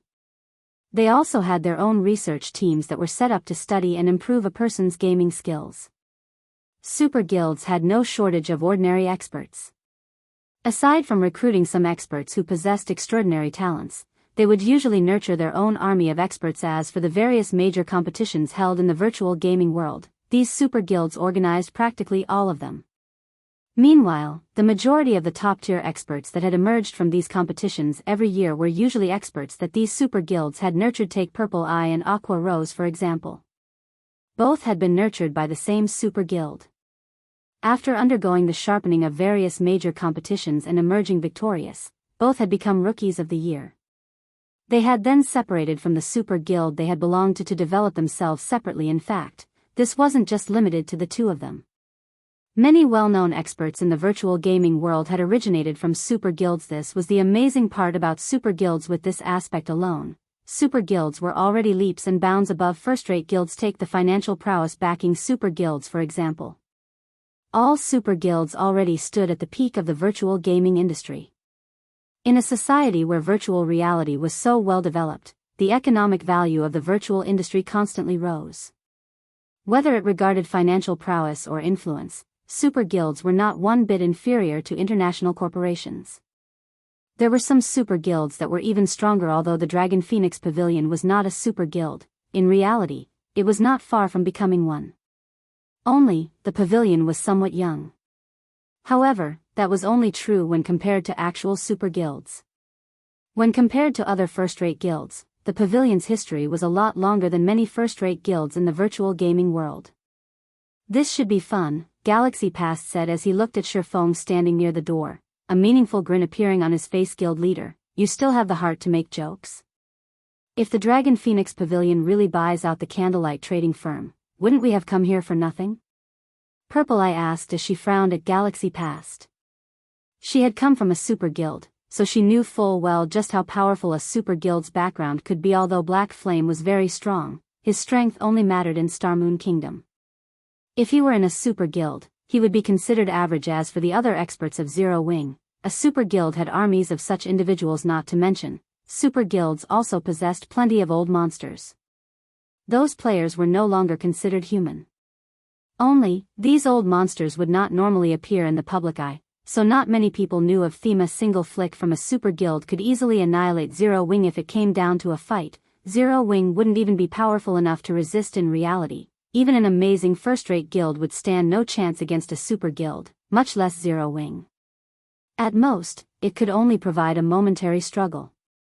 This was also one of the reasons why there was only a small number of super guilds. Despite there being a large number of first-rate guilds in the virtual gaming world, the only reason why super guilds did not go out of their way to compete with first-rate guilds, only contending with opponents of the same level, was because they did not like bullying the weak. It was the same concept as for how an adult would not participate in a fight between children. Doing so would only harm to their reputation. It seems that Gentle Snow's decision was correct. If I had known something like this would happen, would have gone along to purchase some intermediate mana armor kits. Galaxy Past sighed ruefully. Once the Dragon Phoenix Pavilion purchased the candlelight trading firm, it definitely would not sell the intermediate mana armor kits. Rather, it would use those kits to strengthen itself and challenge those super guilds. If he wanted to buy the intermediate mana armor kits, now was his only chance to do so. Meanwhile, sitting in the corner of the reception hall, Feng Xianyang was thoroughly dumbfounded. The situation left him utterly speechless. The higher-ups of Underworld had instructed him to purchase 300 intermediate mana armor kits. If the Dragon Phoenix Pavilion bought the candlelight trading firm, how was he supposed to buy the kits? Melancholic Smile entered the reception hall on the second floor with Gentle Snow behind her. The location Melancholic Smile had led Gentle Snow to was still inside the reception hall. Only, it was situated on the building's second floor. It could be considered a VIP room of sorts.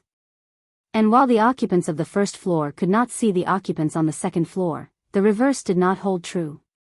Not only could one see everything that went on inside the reception hall on the first floor, but one could also hear the first floor's ongoings clearly. Why have you brought me here? Gentle Snow asked, surprised. Miss Snow, please wait a moment, Melancholic Smile said. Guild leader knows that you want a large number of intermediate mana armor kits. However, the supply for the kits is truly too scarce. As the demand for it is very high, he plans to hold an auction for the kits. Meanwhile, the auction will be held right here. As soon as he sends away the guild representatives below, the auction will begin. Send them away? Gentle Snow could not help but glance at the Nine Dragons Emperor. She had seen the Nine Dragons Emperor many times before, so she knew this man's temper. He was the very definition of the word hypocrite. If both sides were on equal footing, then there wouldn't be a problem with discussing business. However, if the other side's strength were inferior to his, only a painful slaughter awaited them. Nine Dragons Emperor was also willing to do whatever it took to achieve his goals, and that included unscrupulous means. Hence, very few people were willing to deal with him.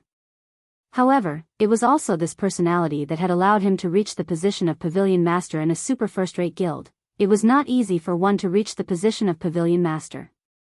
Knowing a few tricks was far from enough. One also needed strength and ability.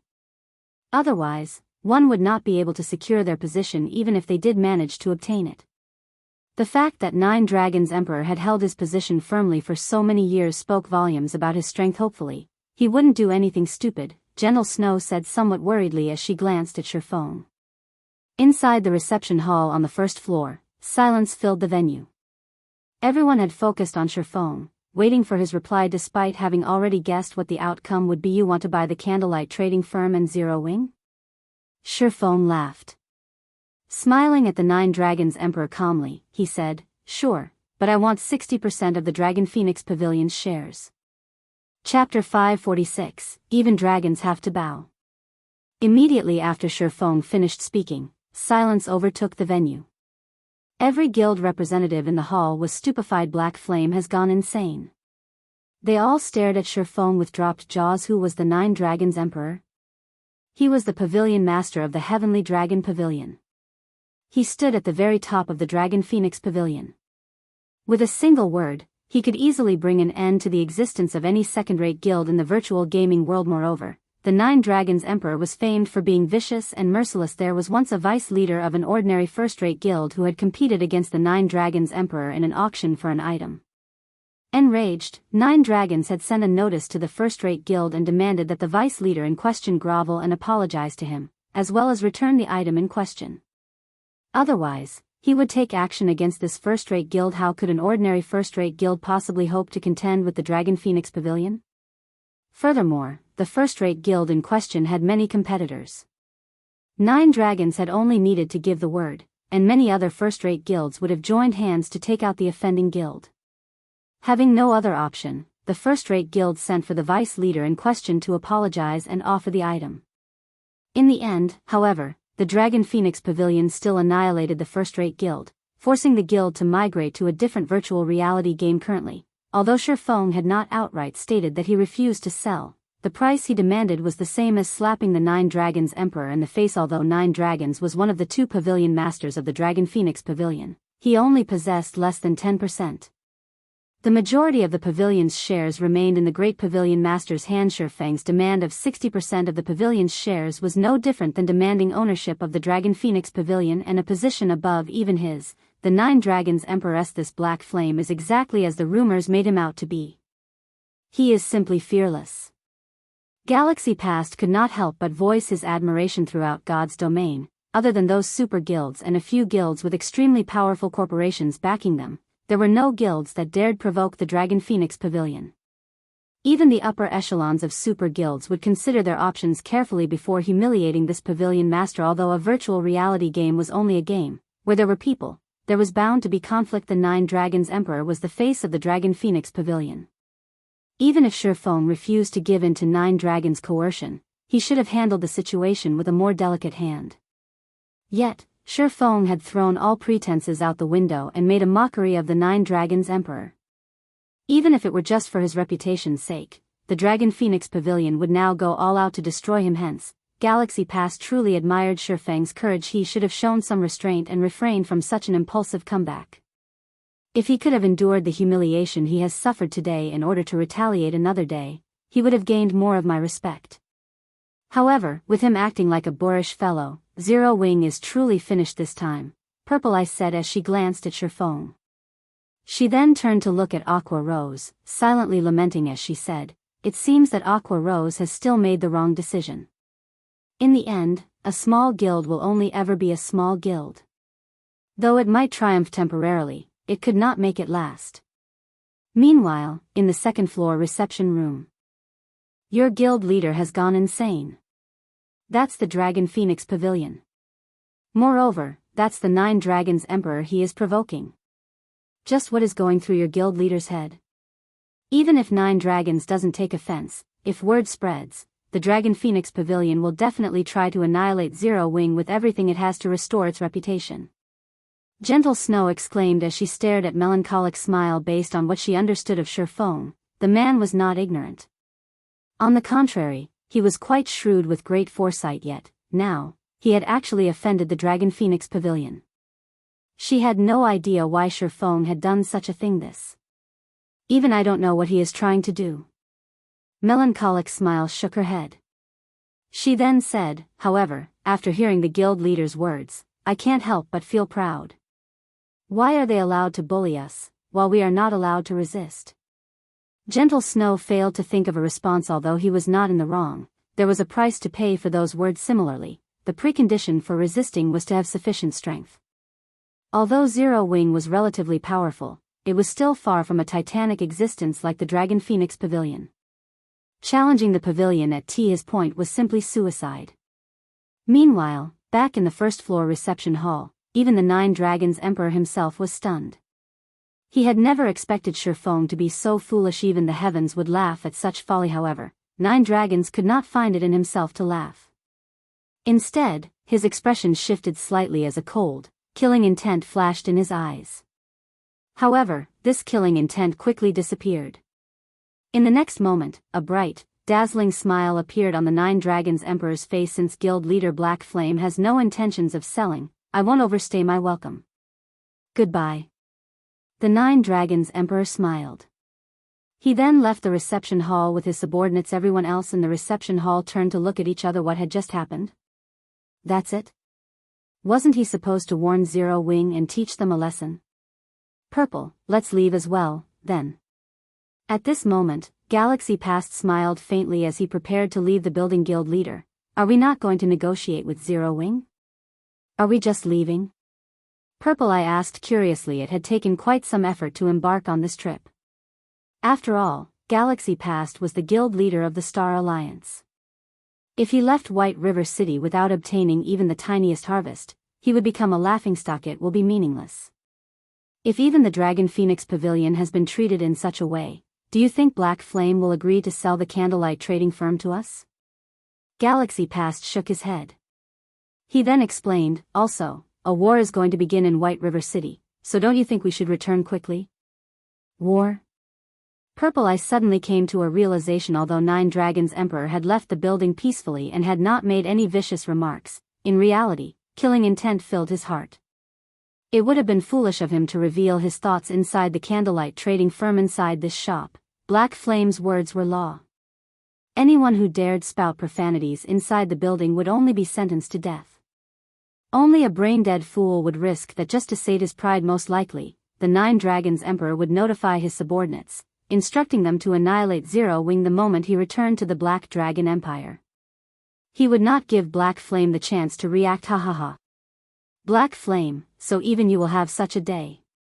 Feng Xianyang grinned like a drunk fool. At this point, there was no doubt that the Dragon Phoenix Pavilion would obliterate Zero Wing. However, based on the Dragon Phoenix Pavilion's prestige, it would abhor remaining in a small location like White River City. Once Zero Wing was annihilated, Overwhelming Smile would automatically become the #1 guild of White River City without even needing him to expend any effort. Afterward, the various guild representatives promptly left the Candlelight Trading Firm. Not a single guild chose to stay behind at this moment. Aqua Rose turned to Shurfeng, wearing a grim expression as she said, Guild leader, now that you have provoked the Dragon Phoenix Pavilion, the pavilion will not let us off the hook. The pavilion's background is also not something first-rate guilds like the Star Alliance and Ouroboros could hope to compare with. They have countless experts in their midst. They also have plenty of great experts who are famous in the virtual gaming world. If they dispatch a large number of experts to ambush our guildmates, the resulting death count will far surpass that of our war with Overwhelming Smile. Even Underworld was already capable of dispatching over 200 battle-experienced experts, not to mention the Dragon Phoenix Pavilion. The pavilion most likely had plenty of top-tier experts as well.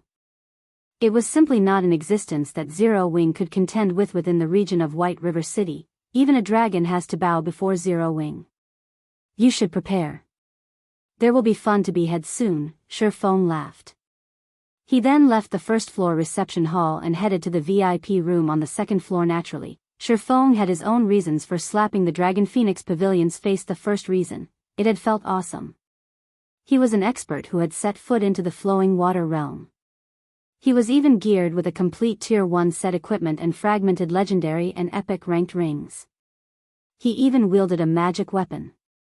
So, how could he possibly concede to a pavilion master of a super first-rate guild?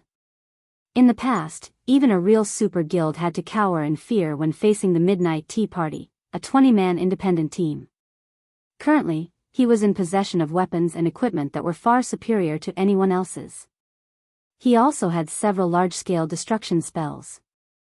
Not to mention, White River City was his home ground. Why wouldn't he challenge a super first-rate guild? As for the second reason, it was to forge the guild. If one wanted to improve on their skills, they only needed to do one thing: fight. Experts were not nurtured through dungeon raids, but through live battles against other players. Overwhelming Smile was no longer a challenge, so they had to choose a stronger opponent to pit themselves against. In any case, Zero Wing did not lack money. They could afford to fight the Dragon Phoenix Pavilion.